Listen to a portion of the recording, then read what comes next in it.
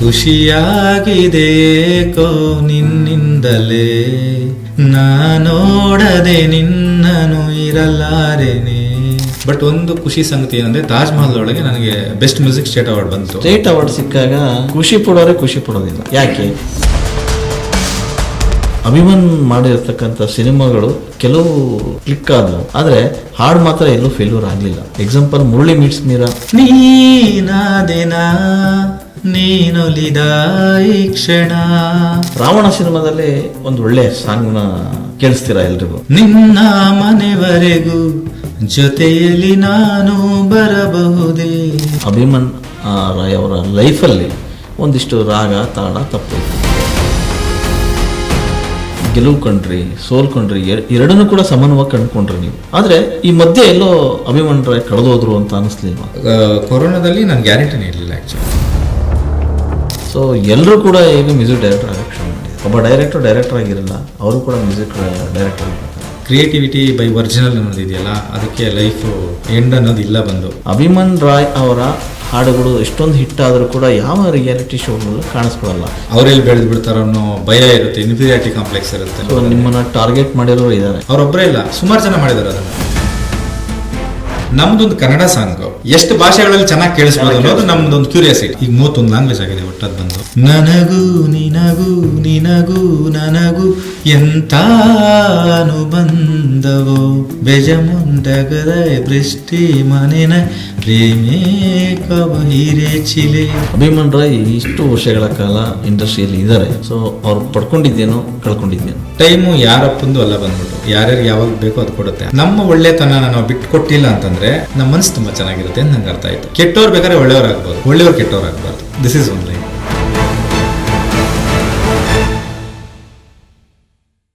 ನೀವು ಸಣ್ಣ ಆಗ್ಬೇಕಲ್ವಾ? ಅದು ಒಂದು ಉತ್ತಮ ಆಹಾರದಿಂದ ಸಣ್ಣ ಆಗ್ಬೇಕಲ್ವಾ? ಪ್ರತಿದಿನ ನಮ್ಮ ಜೀನಿ ಸ್ಲಿಮ್ ನ ಯೂಸ್ ಮಾಡಿ ಯಾವುದೇ ಸೈಡ್ ಎಫೆಕ್ಟ್ ಇಲ್ದಂಗೆ ನೀವು ಸಣ್ಣ ಆಗ್ತೀರಾ. ಕನ್ನಡ ಚಿತ್ರರಂಗದಲ್ಲಿ ಸುಮಾರು 25 ವರ್ಷಗಳ ಜರ್ನಿ, 30ಕ್ಕೂ ಹೆಚ್ಚು ಸಿನಿಮಾಗಳು, 100ಕ್ಕೂ ಹೆಚ್ಚು ಹಾಡುಗಳು, ಅದರಲ್ಲಿ ಬಹುತೇಕ ಹಿಟ್ ಸಾಂಗ್. ನಾನು ಯಾರ ಬಗ್ಗೆ ಹೇಳ್ತಿದ್ದೀನಿ ಅಂತಂದರೆ, ಕನ್ನಡ ಚಿತ್ರರಂಗದಲ್ಲಿ ತಮ್ಮದೇ ಆದಂಥ ಮೆಲೋಡಿ ಸಾಂಗ್ನ ಕೊಡುವ ಮೂಲಕ ತಮ್ಮದೇ ಛಾಪನ್ನು ಮೂಡಿಸಿರ್ತಕ್ಕಂಥ ಅಭಿಮನ್ ರಾಯ್. ಮ್ಯೂಸಿಕ್ ಡೈರೆಕ್ಟರ್ ಅಭಿಮನ್ ರಾಯ್ ಮಾಡಿದಂಥ ಅಷ್ಟೋ ಸಿನಿಮಾಗಳಲ್ಲಿ ಬಹುತೇಕ ಹಿಟ್ ಸಾಂಗ್ಗಳನ್ನು ನೀವು ಕೇಳಿರ್ತೀರಿ. ಆದರೆ ಎಲ್ಲೋ ಒಂದು ಕಡೆಗೆ ಅವರ ಲೈಫಲ್ಲಿ ರಾಗ ತಾಳ ಒಂದಿಷ್ಟು ತಪ್ಪಿದ್ದು ಸಹಜ. ಆದರೆ ಅದು ಎಲ್ಲಿ ತಪ್ಪಿತು, ಯಾಕಾಗಿ ತಪ್ಪಿತು, ಅಭಿಮನ್ ರಾಯ್ ಈಗ ಎಷ್ಟು ಬ್ಯುಸಿ ಇದ್ದಾರೆ, ಏನೆಲ್ಲ ಮಾಡ್ತಾರೆ, ಒಂದಷ್ಟು ಅವರ ಜರ್ನಿಯ ಕುರಿತಂತೆ ಅವ್ರನ್ನ ಮಾತಾಡ್ಸ್ತಾ ಹೋಗೋಣ. ಇವತ್ತಿನ ಪಾಡ್ಕಾಸ್ಟ್ನ ಗೆಸ್ಟ್ ಅಭಿಮನ್ ರಾಯ್ ಸರ್. ನಮಸ್ಕಾರ. ನಮಸ್ಕಾರ ವಿಜಿ, ಹೇಗಿದ್ದೀರಿ? Very fine. ನೀವು ಹೆಂಗಿದ್ದೀರಾ? ಸೂಪರ್ ಆಗಿದ್ದೀನಿ ಸರ್. ತುಂಬಾ ದಿನಗಳ ನಂತರ ಮತ್ತೆ ನೀವು ಮಾತುಕತೆಗೆ ಸಿಗ್ತಾ ಇದ್ದೀವಿ. ಹೌದು. ಅಭಿಮನ್ ರಾಯ್ ಅಂದ ತಕ್ಷಣ ಅಲ್ಲಿ ಮೆಲೋಡಿ ಹಾಡುಗಳು ಕಣ್ಮುಂದೆ ಆದು ಹೋಗ್ಬಿಡ್ತವೆ. ಒಂದಿಷ್ಟು ಪ್ಯಾಥೋ ಸಾಂಗು ಇದೆ, ಇಲ್ಲ ಅಂತಲ್ಲ. ಆದರೆ ಹೆಚ್ಚಾಗಿ ಅಭಿಮನ್ ರಾಯ್ನ ನಾವು ಕಂಡುಕೊಂಡಿದ್ದು, ನಾವು ಗುಣಗ್ತಾ ಇರೋದು ಅಭಿಮನ್ ರಾಯ್ ಹಾಡುಗಳನ್ನ ಮೆಲೋಡಿ. ಹಾಗಾಗಿ ನೀವು ಮೆಲೋಡಿ ಕಿಂಗ್ ಅಂತಾನೆ ಕರೀತಾರೆ ಒಂದಷ್ಟು ಫ್ಯಾನ್ಸ್ಗಳು. ಸೊ ನಿಮ್ಮದೇ ಆದಂಥ ಒಂದು ಫ್ಯಾನ್ಸ್ ವರ್ಗ ಕೂಡ ಇತ್ತು. ಎಲ್ಲ ಒಂದು ಕಡೆಗೆ 25 ವರ್ಷಗಳ ಜರ್ನಿ ಅಂದ ತಕ್ಷಣ ಅದು ದೊಡ್ಡ ಪಯಣ. ಆಮೇಲೆ ಕನ್ನಡ ರಂಗದಲ್ಲಿ, ಸಿನಿಮಾ ರಂಗದಲ್ಲಿ ಇಷ್ಟು ವರ್ಷಗಳ ಕಾಲ ಗಟ್ಟಿಯಾಗಿ ನೆಲೆ ಊರೋದಿದೆಯಲ್ಲ, ಅದು ದೊಡ್ಡ ಸಾಹಸ. ಎಲ್ರಿಗೂ ಅಭಿಮನ್ ರಾಯ್ ಮ್ಯೂಸಿಕ್ ಡೈರೆಕ್ಟ್ರು ಅನ್ನೋದಷ್ಟೇ ಗೊತ್ತು. ಆದರೆ ಅದರಿಂದ ಆಚೆ ಒಂದಷ್ಟು ನಿಮ್ಮ ಜರ್ನಿ ಇದೆಯಲ್ಲ, ಆ ಏರಿಳಿತಗಳು, ಆ ಲೈಫು, ಅದ್ರ ಬಗ್ಗೆ ಮಾತಾಡ್ತೋಗೋಣ. ಕೊನೆಗೆ ಈಗ ಏನಾಗ್ತಾಯಿದೆ ಅನ್ನೋದ್ರು ಕೂಡ ಮಾಡೋಣ. ನಿಮ್ಮ ಊರು, ಹುಟ್ಟು, ಓದು, ಶಿಕ್ಷಣ ಇತ್ಯಾದಿ ಅಲ್ಲಿಂದ ಶುರು ಮಾಡೋಣ ಸರ್. ಶೋರ್, ಹೇಳಿ ಸರ್. ಹಾಗೆ ನೋಡಿದ್ರೆ ಕೋಲಾರದ ಗಣಿನವ್ರು ನೀವು, ಅಲ್ಲಿಂದ ಶುರು ಮಾಡಿ. ನಮ್ಮೂರು ಸಂಪಂಗೆರೆ ಅಂತ. ಹೌದು sir. Malur taluk, Kolar district. So ನಮ್ಮ ಅದೇ Kolar gold fields, KGF gold. Most probably ಅದು ಸಿನಿಮಾ ಬಂದ್ಮೇಲೆ ಜಾಸ್ತಿ ಪಾಪ್ಯುಲರ್ ಆಯ್ತು KGF ಅನ್ನೋಂಥ ಪದ ಅಲ್ವಾ? ಹೌದು. ಸೊ ಅದೇ ನನ್ನ ಬಾಲ್ಯ ಎಲ್ಲ ನಮ್ಮೂರು, ಹುಟ್ಟೂರು ಸಂಪಂಗೆರೆ, ಮಿಡ್ಲ್ ಸ್ಕೂಲು ಅಂದರೆ ಪ್ರೈಮರಿ ಸ್ಕೂಲು. ನೆಕ್ಸ್ಟ್ ಬಂದು ಹೈಸ್ಕೂಲ್ ಬಂದು ಮಾಲೂರು. ಮತ್ತು ಅಲ್ಲ ಮಿಡ್ಲ್ ಸ್ಕೂಲ್ ಪ್ರೈಮರಿ ಸ್ಕೂಲ್ ನಮ್ಮೂರು, ಮಿಡ್ಲ್ ಸ್ಕೂಲ್ ಮಾಲೂರು, ಹೈಸ್ಕೂಲ್ ಬಂದು ಕಲ್ಕುಂಟೆ ಅಗ್ರಹಾರ ಅಂತ, ಅದು ಬೆಂಗಳೂರು ರೂರಲ್ಗೆ ಬಂದುಬಿಡತ್ತೆ. ಮತ್ತೆ ಅದಾದಮೇಲೆ ಮತ್ತೆ ಕಾಲೇಜ್ ಅಗೈನ್ ಮಾಲೂರು, ಮತ್ತು ಮಾಲೂರು ಡಿಸ್ಕಂಟಿನ್ಯೂ ಮಾಡಿ ಮತ್ತೆ Vijaya college South End. So education ಆ ಥರ ಬಂತು. PUC ಸೆಕೆಂಡ್ ಇಯರ್ ಕಂಪ್ಲೀಟ್ ಮಾಡಿಲ್ಲ. ಓಕೆ. ಕಾಲೇಜು ದಿನಗಳಿಗಿಂತ ಮೊದಲು ನಿಮಗೆ ಈ ಸಂಗೀತದ ಉತ್ಸಾಹ ಜಾಸ್ತಿ ಇತ್ತು. ಸೊ ಆರಂಭದ ದಿನಗಳಲ್ಲಿ ತುಂಬಾ ಆಸಕ್ತಿ ವಹಿಸ್ಕೊಂಡು ಈ ಫೀಲ್ಡಿಗೆ ಬಂದಿದ್ರಿ ಅಂತ ಪದೇ ಪದೇ ಹೇಳ್ತಾ ಇದ್ರಿ. ಸೊ ನಿಮಗೆ ಈ ಸಂಗೀತದ ಯಾನ ಶುರುವಾಗಿದ್ದು ಯಾವಾಗ? ಇಲ್ಲ, ಚಿಕ್ಕ ವಯಸ್ಸಿಂದನೇ ನಮ್ಮ ತಂದೆ, ನಮ್ಮ ಚಿಕ್ಕಪ್ಪ, ಅಂದರೆ ನಮ್ಮ ಫ್ಯಾಮಿಲಿನೇ ಸ್ವಲ್ಪ ಸಂಗೀತದ ವಾತಾವರಣ ಇದ್ದಿದ್ದರಿಂದ ಅದು ಹಂಗೆ ನನಗೆ ಸ್ವಲ್ಪ ಜೆನೆಟಿಕ್ಸ್ ಅಲ್ಲೇ ಇದೆ ನನಗೆ ಬಂದು. ನಾನು ಸ್ವಲ್ಪ ಜಾಸ್ತಿ ಅಂದರೆ ನನಗದು ಅಂದರೆ ಮನಸ್ಸೊಳಗೆ ಕನಸೊಳಗೆ ಎಲ್ಲ ಅದೇ ಇದ್ಬಿಟ್ಟಿತ್ತು ಅನ್ಸುತ್ತೆ. ಅಂದ್ರೆ ನನ್ನ ಒಂದು 3 years 4 years ಮಗು, ಆವಾಗಿಂದ ನಾನು ಭಜನ್ಸಲ್ಲೆಲ್ಲ ನಮ್ಮ ತಂದೆ ಜೊತೆ ರಾಮ ಮಂದಿರದಲ್ಲಿ ಹಾಡುಗಳೆಲ್ಲ ಹಾಡ್ತಾ ಇದ್ದಿದ್ದು. ಸೊ ಅದನ್ನೆಲ್ಲ ನೋಡಿ ಕೆಲವರೆಲ್ಲ ಟಿಪ್ಸ್ 4 ಆಣೆ 50 ಪೈಸೆ ಕೊಡೋರು, ಚಿಕ್ಕ ಹುಡುಗ ಹಾಡ್ತಾರೆ ಆವಾಗ. ಇದು ಸಡನ್ ಆಗಿ ಸರಸಕ್ಕೆ ಬಾರೆ ಸರಳ ಸಾಂಗ್ ಬಂದಾಗ ಹಂಸಲೇಖ ಸರ್ ನನ್ನ ಕರೆದ್ರು. ಅಂದರೆ ಮಾತಾಡ್ಸ್ಬೇಕು, ಫೋನ್ ಮಾಡ್ಕೊಡಿ ಅಂತ ನಮ್ಮ ರಾಮಾನುಜಂ ಸಿಂಗರ್ಗೆ ಹೇಳಿದಾಗ ಅವ್ರು ಕಾಲ್ ಮಾಡಿದ್ರು ನನಗೆ, ಹಿಂಗೆ ಹೇಳಿದ್ರು ಅಂತ. ಬೇಡ ಇರಿ, ನಾನೇ ಬರ್ತೀನಿ, ನಾನೇ ಹೋದೆ. ಆಮೇಲೆ ಗೆಳೆಯ ಗೆಳೆಯ ಗೆಳೆಯ ಅಂತ ಕರಿತಿದ್ರು ಸರು. ಅದು ಹಾಡು ನಾನು ಮಾಡಬೇಕಾಗಿರೋದು ನೀನು ಹೆಂಗೆ ಮಾಡಿದೆ ಅಂತ ಕೇಳಿದ್ರು ನನಗೆ. ಅದಕ್ಕೆ ನಾನು ಹೇಳಿದೆ, ಸರ್ ನಾನು ಡ್ರಾಮಾಗಳಲ್ಲಿ ಅಂದರೆ ಇದೇನೇ ಕೇಳಿದ್ರೆ ಆ ಟೈಮಲ್ಲಿ ನನಗೆ ಮಿಡ್ಲ್ ಸ್ಕೂಲಲ್ಲಿ ಆಲ್ಮೋಸ್ಟ್ ನಾನೊಂದು 5th 6th ಇರೋವಾಗ, ಈ ವಿಷಯ ಎಲ್ಲೂ ಹೇಳಿಲ್ಲ, ಡ್ರಾಮಾಗಳಲ್ಲೂ ನಾನು ಪಾತ್ರ ಮಾಡೋಕ್ಕೆಲ್ಲ ಹೋಗ್ತಾ ಇದ್ದೆ. ಹಾಡುಗಳು ಅದ್ರಲ್ಲಿ ಹಾಡೋದಿದ್ದೇ ಇರುತ್ತಲ್ವಾ. ಸೊ ನಾನು ಫಸ್ಟ್ ಸಂಗೀತ ಅಂತ ಕಲ್ತಿದ್ದ ಹಾಡೇ, ಸಂಗೀತ ಕಲಿಯಕ್ಕೆ ಮುಂಚೆ ಕಲ್ತಿದ್ದ ಹಾಡೇ ಡ್ರಾಮಾಗಳಲ್ಲಿ ಫಸ್ಟ್ ಒಂದು ಪ್ರೇಯರ್ ಬರುತ್ತೆ, ನಮೋ ನಮೋ ನಟರಾಜ ಅಂತ. ಆ ಹಾಡನ್ನೇ ನಾನು ಕಲ್ತಿದ್ದು ನುಡ್ಸೋದು ಹಾರ್ಮೋನಿಯಂನಲ್ಲಿ. ಸೊ ಅದಕ್ಕೆ ಅವರು ಆ ಸಾಂಗು ಸರಸಕ್ಕೆ ಬಾರೆ ಸರಳ, ಆ ಸಾಂಗು ಒಂಥರ ಸೆಮಿ ಕ್ಲಾಸಿಕಲ್ಲು. ಅದು ತುಂಬಾ ಆ ಕಡೆಗೂ ಅಂದರೆ ತುಂಬಾ ಸಿಕ್ಕಾಪಟ್ಟೆ ಹೈ ಲೆವೆಲ್ ಮ್ಯೂಸಿಕ್ ಇಲ್ಲ, ಲೋ ಲೆವೆಲ್ ಮಾಡ್ರೇಟ್ ಆಗಿದೆ ಬಂದು, ಬಟ್ ಮ್ಯೂಸಿಕಲ್ ಆಗಿದೆ. ಅದು ಹಿಂಗೆ ಅದು ಲಿರಿಕ್ಸ್ ಅದೆಲ್ಲ ನಾನು ಮಾಡೋಂತ ಹಾಡು ನಿನಗೆ ಹೆಂಗೆ ಅಂತ. ಆಮೇಲೆ ಹೇಳಿದೆ, ಸರ್ ನಾನು ಡ್ರಾಮಾಗಳೆಲ್ಲ ನುಡಿಸ್ತಾ ಇದ್ದೆ ಸರ್ ಅಂದೆ. ಅನ್ಕೊಂಡೆ ನಾನು ಎಲ್ಲೋ ಇದೆ ಸಾಧ್ಯ ಇದು ಅಂತ. ಅಂದ್ರೆ ಸ್ವಲ್ಪ ದೇಸಿ ಟಚ್ ಎಲ್ಲ ಬೇಕಲ್ವಾ. ಸೊ ಅದು ನೀವು ಕೇಳಿದಕ್ಕೆ ಚೈಲ್ಡ್ಹುಡ್ ಅಂತ ಅನ್ನೋದಕ್ಕೆ, ಆ ಚೈಲ್ಡ್ಹುಡ್ ಅಲ್ಲಿ ನನಗೆ ಡ್ರಾಮಾದು ಟಚ್ ಇದ್ದಿದ್ರಿಂದ, ಯಾಕಂದ್ರೆ ಇವಾಗಿನ ಜನರೇಷನ್ ಅವರು ಆ ಥರ ಅಷ್ಟೊಂದು ಸೊಫಿಸ್ಟಿಕೇಟೆಡ್ ಆಗಿ ಮಾಡಕ್ ಸ್ವಲ್ಪ ಅಂದ್ರೆ ಥಾಟ್ಸ್ ಬರ್ದಿರ್ಬೋದು, ಮಾಡೋಕ್ಕಾಗಲ್ಲ ಅಂತಿಲ್ಲ. ಸಂಗೀತದಲ್ಲಿ ಎಲ್ಲರೂ ಕೂಡ ಪರಿಣಿತಿ ಹೊಂದಿರೋರು, ಟೇಸ್ಟ್ ಇರೋರು ಮಾಡೇ ಮಾಡ್ತಾರೆ. ಬಟ್ ಆ ಸ್ಟೈಲ್ನ ಆಮೇಲೆ ಯಾವುದೋ ಒಂದು ಕಾಪಿ ಇಲ್ದೇನೋ ಅಥವಾ ಒಂದು ಹೊಸದಾಗೆ ಮಾಡಬೇಕು ಅಂತಂದಾಗ ಆ ಥರ, ಯಾಕಂದ್ರೆ ಎಷ್ಟೋ ಹಾಡುಗಳು ಹಂಸಲೇಖ ಸರ್ ಕೂಡ ಇದ್ರಲ್ಲಿ ಮಾಡಬೇಕಾದ್ರೆ ಡ್ರಾಮಾಗಳಲ್ಲಿದ್ದ ಹಾಡುಗಳು ಕೂಡ ತುಂಬಾ ಬಂದು ಹಿಟ್ ಆಗಿದೆ. ಈಗ ಯಾವ ಡ್ರಾಮಾದಲ್ಲೂ ಇಲ್ಲ, ಈಗ ಡ್ರಾಮಾದವ್ರು ತುಂಬಾ ಯೂಸ್ ಮಾಡ್ತಾ ಇದ್ದಾರೆ ಈ ಸಾಂಗ್ನ. ಸುಮಾರು ಡ್ರಾಮಾಗಳಲ್ಲಿ ಇದು ಬರುತ್ತೆ. ನಮ್ಮ ಫ್ರೆಂಡ್ಸ್ ಈಗ ಅವಾಗ ನನ್ನ ಜೊತೆ ಇದ್ದವರೆಲ್ಲ ಕೀಬೋರ್ಡ್ ನುಡಿಸೋರೆಲ್ಲ ತೆಗೆದು ಅದು ವಿಡಿಯೋ ಕಳಿಸ್ತಾ ಇರ್ತಾರೆ ನನಗೆ, ನೋಡಿ ನಮ್ಮ ಡ್ರಾಮಾದಲ್ಲಿ ಸಾಂಗ್ ಆಡ್ತಾ ಇದ್ದಾರೆ ಆ ಥರ. ಸೊ ಹಂಗೆ ಆ ಚೈಲ್ಡ್ಹುಡ್ ಚಿಕ್ಕ ವಯಸ್ಸಿಂದಾನೇ ನನಗೆ ಅದು ಸಂಗೀತ ಅನ್ನೋದು ಅಂಟ್ಕೊಂತ ಅದಷ್ಟು ಕತೆ ಅಂದ್ಕೊಂಡ್ಬಿಡ್ತು ನನಗೆ. ಆ ಜರ್ನಿ ಹಂಗೆ ಶುರುವಾಯಿತು. ಸೊ ಕಾಲೇಜ್ ಡೇಸಲ್ಲಿ ನೀವು ಕಾಲೇಜಿನ ಬಿಟ್ಬಿಟ್ಟು ಮತ್ತೆ ಈ ಸಂಗೀತ ಪಯಣ ಮುಂದುವರಿಸ್ತೀವಿ? ಆ್ಯಕ್ಚುಲಿ ಇದು ನಾನು ಇವತ್ತು ನಮ್ಮ ಮಗಂದು ಪೇರೆಂಟ್ ಮೀಟಿಂಗ್ ಹೋಗಿದ್ದೆ. ಅಲ್ಲಿ ಪ್ರಿನ್ಸಿಪಲ್ ಒಂದು ಮಾತು ಹೇಳ್ತಾ ಇದ್ರು, ಅಂದರೆ ಮಕ್ಕಳನ್ನ ಫಸ್ಟ್ ನಾವು ಮಾನಿಟರ್ ಮಾಡಿ ಅವ್ರಿಗೆ ಏನಿಷ್ಟ ಇಲ್ಲ ಅಂತ ನೋಡಿಕೊಂಡು ನಾವು ಮಕ್ಕಳನ್ನ ಕಾಲೇಜಿಗೆ ಸೇರಿಸ್ಬೇಕು, ಕೋರ್ಸ್ಗಳು ತಗೊಡ್ಬೇಕು ಅವ್ರಿಗೆ. ಯಾಕಂದ್ರೆ ಈಗ ಒಂದೇ ಅಲ್ಲ ಕೋರ್ಸ್, ಬೇಕಾದಷ್ಟು ಕೋರ್ಸ್ಗಳಿದೆ, ಬೇಕಾದಷ್ಟು ಟ್ಯಾಲೆಂಟ್ಗಳಿದೆ, ಅವ್ರಿಗೆ ಏನು ಚೆನ್ನಾಗಾಗುತ್ತೋ ಅದನ್ನ. But most of the parents ಏನಕ್ಕೆ ಮಾಡ್ತಾರೆ, ನಾನು ಅಲ್ಲಿ ಹೇಳೋಣ ಅಂತಿದ್ದೆ, ಬಟ್ ಅಷ್ಟೊತ್ತು ಮೀಟಿಂಗ್ ಮುಗಿದೋಗ್ಬಿಡ್ತು. ಇಲ್ಲ ನಮ್ಮ ಮಗ ಇಂಜಿನಿಯರೇ ಆಗಬೇಕು, ಡಾಕ್ಟರ್ ಆಗಬೇಕು ಅಂದರೆ ಪೇರೆಂಟ್ಸ್ ಏನು ಮಾಡ್ತಾರೆ ಅಂದರೆ ನಮ್ಮ ಕನಸುಗಳು ಮಕ್ಕಳ ಮೇಲೆ ಏರ್ಬಿಡ್ತಾರೆ. ಒಂದು ಮಕ್ಕಳಿಗೆ ಏನು ಅನ್ನೋದು ಅದನ್ನ ನೋಡೋಕ್ಕಾಗಲ್ಲ. ನನ್ನ ವಿಷಯದಲ್ಲೂ ಅದೇ ಆಯಿತು. ಬಟ್ ನಮ್ಮ ಪೇರೆಂಟ್ಸ್ ತಪ್ಪಿಲ್ಲ ಬಂದದು. ನಾನು ಬಂದು 10th ಡಿಸ್ಟಿಂಕ್ಷನ್ ಸ್ಟೂಡೆಂಟ್. ಓಕೆ, ಅಂದರೆ ಡಿಸ್ಟಿಕ್ ಲೆವೆಲಲ್ಲಿ ಟಾಪರ್ ನಾನು ಬಂದು. ಆವಾಗ ತುಂಬ ಟಫ್ ಅಂತಂದರೆ ಹೆಂಗೆ ಅಂದರೆ 8ನೇ ಕ್ಲಾಸಿಂದ ನನಗೆ ಹೆಂಗಾಗೋಯ್ತು ಅಂದರೆ 8, 9, 10 PUC first year second year ಪ್ರತಿ ವರ್ಷನೂ ನನಗೆ ಹೊಸ ಸಿಲೆಬಸ್ ಬಂದ್ಬಿಡ್ತು. ಅಂದ್ರೆ ಮಾಡಲ್ ಕ್ವಶನ್ ಪೇಪರ್ ಇಲ್ಲ, ತುಂಬಾ ಜಾಸ್ತಿ ದೊಡ್ಡದು. ನೆಕ್ಸ್ಟ್ ಇಯರ್ ಚಿಕ್ಕದಾಗ್ಬಿಡೋದು. ನಾನು ಓದಿದ ಪ್ರತಿ ವರ್ಷ ಕೂಡ 90 to 93% ಅಂದ್ರೆ ಸ್ಟೇಟ್ ಲೆವೆಲ್ ಹೈಯೆಸ್ಟ್ ಅದು ಬಂತು. ಸೊ ಆ ಥರದ್ರಲ್ಲಿ ನಾನು 76% 10th ತೊಗೊಂಡಿದ್ದೆ. ಅದು ಡಿಸ್ಟಿಕಲ್ ಟಾಪರ್. ಆ ಲೆಕ್ಕ ಹಾಕೊಂಡ್ರೆ ಆವಾಗ ಲೆಕ್ಕ ಹಾಕೊಳ್ಳಿ.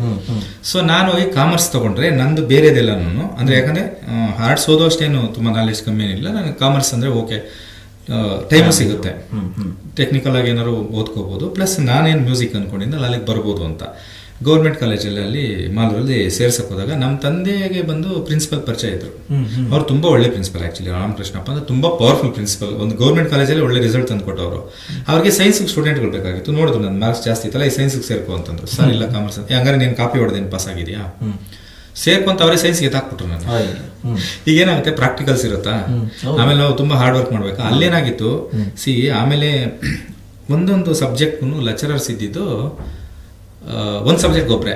ಈಗ ಝುವಾಲಜಿ ಬೇರೆ, ಬಾಟ್ನಿ ಬೇರೆ, ಕೆಮಿಸ್ಟ್ರಿ ಬೇರೆ, ಫಿಸಿಕ್ಸ್ ಬೇರೆ, ಹಿಂಗಿರುತ್ತಲ್ವಾ ಒಂದೊಂದು. ಇವಾಗ ಅದ್ರಲ್ಲಿ ಪಾರ್ಟ್ಸ್ ಇರೋದ್ರಲ್ಲಿ ಯಾವುದಕ್ಕೂ ಇಲ್ಲ. ಈಗ ಫಿಸಿಕ್ಸ್ ಅಂದರೆ ಒಬ್ಬರೇನೆ, ಬಯಾಲಜಿ ಅಂದರೆ ಅದಕ್ಕೂ ಒಬ್ಬರೇನೆ, ಮ್ಯಾಥಮೆಟಿಕ್ಸು ಒಬ್ಬರೇನೆ.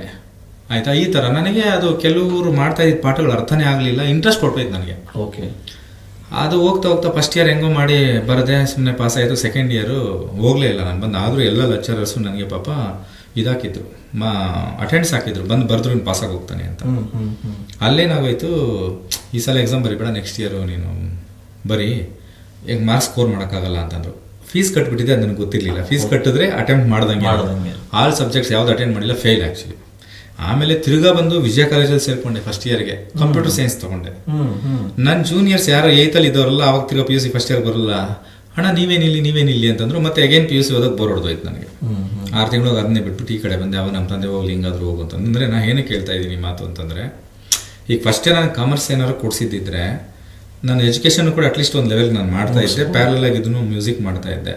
ಸೈನ್ಸ್ಗೆ ಯಾವಾಗ ಬಂದು ನಾವು ಟೆಕ್ನಿಷಿಯನ್ಸ್ ಆಡೋರ್ಗೆ ಅಷ್ಟು ಅವಾಗ ಟೈಮ್ ಬೇಕಾಗಿಲ್ಲ. ಅವ್ರಿಗೇನು ವಾರದಲ್ಲಿ ದಿನ 1 hour ಸ್ಪೆಂಡ್ ಮಾಡಿದ್ರೆ ಸಾಕು. ನಾವು ಒಂದು ಸಾಂಗ್ನ ಕ್ರಿಯೇಟ್ ಮಾಡ್ಬೇಕು, ಒಂದು ವಾರ ಪೂರ್ತಿ ಸ್ಪೆಂಡ್ ಮಾಡಬೇಕು, ಟೈಮ್ ಸಾಕಾಗಲ್ಲ. ಸೊ ಈ ವಿಷಯದಿಂದ ನೀವು ಹಂಗೂ ನೋಡಿದ್ರೆ ಬೇಕಾದ್ರೆ AR ರೆಹಮಾನ್ ಇಂದ ಹಿಡಿದು ಯಾರು ನೋಡಿದ್ರು ಮ್ಯಾಕ್ಸಿಮಮ್ PUC ಅದ್ರ ಮೇಲೆ ಯಾರು ಓದಲಿಲ್ಲ ಟೆಕ್ನಿಷಿಯನ್ಸ್. ಅಂದರೆ ಟೈಮ್ ಸಾಕಾಗಲ್ಲ ನಮಗೆ. ಹಂಗಾಗಿ ಎಜುಕೇಷನ್ ಕೂಡ ತುಂಬ ಇಂಪಾರ್ಟೆಂಟು, ಬೇಕಾಗುತ್ತೆ, ನಮ್ಮ ನಾಲೆಜ್ಗಾದರೂ ಬೇಕಾಗುತ್ತೆ. ಸ್ವಲ್ಪ ಈ ಮ್ಯೂಸಿಕ್ ರಿಲೇಟೆಡು, ಟೆಕ್ನಿಕಲ್ ರಿಲೇಟೆಡ್ ಬರಬೇಕಂದಾಗ ಸ್ವಲ್ಪ ಈಸಿ ಕೋರ್ಸ್ಗಳು ತೊಗೊಂಡ್ರೆ ಒಳ್ಳೆಯದು. ಸೊ ಅದಕ್ಕೆ ಪೇರೆಂಟ್ಸು ಸ್ವಲ್ಪ ಸಪೋರ್ಟ್ ಮಾಡಿದ್ರೆ ಅವ್ರಿಗೆ ಏನು ಇಂಟ್ರೆಸ್ಟ್ ಇದೆ ಅಂತ. ಯಾಕಂದ್ರೆ ತುಂಬಾ ಜನ ನಮ್ಮ ಹತ್ರ ಹಾಡಕ್ ಬರೋರಾಗ್ಲಿ ಬೇರೆಯವರೆಲ್ಲ ಯಾವುದೋ ಓದಿರ್ತಾರೆ, ಯಾವುದೋ ಕೆಲಸ ಮಾಡ್ತಾ ಇರ್ತಾರೆ, ಕೊನೆಗೆ ಯಾವುದೋ ಏನೋ ಮಾಡ್ತಾ ಇರ್ತಾರೆ. ಅದು ವೇಸ್ಟ್ ಅಲ್ವಾ ಅಷ್ಟು ದಿನ ಮಾಡೋದಂದ್ರೆ, ಅಷ್ಟು ವರ್ಷಗಳು ಸುಮ್ಮನೆ ಹೋಗ್ಬಿಡುತ್ತಲ್ವ, ಅದ್ರಲ್ಲಿ ಏನೂ ಮಾಡಲ್ಲ ಅವ್ರು ಬಂದು. ಇದೊಂದು. ಸೊ ಹಂಗಾಗಿ ಎಜುಕೇಷನ್ ಅಂದು ಹಂಗೋಗಿ ಹಿಂಗೆ ಬಂದು ಪೂರ್ತಿ ಕೊನೆಗೆ ಅದು ಫೇಲ್ ಆಗಿದೆ. ಆಮೇಲೆ ಮತ್ತೆ ಇಂಟ್ರೆಸ್ಟ್ ಕಳೆದಿಟ್ಟು ಬಿಟ್ಟೆ ನಾನು. ಬಟ್ ಇದನ್ನೇ ನಾನು ಪೂರ್ತಿ 24/7 ಇದನ್ನೇ ಹೇಳ್ಕೊಂಡ್ಬಿಟ್ಟೆ ಮ್ಯೂಸಿಕ್. ಬಟ್ ನಮ್ಮ ಮನೇಲಿ ಏನು ಫಸ್ಟಿಗೆ ಸ್ವಲ್ಪ ಬೇಜಾರು ಮಾಡ್ಕೊಂಡ್ರು. ಯಾಕಂದ್ರೆ ಚೆನ್ನಾಗಿ ಓದ್ತಿದ್ದೆ, ಅಕ್ಕಪಕ್ಕದವರೆಲ್ಲ ನಿಂಗೆ ಮಾಡೋಕ್ಕೆ ಕೆಲಸ ಇಲ್ವಾ, ನಿಮ್ಮ ಮಗನಿಗೆ ಹಿಂಗೆ ಹಾಳು ಮಾಡಿಬಿಟ್ರಿ, ಅದೆಲ್ಲ ನಮ್ಮ ತಂದೆಯವರು ನನ್ನವರು. ಅವರೇನಿಲ್ಲ ಹೋಗ್ಲಿ ಹಿಂಗಾದ್ರೂ ಹೋಗಿ ಮಾಡೋದು ಅಂತ ಸಪೋರ್ಟ್ ಮಾಡಿದ್ರು. ಸೊ ಹಿಂಗೆ ಅಲ್ಲಿಂದ ಈಚೆಗೆ ಬೆಂಗಳೂರು ಕಡೆ ಪಯಣ ಶುರುವಾಯಿತು. ಎಸ್, ನಿಮ್ಮ ಮೊದಲನೇ ಸಲ ಬೆಂಗಳೂರಿಗೆ ಕಾಲಿಡ್ತೀರ. ಕಾಲಿಟ್ಟಾಗ ಸುಲಭ ಅನಿಸ್ತಾ ಕಷ್ಟ ಅನ್ಸ್ತಾ ಬೆಂಗಳೂರಿಗೆ? ಆಗಷ್ಟೇ ಬಂದ್ರಿ, ಆಗ ಹೇಗಿತ್ತು ಬೆಂಗಳೂರು? ಅಲ್ಲ, ಕಾಲಿಟ್ಟಾಗ ಏನು ಗೊತ್ತಾಗಿಲ್ಲ. ಒಂದು ನಂದು ಕೀಬೋರ್ಡ್ ಒಂದು ತಗೊಟ್ಟಿದ್ರು ನಮ್ಮ ತಂದೆಯವರು. ಅಂದರೆ ನಮ್ದು ಯಾವುದೋ ಒಂದು ಜಮೀನು ಮಾರಿದ ದುಡ್ಡಿತ್ತು, ಅದರಲ್ಲಿ ಒಂದು ಕೀಬೋರ್ಡ್ನ 2.5 ಲಕ್ಷ. ಆವತ್ತಿಗೆ ಐರನ್ ಕೀಬೋರ್ಡ್ ಬೆಂಗಳೂರಿಗೆ ನಾನು ತುಂಬ ಆವಾಗಿಂದ ಸ್ವಲ್ಪ ಟೆಕ್ನಾಲಜಿನ ಫಾಲೋ ಮಾಡ್ತಿದ್ದೆ. AR ರೆಹಮಾನ್ ತುಂಬ ಫಾಲೋ ಮಾಡೋದ್ರಿಂದ ಟೆಕ್ನಿಕಲ್ ಆಗಿ ಸ್ವಲ್ಪ ಅಡ್ವಾನ್ಸ್ ನಾಲೆಜ್ ಆ ಟೈಮ್ಗೆ ಬಂದಾಗ ಒಂದು 50 ರೂಪಾಯಿ. ನನ್ನ ಫ್ರೆಂಡ್ ಒಬ್ಬ ಈಶ್ವರ್ ಅಂತ ಅಂದ್ಬಿಟ್ಟು, ಅವನ ಹೆಸರು ನಾನು ಎಲ್ಲೂ ಹೇಳಿಲ್ಲ ಯಾಕಂದರೆ ಸಂದರ್ಭ ಬರಲಿಲ್ಲ. ಓಕೆ, ನಂದು ಸೀನಿಯರ್ ಅವನು ಬಂದು, ಅವನೇ ಜೊತೆಲಿ ಬಂದು ನನ್ನ ಬಿಟ್ಬಿಟ್ಟು ಒಂದು 50 ರೂಪಾಯಿ ಆಯ್ತು ಅಷ್ಟೇ. ಬೆಂಗಳೂರು ಬಿಟ್ಬಿಟ್ಟು ಅವ್ನು ವಾಪಸ್ ಹೋಗಿದ್ದು, ನನ್ನ ಜೊತೆ ಬಂದು. ಹಾಂ, ಸೊ ಅಲ್ಲಿ ಬಂದು ಕೀಬೋರ್ಡ್ ಎಲ್ಲ ಇಟ್ಕೊಂಡು ನಮ್ಮ ಚಿಕ್ಕಪ್ಪನ ಮನೆ ಮತ್ತು ನಮ್ಮ ಮಾವನ ಮನೆ, ಅದಾದಮೇಲೆ ಇನ್ನೊಬ್ಬರು ಕುಸುಮಪ್ರಿಯ ಅಂತ ಒಬ್ಬರು, ಅವರು ಸ್ಟೇಟ್ ಅವಾರ್ಡಿ ಪೊಯೆಟ್ ರೈಟಿಂಗ್ ಮಾಡ್ತಾರೆ, ಅವರು ನನಗೆ ಇದು ಬರಿತಾ ಇದ್ರು ಅವಾಗ ದೂರದರ್ಶನಕ್ಕೆಲ್ಲ ಹಾಡುಗಳು. ಅವ್ರ ಮನೇಲಿ ಒಂದಷ್ಟು ದಿನ, ಅಂದರೆ ನನ್ನ ಜರ್ನಿ ಒಂದು 6-7 ವರ್ಷ. 2099 ಎಂಡಿಗೆ ಬಂದಿದ್ದು. 2004 ಅಂದರೆ ನನ್ನ ಮದುವೆ ಆಗೋರು 6ವರೆಗೂ, ಆಲ್ಮೋಸ್ಟ್ 7ಗೆ ಮದುವೆ ಆಗಿದೆ. ಅಂದರೆ 6 years ಕೂಡ ನಾನು ಅಲ್ಲಲ್ಲೇ ನನ್ನ ಜರ್ನಿ. ಅದನ್ನ ಇವಾಗ ನೀವು ಅದು ಟಫ್ ಅಂತಿರೋ, ಈಸಿ ಅಂತಿರೋ, ಬಟ್ ಏನಂದರೆ ನನಗೆ ಕೆಲಸದಲ್ಲಿ ಏನೋ ಮಾಡ್ಬೇಕಂತಿದ್ದರಿಂದ ನನಗೆ ಎಫೆಕ್ಟ್ ಆಗ್ತಾ ಇದೆನೋ ಅರಿವೇ ಇಲ್ಲ ನನಗೆ. ನೀವು ನಂಬಲ್ಲ, ಮಲ್ಲೇಶ್ವರಮಲ್ಲಿ ನಾನು ಇರ್ತಾ ಇದ್ದೆ ಅವಾಗ. ಕಲ್ಯಾಣ್ ಅವರು ಇಲ್ಲೇ ಇದ್ರು ಮಲ್ಲೇಶ್ವರಮಲ್ಲಿ. ಅಷ್ಟೊಂದು ನಾನು 2 ಸಿನಿಮಾ ಮಾಡಿದ್ದೆ. ಬಟ್ ಅವ್ರಿಗೆ ಹೆಂಗೋ ಕನೆಕ್ಟ್ ಆಗಿ ನಾನೇ, ಅಂದರೆ ಮ್ಯೂಸಿಕ್ ಕಂಪೋಸರ್ ಅಂತ ಗೊತ್ತಿಲ್ಲ, ಪ್ರೋಗ್ರಾಮ್ ಅಂತ ಅಂದ್ಕೊಂಡು ನನಗೆ ಒಂದಷ್ಟು ಪ್ರೋಗ್ರಾಮ್ ಚೆನ್ನಾಗಿದೆ ನಿಮ್ಮದು ಅರೇಂಜ್ಮೆಂಟ್ಸು, ನನಗೂ ಮಾಡಿಕೊಡಿ ಅಂತ ಕೇಳಿದಾಗ, ಇಲ್ಲ ಸರ್ ನಾನು ಆಲ್ರೆಡಿ ಕಂಪೋಸ್ ಮಾಡಿದ್ದೆ, ನಾನು ಮಾಡಲ್ಲ ಅಂದೆ. ಇಲ್ಲ, ಒಬ್ಬರು ತಮ್ಮನ ಥರ ಮಾಡಿ ಹಂಗೆ ಅಂತ ಅವ್ರಿಗೂ ನಮಗೊಂದು ಆತ್ಮೀಯತೆ ಬೆಳೀತು. ಆವಾಗ ನಾನು ಇಲ್ಲಿರ್ತಾ ಇದ್ದೆ ಆಲ್ಮೋಸ್ಟ್. ಸಮ್ಟೈಮ್ಸ್ ನಾನು ಹೋಗ್ಬೇಕಾದಾಗ ಏನಂತಂದರೆ ಅಂತ ದುಡ್ಡಿರ್ತಾ ಇರಲಿಲ್ಲ. ಯಾವ್ದಾದ್ರು ಮೀಟಿಂಗ್ಸ್ ಅದು ಇತ್ತು ಅಂದಾಗ KR ಪುರಂ ಅಂತ ನಾನು ಹೇಳೋನಲ್ಲ, ಅಲ್ಲಿ ಕುಸುಮಪ್ರಿಯನವ್ರ ಮಾಸ್ಟರ್ ಯಲ್ಲಪ್ಪ ಅಂತ ಅವ್ರ ಹೆಸರು. ಇಲ್ಲಿಂದ ಅಲ್ಲಿಗೆ ನಾನು ರಾತ್ರಿ ಹೊತ್ತು ಎಷ್ಟೋ ದಿನ ಸುಮ್ಮನೆ ನಡ್ಕೊಂಡು ಹೋಗಿದ್ದೆ. ಅಂದರೆ ಮಲ್ಲೇಶ್ವರಮಿಂದ KR ಪುರಂ ಇಡೀ ಟಿನ್ ಫ್ಯಾಕ್ಟ್ರಿ ಅದು ನಡ್ಕೊಂಡು ಹೋಗ್ಬಿಡ್ತಾ ಇದ್ದೆ. ಮತ್ತು ನಮ್ಮ ಚಿಕ್ಕಪ್ಪನಲ್ಲಿದ್ದಾಗ ದೂರದರ್ಶನಕ್ಕೆ ಬರ್ತಾಯಿದ್ದೆ. MS ಗುಣಶೀಲನ್ ಅವರು ಫಸ್ಟ್ ನಾನು ದೂರದರ್ಶನದಲ್ಲಿ ಇಂಟ್ರೊಡ್ಯೂಸ್ ಮಾಡಿದ್ದು. ಯಾರಿಗಾದ್ರೂ ಕಾಲ್ ಮಾಡ್ಬೇಕಾದ್ರೆ PP ನಂಬರ್ಸ್ ಅಲ್ವಾ, ನಮ್ಮ ಹತ್ರ ಏನು ಫೋನ್ ಏನು ಇರ್ತಾ ಇರಲಿಲ್ಲ, ಕಾಯ್ನಕ್ಕೆ ₹2 ಇರ್ತಾ ಇರಲಿಲ್ಲ ಅಂತೇಳಿ ನಾನು ಯಾವಾಗಲೂ ಶಿವಾಜಿನಗರ ದಂಡೂರು ರೈಲ್ವೆ ಸ್ಟೇಷನಿಂದ ದೂರದರ್ಶನಕ್ಕೆ ನಡ್ಕೊಂಡು ಬರ್ತಾ ಇದ್ದೆ. ಅಲ್ಲಿ ದೂರದರ್ಶನಕ್ಕೆ 2 ಸಾಂಗ್ ಮಾಡಿದ್ದೆ. ಅದರಲ್ಲಿ ಹೇಳಿದ್ದೀನಿ ನಾನು ಆಲ್ರೆಡಿ ಇಂಟರ್ವ್ಯೂಗಳಲ್ಲಿ. ಗಣೇಶ್ ಅವರು ಮತ್ತು ಜಯಸಿಂಗ್ ಅವರು ಅದರಲ್ಲಿ ಆ್ಯಕ್ಟ್ ಮಾಡಿದ್ರು ಅಂತ 2000ಅಲ್ಲಿ. ಆವಾಗ ಗುಣಶೀಲನ್ ಸರ್ ಅವರು ಚೇಂಬರ್ ಒಳಗೆ ನಾನು ಬರೋದು, ಎಲ್ರಿಗೂ ಫೋನ್ ಮಾಡೋದು. ಅಲ್ಲೊಂದು 2 ವರ್ಷ ಆಲ್ಮೋಸ್ಟ್. ಅಂದರೆ ಯಾರಾದ್ರೂ ನಂಬರ್ ಕೊಟ್ಟಿದ್ರೆ ಒಂದು ಕ್ಯಾಸೆಟ್ ಇಟ್ಕೊಳ್ಳೋದು, ಅಲ್ಲೇ ಬಂದು ಕಾಲ್ ಮಾಡೋದು. ಆ ಕಾಲ್ ಮಾಡೋಕ್ಕೆ ಅಂತ ಬರ್ತಿದ್ದೆ ನಾನು. ಅವ್ನು ₹2 ನನ್ನ ಹತ್ರ ಇರ್ತಾ ಇರಲಿಲ್ಲ ಅಂತೇಳಿ. ಸೊ ಅದನ್ನ ಯಾರು ಅಲ್ಲಿರೋರು ನೋಡ್ಕೊಂಡು ಅದಕ್ಕೆ ಲಾಕ್ ಕೂಡ ಹಾಕ್ಸ್ಬಿಟ್ರು ಆಮೇಲೆ. ಭಾಳ ಕಾಟ ಆಗ್ಬಿಡ್ತೀವ್ರದ್ದು. ಡೈಲಿ ಬಂದು ಇಲ್ಲಿ ಕುತ್ಕೊಂಡು ಮಾಡ್ತಾನಲ್ಲ ಇವನು ಅಂತ ಅಂದ್ಬಿಟ್ಟು. ಸೊ ಆ ಥರದ್ದು ಕೂಡ ಅಂದರೆ ಎಲ್ಲೆಲ್ಲ ಆಗುತ್ತಲ್ಲ ಅಲ್ಲಿ ಏನು ಯೂಟಿಲೈಸ್ ಮಾಡ್ಬೋದು ಅದೆಲ್ಲ ಮಾಡಿಕೊಂಡು ಹಂಗಾಗಿ ಹೋಯ್ತು. ಹಂಗಾಗಿ ಅದು ನನಗೆ ಅಂದರೆ ಇಷ್ಟಪಟ್ಟು ಕೆಲಸಕ್ಕೆ ಬಂದಿದ್ದರಿಂದ ನಾನು ಕಷ್ಟ ಅಂತನೋ ಅಥವಾ ಟಫ್ ಅಂತ ಏನು ಯಾವತ್ತೂ ಅಂದ್ಕೊಂಡಿಲ್ಲ. ಆ ಸಿಚುವೇಶನ್ ಹೆಂಗೆ ಬರುತ್ತೋ ಅದ್ರ ಜೊತೆ ನಾನು ಜರ್ನಿ ಮಾಡಿಬಿಟ್ಟಿದ್ದೀನಿ ಅಷ್ಟೇ. ಇವಾಗ ನೋಡಿದಾಗ ನಾನು ಆವಾಗ ಹಂಗೆಲ್ಲ ಮಾಡೋದ್ನಾ ಅಂತ ಇವಾಗ ಅನಿಸುತ್ತೆ. ಬಟ್ ಆವಾಗ ನನಗೆ ಅದೇನು ಕಷ್ಟ ಅಂತ ಅನಿಸ್ಲಿಲ್ಲ, ಯಾವುದೋ ಯೋಚನೆ ಮಾಡಲಿಲ್ಲ. ಓಕೆ, ಅಭಿಮಾನ್ ಅವ್ರಿಗೆ ಫಸ್ಟ್ ಸಿಕ್ಕಂಥ ಅವಕಾಶ ಯಾವುದು? ಫಸ್ಟ್ ಕಂಪೋಸ್ ಮಾಡಿದ ಸಾಂಗ್ ಯಾವುದು? ನಾನು ಸಾಂಗ್ಗಳು ತುಂಬ ಮೊದಲೇ ಕಂಪೋಸ್ ಮಾಡ್ಕೊತಾ ಇದ್ದೆ ಅವಾಗ. ಅಂದರೆ ನಾನು ಸಿನಿಮಾ ಮಾಡೋಕ್ಕೆ ಮುಂಚೆ ಆಲ್ಬಮ್ ಒಂದು ಮಾಡಿದ್ದೆ ಆಸೆ ಅಂತ. ವೇಲು ಸರ್ ಅವ್ರದ್ದು ಲಹರಿ ಕಂಪ್ನಿಲಿ ಅದು ಲಾಂಚ್ ಆಗಿದೆ. ಅದು ಬಂದು ಅದರದ್ದು ಆಲ್ಬಮ್ ಸಾಂಗ್ಸ್ ನಾನು ಆಲ್ರೆಡಿ ಮೊದಲೇ 90 PUC ಆದ ತಕ್ಷಣ ಆಲ್ಮೋಸ್ಟ್ 97ಇಂದನೇ ನಾನು ಕಂಪೋಸ್ ಮಾಡೋದು, ಸ್ಟೋರ್ ಮಾಡೋದೆಲ್ಲ ಶುರು ಮಾಡಿಬಿಟ್ಟಿದ್ದೆ ನಾನು ಆವಾಗಲೇ. ಸೊ ಫಸ್ಟ್ ಸಿಕ್ಕಿದ್ದಂಥದ್ದು ಕುಳ್ಳರ್ ಲೋಕ ಅಂತ ಒಂದು ಸಿನಿಮಾ. ಆ ಕುಳ್ಳರ್ ಲೋಕದ್ದು ರಾಜಣ್ಣ ಅಂತ ಸಾಕಿದ ಗಿಣಿ ಅಂತ ಒಂದು ಸಿನಿಮಾ ಮಾಡಿದ್ರು. ಶರಣ್ ಕಪೂರ್ ಅವರು ಡೈರೆಕ್ಟ್ರು. ಅವ್ರು ನಮ್ಗೆ ಹೊಸ ಪರಿಚಯ, ನಾವೆಲ್ಲ ಹೊಸಬರಿ ಆ ಸಿನಿಮಾಗೆ. ರಾಜಣ್ಣ ಅವ್ರು ಮೊದಲಿಂದ ಟಚ್ಚಲ್ಲಿದ್ರು. ದೂರದರ್ಶನದಲ್ಲಿ ನನಗೆ ಇಳೆಯ ಜಗನ್ ರಾಜನ್ ಅವರು ಒಬ್ಬರನ್ನ ರಾಜಣ್ಣನ ಪರಿಚಯ. ಏನಕ್ಕೆ ಅಂದರೆ ಅದು ಈ ಹುಡುಗ ಒಬ್ಬನೇ ಮಾಡ್ತಾನೆ ಎಲ್ಲ ಅಂತ, ಒಂದು ಕೀಬೋರ್ಡ್ ಇಟ್ಕೊಂಡು ಎಲ್ಲ ಮ್ಯೂಸಿಕ್ ನಾನೇ ಮಾಡ್ತಿದ್ನಲ್ಲ ಅಂತ ಸ್ಟುಡಿಯೋಗೆ ಬರೋರು ಆಲ್ಬಮ್ ಸಾಂಗ್ಸ್ ಮಾಡೋರು. ಅವ್ರು ನೋಡ್ಬಿಟ್ಟು ನಾನು ನೆಕ್ಸ್ಟ್ ಪಿಕ್ಚರ್ ನೀವೇ ಮಾಡಿ ಅಂತ ರಾಜಣ್ಣ ಅವ್ರು ನಾನು ಕೊಟ್ಟಿದ್ದು ಸಿನಿಮಾ ಕುಳ್ಳರ ಲೋಕ. ಸೊ ಆವಾಗ ಅದಕ್ಕೆ ಫಸ್ಟು ಕಂಪೋಸ್ ಮಾಡಿದಂಥ ಸಾಂಗು ಅನುರಾಗ ಸಂಗಮ ಬೆರೆತಂತೆ ಪ್ರೇಮ, ಈ ಸಾಂಗ್ ಅದು ಕಂಪೋಸ್ ಮಾಡಿತ್ತು. ಹೌದು, ಆವಾಗ ಅದು ಚೆನ್ನಾಗಿ ಸಾಂಗ್ ಆಯ್ತು ಆ ಸಾಂಗು. ಅದೇ ಫಸ್ಟ್ ಸಾಂಗ್ ಅಂದರೆ ಸಿನಿಮಾಗೆ ಅಂತ ಫಸ್ಟ್ ಮಾಡಿದಂಥ ಸಾಂಗು. ಅದು ಆ್ಯಕ್ಚುಲಿ ಬಂದು ಅದಕ್ಕೆ ಮಾಡಿದ್ದು ಅಂತಲ್ಲ, ನಾನು ಕಾಲೇಜಲ್ಲಿ ಸೆಂಡಪ್ಪ ಇದಕ್ಕೆ ಅಂತ ಮಾಡ್ಕೊಂಡಿದ್ದಂಥ ಒಂದು ಸಾಂಗ್. ಸಾಹಿತ್ಯ ಎಲ್ಲ ಬರೋದು ನಾನೇ. AR ರೆಹಮಾನ್ ಅವ್ರ ಸಾಂಗ್ ಒಂದು ಟ್ಯೂನ್ಗೆ ಹಂಗೆ ಮಾಡ್ಕೊಂಡಿದ್ದೆ. ಆ ಟ್ಯೂನ್ ಆಮೇಲೆ ಆ ಲಿರಿಕ್ಸ್ ನಿಂತ್ಕೊಂಡು ಹೊಸ ಟ್ಯೂನ್ ಮಾಡ್ಕೊಂಡೆ ಅಷ್ಟೇ. ಅದೇ ಅನುರಾಗ ಸಂಗಮವು ಬೆರೆತಂತೆ ಸಿಹಿ ಜೈನ ಸುದೆಯನ್ನು ಸವಿದಂತೆ ಮನದಲ್ಲಿ ಮಾಡಿದ ಮನೆಯಂತೆ ಪ್ರೇಮ. ಕಾಲೇಜಲ್ಲಿ ಹಾಡಕ್ಕೆ ಅಂತ ಬರ್ದಿಟ್ಕೊಂಡಿದ್ದೆ ಲಿರಿಕ್ಸು.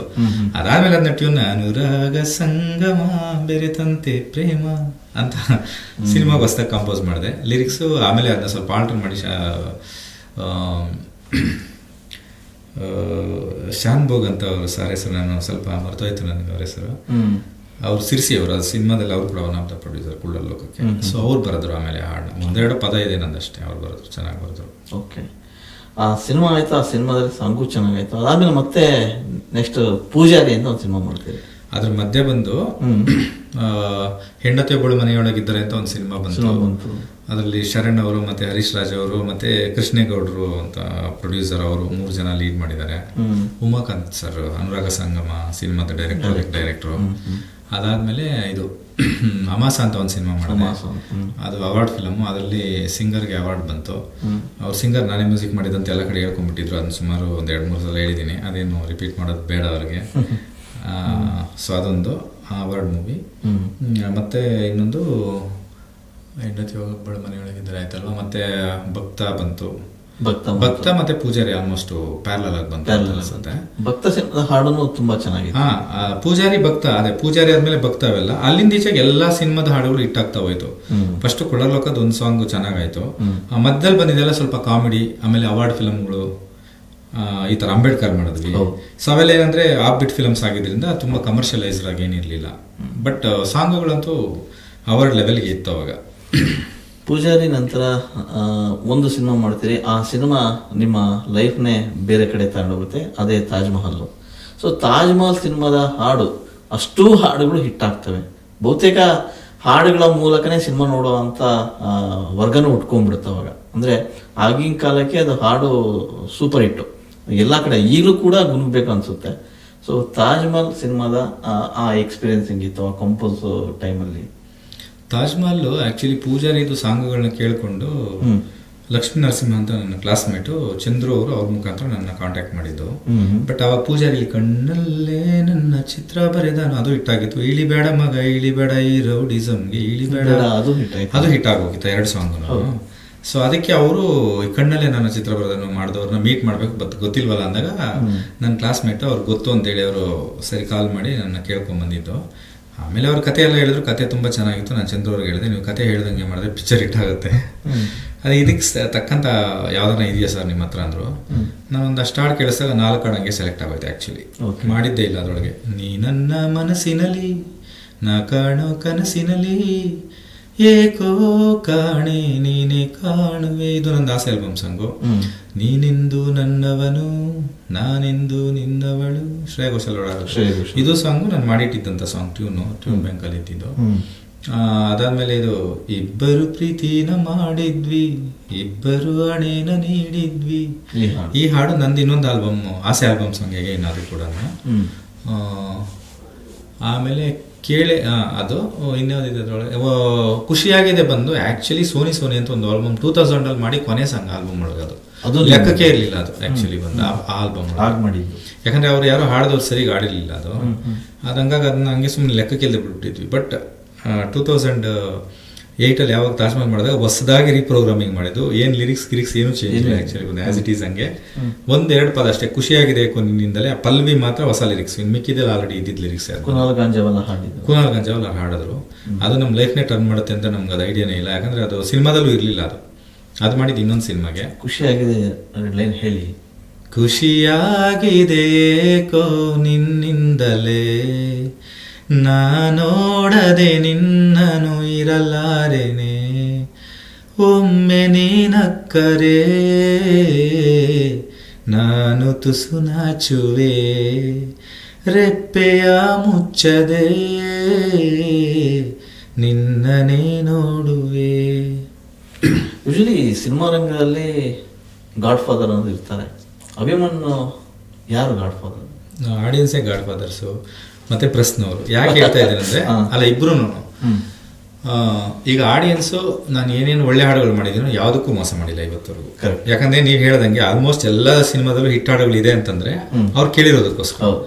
ಆಮೇಲೆ ಮೋಸ್ಟ್ ಆಫ್ ದ ಟೈಮ್ಸ್ ಅಂದ್ರೆ ಇವಾಗ ಫಾರ್ ಎಕ್ಸಾಂಪಲ್ ನೀವೇನೆ ತಾಜ್ ಮಹಲ್ ಮಾಡಿದಾಗ ನೀವೇ ಹಾಕ್ಬಿಟ್ಟಿದ್ದೀರಿ ನನ್ನ ಟೈಲ್ ಮ್ಯೂಸಿಕ್ ಇರೋದ ತಾಜ್ ಹುಡುಗ ಅಂತ. ನಾನು ಆವತ್ತು ಹೇಳಿದೆ ಆ ಪಿಕ್ಚರ್ ಅವ್ರು ನೆಕ್ಸ್ಟ್ ನನ್ನ ಹತ್ರ ಬರಲ್ಲ ವಿಜಿ ಯಾಕೆ ಬರ್ದ್ರಿ ಅಂತ ಕೂಡ ಕೇಳಿದೆ. ಸರ್ ಮನಸ್ಸಿಂದ ಬಂದಿದ್ದು. ನಮ್ಮ ಮನೆಯವರು ಕೂಡ ಹಂಗೆ ಅಂದ್ರು, ನನಗೆ ಆ ಮ್ಯೂಸಿಕ್ ಕೇಳಿ ಹಂಗ ಅನಿಸ್ತು ಅಂತ ಎಷ್ಟೋ ಜನ ಅದನ್ನ ಹೇಳಿದ್ದಾರೆ. ನಾನೇನಂದ್ರೆ ಪೂಜಾರಿಲೂ ಹಾಡುಗಳು ಹಿಟ್ಟಾಗಿದೆ, ಅವತ್ತು ಕೂಡ ಹೇಳಿದ್ದೀನಿ ನಾನು ವಿಜಯ ಕರ್ನಾಟಕದವ್ರು ಇಂಟರ್ವ್ಯೂ ಮಾಡಿದಾಗ ಹಾಡುಗಳಿಂದಾನೇ ಹಿಟ್ಟಾಗಿದ್ದು ತಾಜ್ ಮಹಲ್ ಅಂತ ಕೇಳಿದ್ರು ನನ್ನ. ಇಲ್ಲ ಆತರ ಹಂಗಾದ್ರೆ ಭಕ್ತನು ಹಿಟ್ಟಾಗಬೇಕಾಗಿತ್ತು, ಪೂಜಾರಿನೂ ಹಿಟ್ಟಾಗಬೇಕಾಗಿತ್ತಲ್ಲ, ಹಾಡುಗಳದಲ್ಲೂ ಹಿಟ್ಟಾಗಿದೆ. ಆತರ ಇಲ್ಲ. ಫಸ್ಟ್ ಕತೆ ಚೆನ್ನಾಗಿದೆ, ಅದರಲ್ಲಿ ಇವಾಗ ಆಕ್ಟರ್ಗಳು ಚೆನ್ನಾಗಿದ್ದಾರೆ, ಸಿನಿಮಾಟೋಗ್ರಫಿ ಅಂತ ಒಂದಿದೆ, ಎಡಿಟಿಂಗ್ ಅಂತ ಚೀಫ್ ಟೆಕ್ನಿಷಿಯನ್ಸ್ ಅಷ್ಟೊಂದು ಜನ ಮಾಡಿದ್ದಾರೆ, ಡೈಲಾಗ್ಸ್ ಬೇಕಾದಷ್ಟಿದೆ ಎಲಿಮೆಂಟ್ಸ್. ಸಾಂಗ್ಗಳು ಏನು ಅಡ್ವಾಂಟೇಜ್ ಅಂದ್ರೆ ಬಿಗಿನಿಂಗೇ ಬರೋದ್ರಿಂದ ಒಂದು ಸ್ವಲ್ಪ ಇನ್ವಿಟೇಷನ್ ತರ ಆಗುತ್ತೆ ಅನ್ನೋದು ಬಿಟ್ಟು, ಯಾಕಂದ್ರೆ ಈ ಸಾಂಗ್ಗಳು ಇವಾಗ ಪ್ರೂವ್ ಆಗಿರೋದಲ್ಲ. ಯಾವಾಗ ಮ್ಯೂಸಿಕ್ ಇಂಡಸ್ಟ್ರಿ ಸಿನಿಮಾದಲ್ಲಿ ಹಾಡುಗಳನ್ನು ಹುಟ್ಕೊಂತೋ ಆ ಕಾಲದಿಂದ ಬ್ಲಾಕ್ ಅಂಡ್ ವೈಟ್ ಕಾಲದಿಂದನೂ ಹಾಡುಗಳು ಚೆನ್ನಾಗಿದ್ರೆ ಸಿನಿಮಾಗಳು ಸ್ವಲ್ಪ ಪ್ಲಸ್ ಆಗಿ ಓಡಿರೋದು ಎಲ್ಲ ನಿದರ್ಶನಗಳಿದೆ. ಇದೇನು ಯಾರೇನು ಟ್ರೆಂಡ್ಗಳೇನು ಸೆಟ್ ಮಾಡ್ತಾ ಇಲ್ಲ. ಹಾಡುಗಳಂತ ಅಂದ್ರೆ ಮ್ಯೂಸಿಕ್ ಅನ್ನೋದು ಯೂನಿವರ್ಸಲ್, ಎಲ್ರಿಗೂ ಅಟ್ರಾಕ್ಟ್ ಮಾಡುತ್ತೆ ಮ್ಯೂಸಿಕ್ ಅನ್ನೋದು. ಸೊ ನನ್ನ ಕೆಲಸ ನಾನು ಮೊದಲಿನ ಸಿನಿಮಾಗಳಲ್ಲೇ ಹೆಂಗ್ ಮಾಡ್ತಾ ಬಂದು ಇದ್ರಲ್ಲಿ ಹಂಗೆ ಮಾಡಿದ್ದೀನಿ. ಇದ್ರಲ್ಲಿ ಮಿಕ್ಕದವರು ಚೆನ್ನಾಗಿ ಮಾಡಿದ್ರಿಂದ ಓಡ್ತು ಅನ್ನೋದು ನನ್ನ ಅಭಿಪ್ರಾಯ. ಅವತ್ತು ಅದೇನೆ ಇವತ್ತು ಅದೇನೆ. ಇವತ್ತವರೆಗೂ ನಾನು ಹಾಡುಗಳಿಂದ ಓಡ್ತು ಅಂತ ನಾನು ಎಲ್ಲೂ ಹೇಳಿಲ್ಲ. ನನಗೆ ಬಂದು ಕೇಳ್ತಾರೆ, ಬಟ್ ನಂದು ಆನ್ಸರ್ ಇದೇನೆ, ನಾನು ಅದು ಹಿಂದಿನ ಸಿನಿಮಾಗಳು ಹಂಗೆ ಮಾಡಿದ್ದೀನಲ್ಲ ಅಂತ. ಬಟ್ ಇವರೇ ಅಂದ್ರೆ ನಾನು ಹಾಡುಗಳು ತುಂಬಾ ಚೆನ್ನಾಗಿ ಪ್ರೆಸೆಂಟ್ ಮಾಡಿದ್ರು. ಸೊ ಅಲ್ಲೂ ಕೂಡ ಪ್ರೆಸೆಂಟೇಷನ್ ಇಂದ ಕೂಡ ಇವಾಗ ಖುಷಿಯಾಗಿದೆ, ವಿಜುವಲ್ಸ್ ಮಾಡಿರೋದಿರ್ಬೋದು ಅಲ್ವಾ, ಎಲ್ಲ ಪ್ಲೀಸಿಂಗ್ ಆಗಿತ್ತು, ಜನಕ್ಕೆ ಇಷ್ಟ, ಕಿವಿಗೆ ಎಷ್ಟು ಚೆನ್ನಾಗಿ ಕೇಳಿಸುತ್ತೋ ಕಣ್ಣಿಗೂ ಹಂಗೆ ಕಾಣಿಸ್ಬೇಕು ಅದು ಬಂದು. ಸೊ ಅದ್ರಲ್ಲಿ ಇವಾಗ ಡೈರೆಕ್ಟರ್ ಪಾತ್ರ ಇರ್ಬೋದು, ಬೇರೆ ಟೆಕ್ನಿಷಿಯನ್ಸ್ ಪಾತ್ರಗಳಿರ್ಬೋದು, ಮುಖ್ಯವಾಗಿ ಪ್ರೊಡ್ಯೂಸರ್ ಎಲ್ಲದನ್ನು ಹೊಂದಿಸ್ಕೊಟ್ರಲ್ಲ ಅವ್ರು ಬಂದು. ಹೊಸ ಟೀಮ್ ಅನ್ನೋದನ್ನ ನೋಡಿದೆ. ಯಾಕಂದ್ರೆ ಯಾರು ಅವಾಗ ಸದ್ಯಕ್ಕೆ ಲೀಡಲ್ಲಿ ಇದ್ದವ್ರು ಅಂತ ಯಾರು ಇಲ್ವೇ ಇಲ್ಲ, ಎಲ್ಲರೂ ಒಂದು ಸಕ್ಸಸ್ಗೋಸ್ಕರ ಆಧಾರಿತ ಇದ್ದವರೇ ಬಂದು. ಸೊ ಅವಾಗ ಬಂದು ನೋಡಿ, ನೀವು ಬಂದು ಮ್ಯೂಸಿಕ್ ಇರೋದ ತಾಜ್ ಹುಡುಗ ಅಂತ ಬರೆದ್ರಿ. ಬಟ್ ಒಂದು ಖುಷಿ ಸಂಗತಿ ಏನಂದ್ರೆ ತಾಜ್ ಮಹಲ್ ಒಳಗೆ ನನಗೆ ಬೆಸ್ಟ್ ಮ್ಯೂಸಿಕ್ ಸ್ಟೇಟ್ ಅವಾರ್ಡ್ ಬಂತು. ಅದನ್ನ ನೀವೇ ನಂಗೆ ಫೋನ್ ಮಾಡಿ, ಸರ್ ಟಿವಿ ಆನ್ ಮಾಡಿ ಅಂದ್ರಿ. ಏನ್ ಹೇಳಿ ವಿಜನ್, ಇಲ್ಲ ನೀವು ಆನ್ ಮಾಡಿ ಅಂತಂದ್ರಿ. ಆವಾಗ ಕರೆಕ್ಟಾಗಿ ಆನ್ ಮಾಡಿದ ಒಂದು ನಿಮಿಷಕ್ಕೆ ಯಡಿಯೂರಪ್ಪ ಸರ್ ಅವಾಗ CM ಇದ್ರು, ಅನೌನ್ಸ್ ನನ್ನ ಹೆಸರು ಓದಿದ್ರು ಅವ್ರು. ಅಂದ್ರೆ ನೀವು ಸ್ಕ್ರಾಲಿಂಗ್ ಅಲ್ಲಿ ನೋಡ್ಬಿಟ್ಟೆ ನನಗೆ ಕಾಲ್ ಮಾಡಿದ್ರಿ. ಅಂದ್ರೆ ಇವರು ಅನೌನ್ಸ್ ಮಾಡಿರ್ಲಿಲ್ಲ, ಇನ್ನು ಓದಿರ್ಲಿಲ್ಲ ಅವ್ರು ನನ್ನ ಹೆಸರು. ಸೊ ಅದು ಅಂದ್ರೆ ಇದೆಲ್ಲ ನನಗೆ ಎವರ್ಗ್ರೀನ್ ಹಂಗೆ ಉಳ್ಕೊಂಡಿದೆ ನನ್ನ ಮೈಂಡಲ್ಲಿ ಅದೆಲ್ಲ. ಸೊ ಅಲ್ಲಿಂದ ಈಚೆಗೆ ಏನಾಯ್ತು ಅಂತಂದ್ರೆ ಪೂಜಾರಿಂದಾನೇ ಶುರುವಾಯ್ತು ಆಲ್ಮೋಸ್ಟ್. ಯಾಕಂದ್ರೆ ಪೂಜಾರಿ ಹಾಡುಗಳು ಇಟ್ಟಾಯ್ತು, ಭಕ್ತ ಹಾಡುಗಳು ಇಟ್ಟಾದಾಗ ಪ್ರೆಸ್ ಅವ್ರು ಏನ್ ಮಾಡಿದ್ರೆ ಯಾವತ್ತು ಬಂದು ಅದಕ್ಕೆ ನನಗೆ ಇದು ಮಾಡ್ಲಿಲ್ಲ. ಅಂದ್ರೆ ಇವ್ರು ಮಾಡಿರೋ ಒಳ್ಳೆ ಕೆಲಸ, ಅಭಿಮನ್ ರಾಯ್ನ ಹಾಕೊಂಡಿರೋದು, ಹಾಡುಗಳು ತುಂಬ ಚೆನ್ನಾಗಿ ಮಾಡಿದ್ದಾರೆ, ಈ ಥರದ್ದೇನೋ ಅಂತ ತುಂಬ ಚೆನ್ನಾಗಿ ಬರೆಯೋರು, ಯಾರೋ ಕೆಲವರು ಕ್ರಿಟಿಕ್ಸ್ ಬರೆದಿರೋರು ಇದ್ದಾರೆ. ಹೌದು, ಆಯ್ತಾ. ಬಟ್ ಇವಾಗ ಅವ್ರವ್ರ ಮೆಂಟಾಲಿಟಿ ನಾವೇನು ಮಾಡೋಕ್ಕಾಗಲ್ಲ. ಅವಾಗ 100% ನನಗೆ ಅದು ಕೋಪ ಬಂದಿದೆ. ಯಾಕಂದ್ರೆ ತಾಜ್ ಮಹಲ್ ಹಾಡುಗಳು ಡಬ್ದಲ್ಲಿ ಕಲ್ಲಡಿಸ್ದಂಗಿದೆ ಅಂತ ಕೆಲವರು ಬರೆದಿದ್ರು. ಈಗ ಫಾರ್ ಎಕ್ಸಾಂಪಲ್ ಪೇಪರ್ ಹೆಸರು ಹೇಳೋದು ಬೇಡ, ಅವ್ರದೇ ಒಂದು ಕನ್ನಡ ಪೇಪರಲ್ಲಿ ಬಂದು ತುಂಬಾ ಅದ್ಭುತ ಅಂತ ಬರೆದಿದ್ರೆ ಇಂಗ್ಲೀಷ್ ಪೇಪರಲ್ಲಿ ಸರಿ ಇಲ್ಲ ಅಂತಿರೋರು, ಇಲ್ಲ ಕನ್ನಡದಲ್ಲಿ ಸರಿ ಇದೆ ಅಂದ್ರೆ ಇಂಗ್ಲೀಷಲ್ಲಿ ಸರಿ ಇಲ್ಲ ಅಂತ, ಈ ಥರ ಆಗಿರೋದು. ಆವಾಗ ಒಂಥರ ಅಗ್ರೆಸಿವ್ ಆಗಿರೋದು ಆ ಟೈಮಲ್ಲಿ. ಇವಾಗ ನಗು ಬರುತ್ತೆ ಈಗ ಅವ್ರವ್ರ ಮೆಂಟಾಲಿಟಿಗೆ ತಕ್ಕಂಗೆ ಅಂತ. ಅಂದರೆ ಇಲ್ಲೂ ನಾನು ಒಂದು ಸಣ್ಣ ಕ್ಲಾರಿಟಿ ನಿಮ್ಗೆ ಕೊಡಬೇಕು. ಈಗ ಇಂಡಿವಿಜುವಾಲಿಟಿ ಅನ್ನೋದು ಎಲ್ರಿಗೂ ಇರುತ್ತೆ. ಸೊ ನಾವು ಮಾಡೋದು ಪಬ್ಲಿಕ್ಗೋಸ್ಕರ ಮಾಡೋದ್ರಿಂದ ಈಗ ಕೆಲವು ನನಗೆ ಜನರಲ್ ಆಗಿ ನಾನು ಹೇಳ್ತೀನಿ, ನನಗೆ ಗಲಾಟೆ ಮಾಡಿಸೋಂಗೆ ನಂಗೆ ಇಷ್ಟ ಇಲ್ಲ. ಆಯ್ತಾ, ನಾನು ಮೆಲೋಡಿಸೇ ಆದ್ರೂ ಕೂಡ ಇಳಿಬೇಡ ಮಗ ಇಳಿಬೇಡ ಅಂತ ಒಂದು ಮಾಸ್ ಸಾಂಗ್ ಕೊಟ್ಟಿದ್ದೀವಿ. ಆಮೇಲೆ ದಮ್ ಮಾಡಿದ್ರೆ ಒಂದು ನಿಮಿಷ ಕಿಕ್ಕು, ಅದು ಮಾಸ್ ಸಾಂಗ್ ಕೊಟ್ಟಿದ್ದೀವಿ ಅಲ್ವಾ, ಭಕ್ತದು. ಸೊ ಅವಾಗೆಲ್ಲ ಟ್ರೆಂಡ್ ಸೆಟ್ಟಿಂಗ್ ಸಾಂಗ್ಸ್ ಅವೆಲ್ಲ ಬಂದು ನನಗೆ ಆ ಥರದ ಹಾಡುಗಳು ಇಷ್ಟ ಇಲ್ಲ ಅಂದ್ರೂ ಮಾಡಿದ್ದೀನಿ. ನಾವು ಯಾರಿಗೋಸ್ಕರ ಮಾಡ್ತಾ ಇದ್ದೀವಿ? ಜನಕ್ಕೋಸ್ಕರ. ಸೊ ನಾನು ಕೆಲವರಿಗೆ ಪ್ರೆಸ್ ಅವ್ರಿಗೂ ರಿಕ್ವೆಸ್ಟ್ ಮಾಡಿದ್ದೀನಿ ವೆರಿ ಸ್ವೀಟ್ ಆಗಿ. ಬಟ್ ಅವ್ರ ಪಾಪ ತುಂಬ ಅದನ್ನು ಚೆನ್ನಾಗಿ ತೊಗೊಂಡ್ರು. ಅಂದರೆ ಈಗ ನಾವು ಯಾವುದೋ ಒಂದು ಮೂಡಲ್ಲಿ ಇರ್ತೀವಿ, ಏನೋ ಒಂದು ಇದರಲ್ಲಿ ಇರ್ತೀವಿ, ಆ ಒಂದು ಮೋಡಲ್ಲಿ ಈಗ ಸಿನಿಮಾ ನಮ್ಗೆ ಇಷ್ಟ ಆಗಿಲ್ಲ ಅಂತ ನಾವು ಬರೆಯೋದು ಒಂದೇ ಅಭಿಪ್ರಾಯ ಅಲ್ಲ. ಸಿನಿಮಾ ಚೆನ್ನಾಗಿಲ್ಲ, ಹಾಡು ಚೆನ್ನಾಗಿಲ್ಲ, ಏನೋ ಚೆನ್ನಾಗಿ ಬರೆದು ಬಿಡ್ತೀವಿ. ಬಟ್ ಓದೋದು ಲಕ್ಷಾಂತರ ಜನ. ಪ್ರೆಸ್ ಅವ್ರು ಹಿಂಗೆ ಬರೆಯೋದು ಇರ್ಬೋದು ಅಂತ. ಯಾಕಂದ್ರೆ ಅವಾಗ ಜನ ಎಲ್ಲನೂ ಭಾನುವಾರದ ಒಂದು ರಿವ್ಯೂ ಏನಿರ್ತಲ್ಲ ಅದ್ರ ಮೇಲೆ ಡಿಪೆಂಡ್ ಆಗಿರೋರು, ಡಿಪೆಂಡ್ ಆಗಿ ನೆಕ್ಸ್ಟ್ ಸಿನಿಮಾ ನೋಡೋರು. ಅದಕ್ಕೆ ನಾನು ಕೆಲವು ರಿಕ್ವೆಸ್ಟ್ ಮಾಡಿದೆ, ಈಗ ನೀವೇ ಪ್ರೆಸ್ ಅವರೇ 10 ಜನ ಇದ್ದೀರಾ ಅಂತ ಇಟ್ಕೊಳ್ಳಿ, 10 ಜನ ಮಾತಾಡಿ ಒಂದ್ಸಲ. ಅಂದರೆ ಎಷ್ಟು ಜನಕ್ಕೆ ಇಷ್ಟ ಆಯಿತು, ಎಷ್ಟು ಜನಕ್ಕೆ ಇಷ್ಟ ಆಗಿಲ್ಲ, ಅಂದರೆ ಅಟ್ಲೀಸ್ಟ್ 10 ಜನರಲ್ಲಿ 5 ಜನಕ್ಕೆ ಇಷ್ಟ ಆಯ್ತಾ, 6 ಜನಕ್ಕೆ ಇಷ್ಟ ಆಯ್ತಾ ಅನ್ನೋದು ಒಂದು ಒಪಿನಿಯನ್ ಬರುತ್ತೆ. ಯಾಕಂದ್ರೆ ಒಬ್ಬೊಬ್ರು ಒಂದೊಂದು ಪೇಪರ್ ಒಂದೊಂದು ಬರೆದಾಗ ಅವ್ರವ್ರ ಇಂಡಿವಿಜುವಲ್ ಅಭಿಪ್ರಾಯ ಆಗೋಯ್ತಲ್ಲ ಅಂತ ನಾನು ಕೆಲವ್ರಿಗೆ ಅವಾಗ ಹೇಳಿದ್ದೆ. ಸೊ ಅವಾಗ ಅವರು ಕೆಲವ್ರು ನೆಕ್ಸ್ಟ್ ಬರಿಬೇಕಾದ್ರೆ ತುಂಬ ಪಾಪ ಪಾಲಿಶ್ಡ್ ಆಗಿ ಬರೆದ್ರು. ಖುಷಿ ಆಯ್ತು ನನಗೆ. ನಾನು ಹೇಳಿದ್ದು ಇರಲ್ಲ, ನೀವು ಮಾಡ್ತಾರ ತಪ್ಪು ಅಂತನೋ ಅಥವಾ ನಾವು ಮಾಡೋದು ಸರಿ ಅದಲ್ಲ ವಿಷಯ, ಅನಲೈಸು. ಈ 10 ಜನ ಕೇಳಿದ್ರೆ 10 ಜನದಲ್ಲಿ ಯಾರು ಎಷ್ಟು ಜನ ನಮ್ಗೆ ಒಳ್ಳೇದು ಕೆಟ್ಟದ್ದು ಹೇಳ್ತಾರೆ ಅದೇ ನಿಜ. ನಮ್ಮ ಒಬ್ಬೊಬ್ಬರ ಅಭಿಪ್ರಾಯ ಪಬ್ಲಿಕ್ ಮೇಲೆ ಹಾಕಬಾರ್ದು ಅಂತ ಅನ್ನಿಸ್ತು ನನಗೆ. ಬಟ್ ತುಂಬ ಜನ ತುಂಬ ಚೆನ್ನಾಗಿ ರೆಸ್ಪಾನ್ಸ್ ಮಾಡಿದ್ರು. ಸೊ ಅವ್ರಿಗೆ ಖುಷಿ ಆಗುತ್ತೆ ಅವ್ರು ನೋಡಿದ್ರೆ ನನಗೆ. We are all human beings. ಅಂದರೆ ಒಬ್ಬೊಬ್ರದ್ದು ಈಗ ನನಗೂ ಎಷ್ಟು ಹಾಡುಗಳು ನನಗೆ ನೀವು ನಂಬಲ್ಲ ಬಂದು ಒಬ್ಬರು ಡೈರೆಕ್ಟರ್ದು ಚಿನ್ನ ಚಿನ್ನ ಆಸೆ ನ್ಯಾಷನಲ್ ಅವಾರ್ಡ್ ವಿನ್ನಿಂಗ್ ಸಾಂಗ್, ಆ ಸಾಂಗ್ ನನಗೆ ಇಷ್ಟನೇ ಇಲ್ಲ ಅಂತ ಒಬ್ಬರು ಬಂದು, ಅವ್ರದ್ದು ಪರ್ಸನಲ್. ಬಟ್ ಓವರ್ ಆಲ್ ನೋಡಿದಾಗ ಇಡೀ ದೇಶಕ್ಕೆ ಇಷ್ಟ ಆಗಿರುವಂಥ ಸಾಂಗು ಈ ಜಯ ಹೋ ಸಾಂಗು, ಆಸ್ಕರ್ ವಿನ್ನಿಂಗ್ ಸಾಂಗ್. ಎಷ್ಟೋ ಜನ ಬಂದ್ಬಿಟ್ಟು ಏನಿದೆ ಅನ್ನೋರು ಇದ್ದಾರೆ ಬಂದ್ಬಿಟ್ಟು. ಸೊ ನಾವು ಇವಾಗ 10 ಜನದಲ್ಲಿ 10 ಜನ 100% ನಾವು ಇಷ್ಟಪಡಿಸೋಕ್ಕಾಗಲ್ಲ. ಬಟ್ ಏನಂದ್ರೆ ಒಪಿನಿಯನ್ ಅನ್ನೋದು ಸ್ವಲ್ಪ ಎಲ್ರಿಗೂ ಸಲ್ಲೋ ಥರ ಇದ್ರೆ ನಮ್ಮ ಇಂಡಸ್ಟ್ರಿಗೆ ಒಳ್ಳೇದು ಅನ್ನೋದು ನನ್ನ ಅಭಿಪ್ರಾಯ. ಬಟ್ ಈಗೆಲ್ಲ ಆಲ್ಮೋಸ್ಟ್ ಹಂಗೆ ಎಲ್ಲ ಈಗ ಜನನು ಕ್ರಿಟಿಕ್ಸ್ ಬರೆಯೋಕೆ ಶುರು ಮಾಡ್ಬಿಟ್ರಲ್ಲ. ಹಾಗಾಗಿ ಇವಾಗ ಎಲ್ಲರೂ ಒಂಥರ ಸೆಟಲ್ಡ್ ಆಗೇ ಮಾಡ್ತಾ ಇದಾರೆ ಅಂತ ನನ್ನ ಅಭಿಪ್ರಾಯ. ತೀರಾ ಮೊದಲಷ್ಟು ಇದು ಇಲ್ಲ. ಈ ತಾಜ್ ಮಹಲ್ಗೆ ನಿಮಗೆ ಸ್ಟೇಟ್ ಅವಾರ್ಡ್ ಸಿಗುತ್ತೆ. ಸ್ಟೇಟ್ ಅವಾರ್ಡ್ ಸಿಕ್ಕಾಗ ಖುಷಿ ಪಡೋರೇ ಖುಷಿ ಪಡೋದಿಲ್ಲ. ಹೌದು, ನಿಮಗೆ ಒಬ್ಬರಿಗೆ ತುಂಬಾ ಸಂತೋಷ ಆಗಿರುತ್ತೆ, ಒಂದಿಷ್ಟು ವಲಯ ನಿಮ್ಮ ಆಪ್ತರು ಎಲ್ಲ ಬಹಳ ಖುಷಿ ಆಗುತ್ತೆ. ಆದ್ರೆ ಒಂದಷ್ಟು ಜನ ನಿಮಗೆ ವಿಶ್ ಕೂಡ ಮಾಡಲ್ಲ, ಸಂಭ್ರಮನೂ ಪಡಲ್ಲ. ಯಾಕೆ? ಅಲ್ಲಿ ಏನೋ ಈಗೋ ಅಂತ ಬಂತ ಅಲ್ಲ. ಅದು ತಾಜ್ ಮಹಲ್ ಯಾವಾಗ ನಾನು ಹೇಳ್ದಂಗೆ ನೀವು ಮ್ಯೂಸಿಕ್ ಇರೋದ ತಾಜ್ ಹುಡುಗ ಅಂತ ಮಾಡಿದ ತಕ್ಷಣ ಅವರಿಗೆ ಅಕಸ್ಮಾತ್ ನಾನೇ ನಿಮ್ಗೇನೋ ಹೇಳ್ಬಿಟ್ಟು ದುಡ್ಡು ಗಿಟ್ ಕೊಟ್ಟು ಹಾಕ್ಸ್ಕೊಂಡ್ಬಿಟ್ಟಿದ್ದೀನಿ ಯಾಕಂದ್ರೆ ಮ್ಯೂಸಿಕಲ್ ಇಟ್ ಅಂತ ಆಗೋಯ್ತಾ ಅಂತ ಅವ್ರ ಮೈಂಡಲ್ಲಿ ಬಂದಿರ್ಬೋದು ಅಂತ ನನಗನ್ಸಿ ನಾನು ನಿಮ್ಗೆ ಆ ವಿಷಯ ಹೇಳಿದೆ. ಯಾಕೆಂದ್ರೆ ನಾವು ಆರ್ಟಿಕಲ್ ಬರಿಬೇಕಾದ್ರೆ ಮುಖತಃ ಭೇಟಿನೇ ಆಗಿಲ್ಲ. ನಾವು ಫೋನಲ್ಲಿ ನೀವು ಕೇಳಿದ್ರೆ ನಾನು ಅದ್ರ ಬಗ್ಗೆ ಹೇಳಿದೆ. ನನಗದು ಪ್ರಿಂಟ್ ಆಗಿ ಬಂದ್ಮೇಲೆ ಗೊತ್ತಾಗಿದ್ದು, ಓಹೋ ಇದು ಟೈಟ್ಲ್ ಇದು ಬಂದ್ಬಿಟ್ಟಿದ್ಯಾ ಅಂತ ಅಲ್ವಾ. ಸೊ ಆವಾಗಲೇ ನನಗೆ ಅದು ಅನ್ಸ್ಬಿಡ್ತು, ನನಗೊಂದು ಇಂಟ್ಯೂಷನ್ ಹೊಳೀತು. ಆ ಒಂದು ಮೈಂಡ್ ಒಳಗೆ ಬಂದ್ಬಿಡ್ತಾರೆ. ಯಾಕಂದ್ರೆ ನೆಕ್ಸ್ಟ್ ಪಿಕ್ಚರ್ ನನ್ನ ಜೊತೆ ಮಾಡಲೇ ಇಲ್ಲ ಅವರು. ಆ ಟೀಮಲ್ಲಿ ನಾನು ಇಲ್ವೇ ಇಲ್ಲ. ನೆಕ್ಸ್ಟ್ ಪಿಕ್ಚರಲ್ಲಿ ಪ್ರೇಮ್ ಕಹಾನಿ ಬಂದಾಗ ಇಲ್ವೇ ಇಲ್ಲ ನಾನು ಬಂದು. ಸೊ ಇಟ್ಸ್ ಅಂದರೆ ಅವ್ರಿಗಿರ್ಬೋದು ಈಗೋ ಇರ್ಬೋದು ಅಥವಾ ಇನ್ಫೀರಿಯಾರಿಟಿ ಕಾಂಪ್ಲೆಕ್ಸ್ ಇರ್ಬೋದು, ಏನಾರು ಆಗಿರ್ಬೋದು, ಅದೊಂದು ಎಫೆಕ್ಟ್ ಅದಾಯಿತು. ಯಾರು ವಿಶ್ ಮಾಡಲಿಲ್ಲ. 100% ನಮ್ಮ ಟೀಮಿಂದ ಪ್ರೊಡ್ಯೂಸರ್ಸ್ ಮಾತ್ರ ಫೋನ್ ಮಾಡಿ ಅವರು ಊರಲ್ಲಿ ಒಂದು ಫಂಕ್ಷನ್ನು ಸೆಲೆಬ್ರೇಟ್ ಮಾಡಿ ನನಗೆ ಸನ್ಮಾನ ಮಾಡ್ಬೇಕಂತೇಳಿ ಮಾಡಿದ್ರು. ನಾನು ಹೋಗೋಕ್ಕಾಗಲಿಲ್ಲ, ತುಂಬ ಸಿನಿಮಾ ಮಾಡ್ತಾ ಇದ್ದೆ. ಮನೆಗೆ ಬಂದು ಅವ್ರು ನನ್ನ ವಿಶ್ ಮಾಡಿ ನನಗೆ ಸನ್ಮಾನ ಎಲ್ಲ ಮಾಡಿಬಿಟ್ಟು ಹೋದ್ರು. ಸೊ ಅವ್ರು ಅವಾಗಿಂದ ತಾಜ್ ಮಹಲ್ ನಾನು ಮೊದಲಿಂದ ಹೇಳ್ತಾ ಇದ್ದೆ, ತಾಜ್ ಮಹಲಲ್ಲಿ ನಾವೆಲ್ಲ ಟೆಕ್ನಿಷಿಯನ್ಸ್ ಏನಿದ್ದೀವಿ ಒಂದು ಅಷ್ಟು ದುಡ್ಡು ಇಟ್ಕೊಂಡಿದ್ವಿ, ಮೊದಲ ಥರ ಕೆಲಸ ಮಾಡ್ತಾ ಇದ್ವಿ. ಹೊಸ್ದಾಗಿ ಬಂದವ್ರಿಗೆ ಅವಕಾಶ ಸಿಕ್ಕಿದೆ. ಬಟ್ ಅವ್ರಿಗೇನಿತ್ತು ಕರೆಕ್ಟ್ ಅಲ್ವಾ. ಸೊ ಅವರಿಂದನೇ ಸಿನಿಮಾ 90% ಇಟ್ಟಾಗಿರೋದು. 10% ಅಲ್ಲ. ನಾವಂತೂ ಇವತ್ತಿಗೂ ನಾನು ಹೇಳ್ತೀನಿ, ಅವತ್ತೇ ಮೊದಲೇ ದಿನಾನೇ ಅವ್ರಿಗೆ ಹೇಳ್ಬಿಟ್ಟೆ, ಇಟ್ಟಾದ ದಿನಾನೇ ಹೇಳ್ಬಿಟ್ಟೆ, ಸರ್ ನಿಮ್ಮಿಂದನೇ ಇಟ್ಟಾಗಿರೋದು ಅಂತ. ಅಂದ್ರೆ ಅಷ್ಟು ಒಳ್ಳೆ ಮನಸ್ಸಿಂದ ನೀವು ಮಾಡಿದ್ದೀರಾ. ಒಂದು ಹೊಸ ಟೀಮ್ ಭರವಸೆ ಯಾಕೆ ಮಾಡಿದ್ದೀರಾ.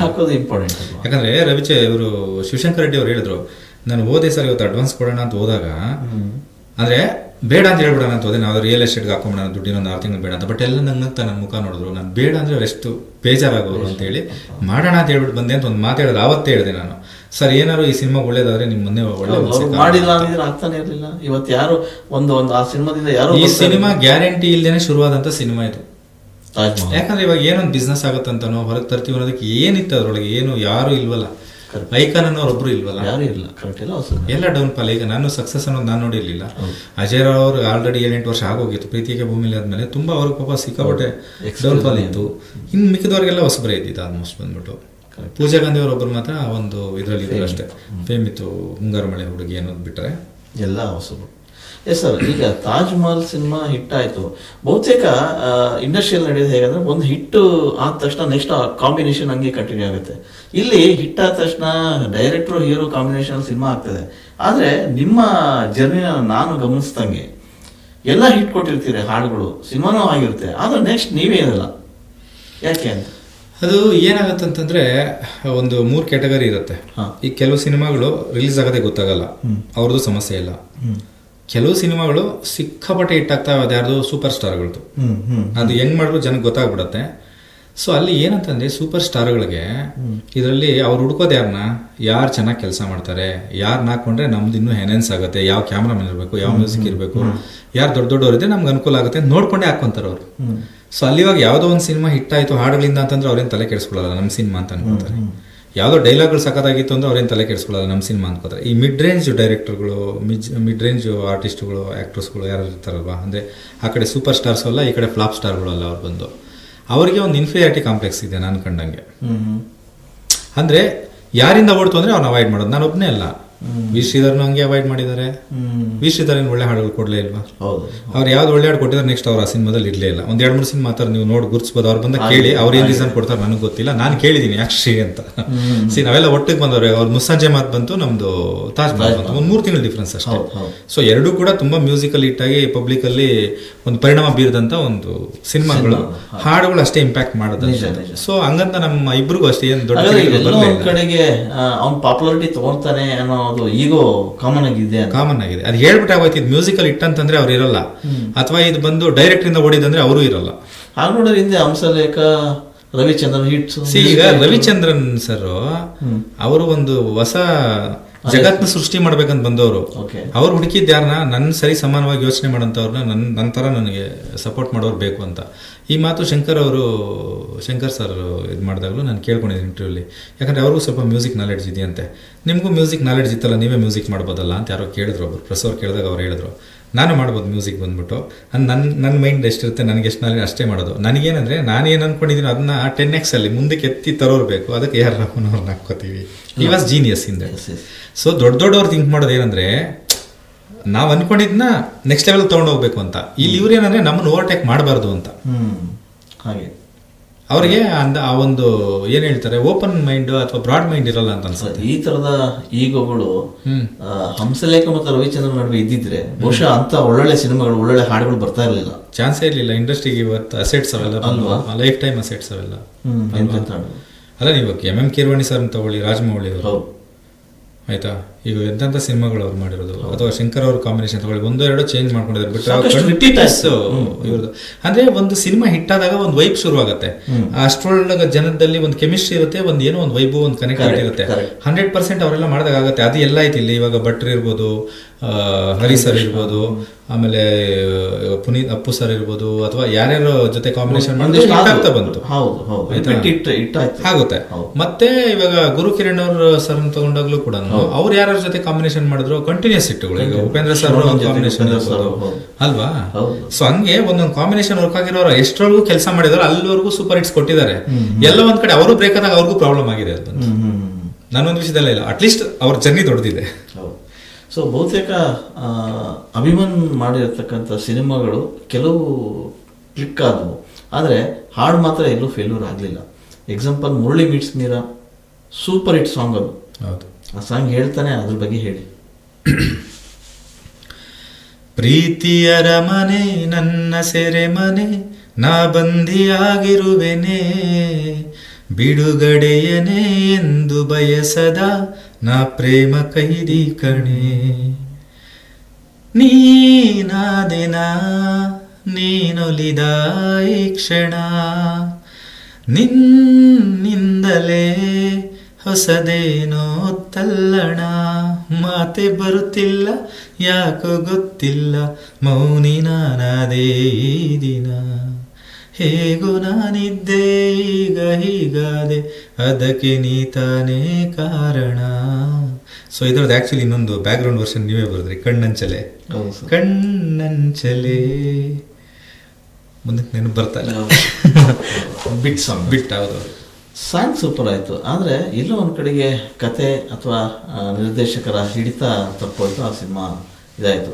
ಬಹುಶಃ ನೀವು ಹೇಳೋದಂಗೆ ಒಂದು ಸಿನಿಮಾದ ಹಾಡು ಅಥವಾ ಹಾಡುಗಳು ಹಿಟ್ಟಾದಾಗ ಅಲ್ಲಿಂದ ಒಂದು ಹೊಸ ತಂಡ ಹೊಸ ಬದುಕನ್ನ ಕಟ್ಕೊಡುತ್ತೆ. ಅದು ನಿಜ, ನಿಮ್ಮ ವಿಚಾರದಲ್ಲಿ ಹಾಗೆ ಆಯಿತು. ಈಗ ತಾಜ್ ಮಹಲ್ ಹಾಡುಗಳು ಹಿಟ್ಟಾದವು, ಅಲ್ಲಿಂದ ಒಂದು ಹೊಸ ಟೀಮೇ ಬಂತು.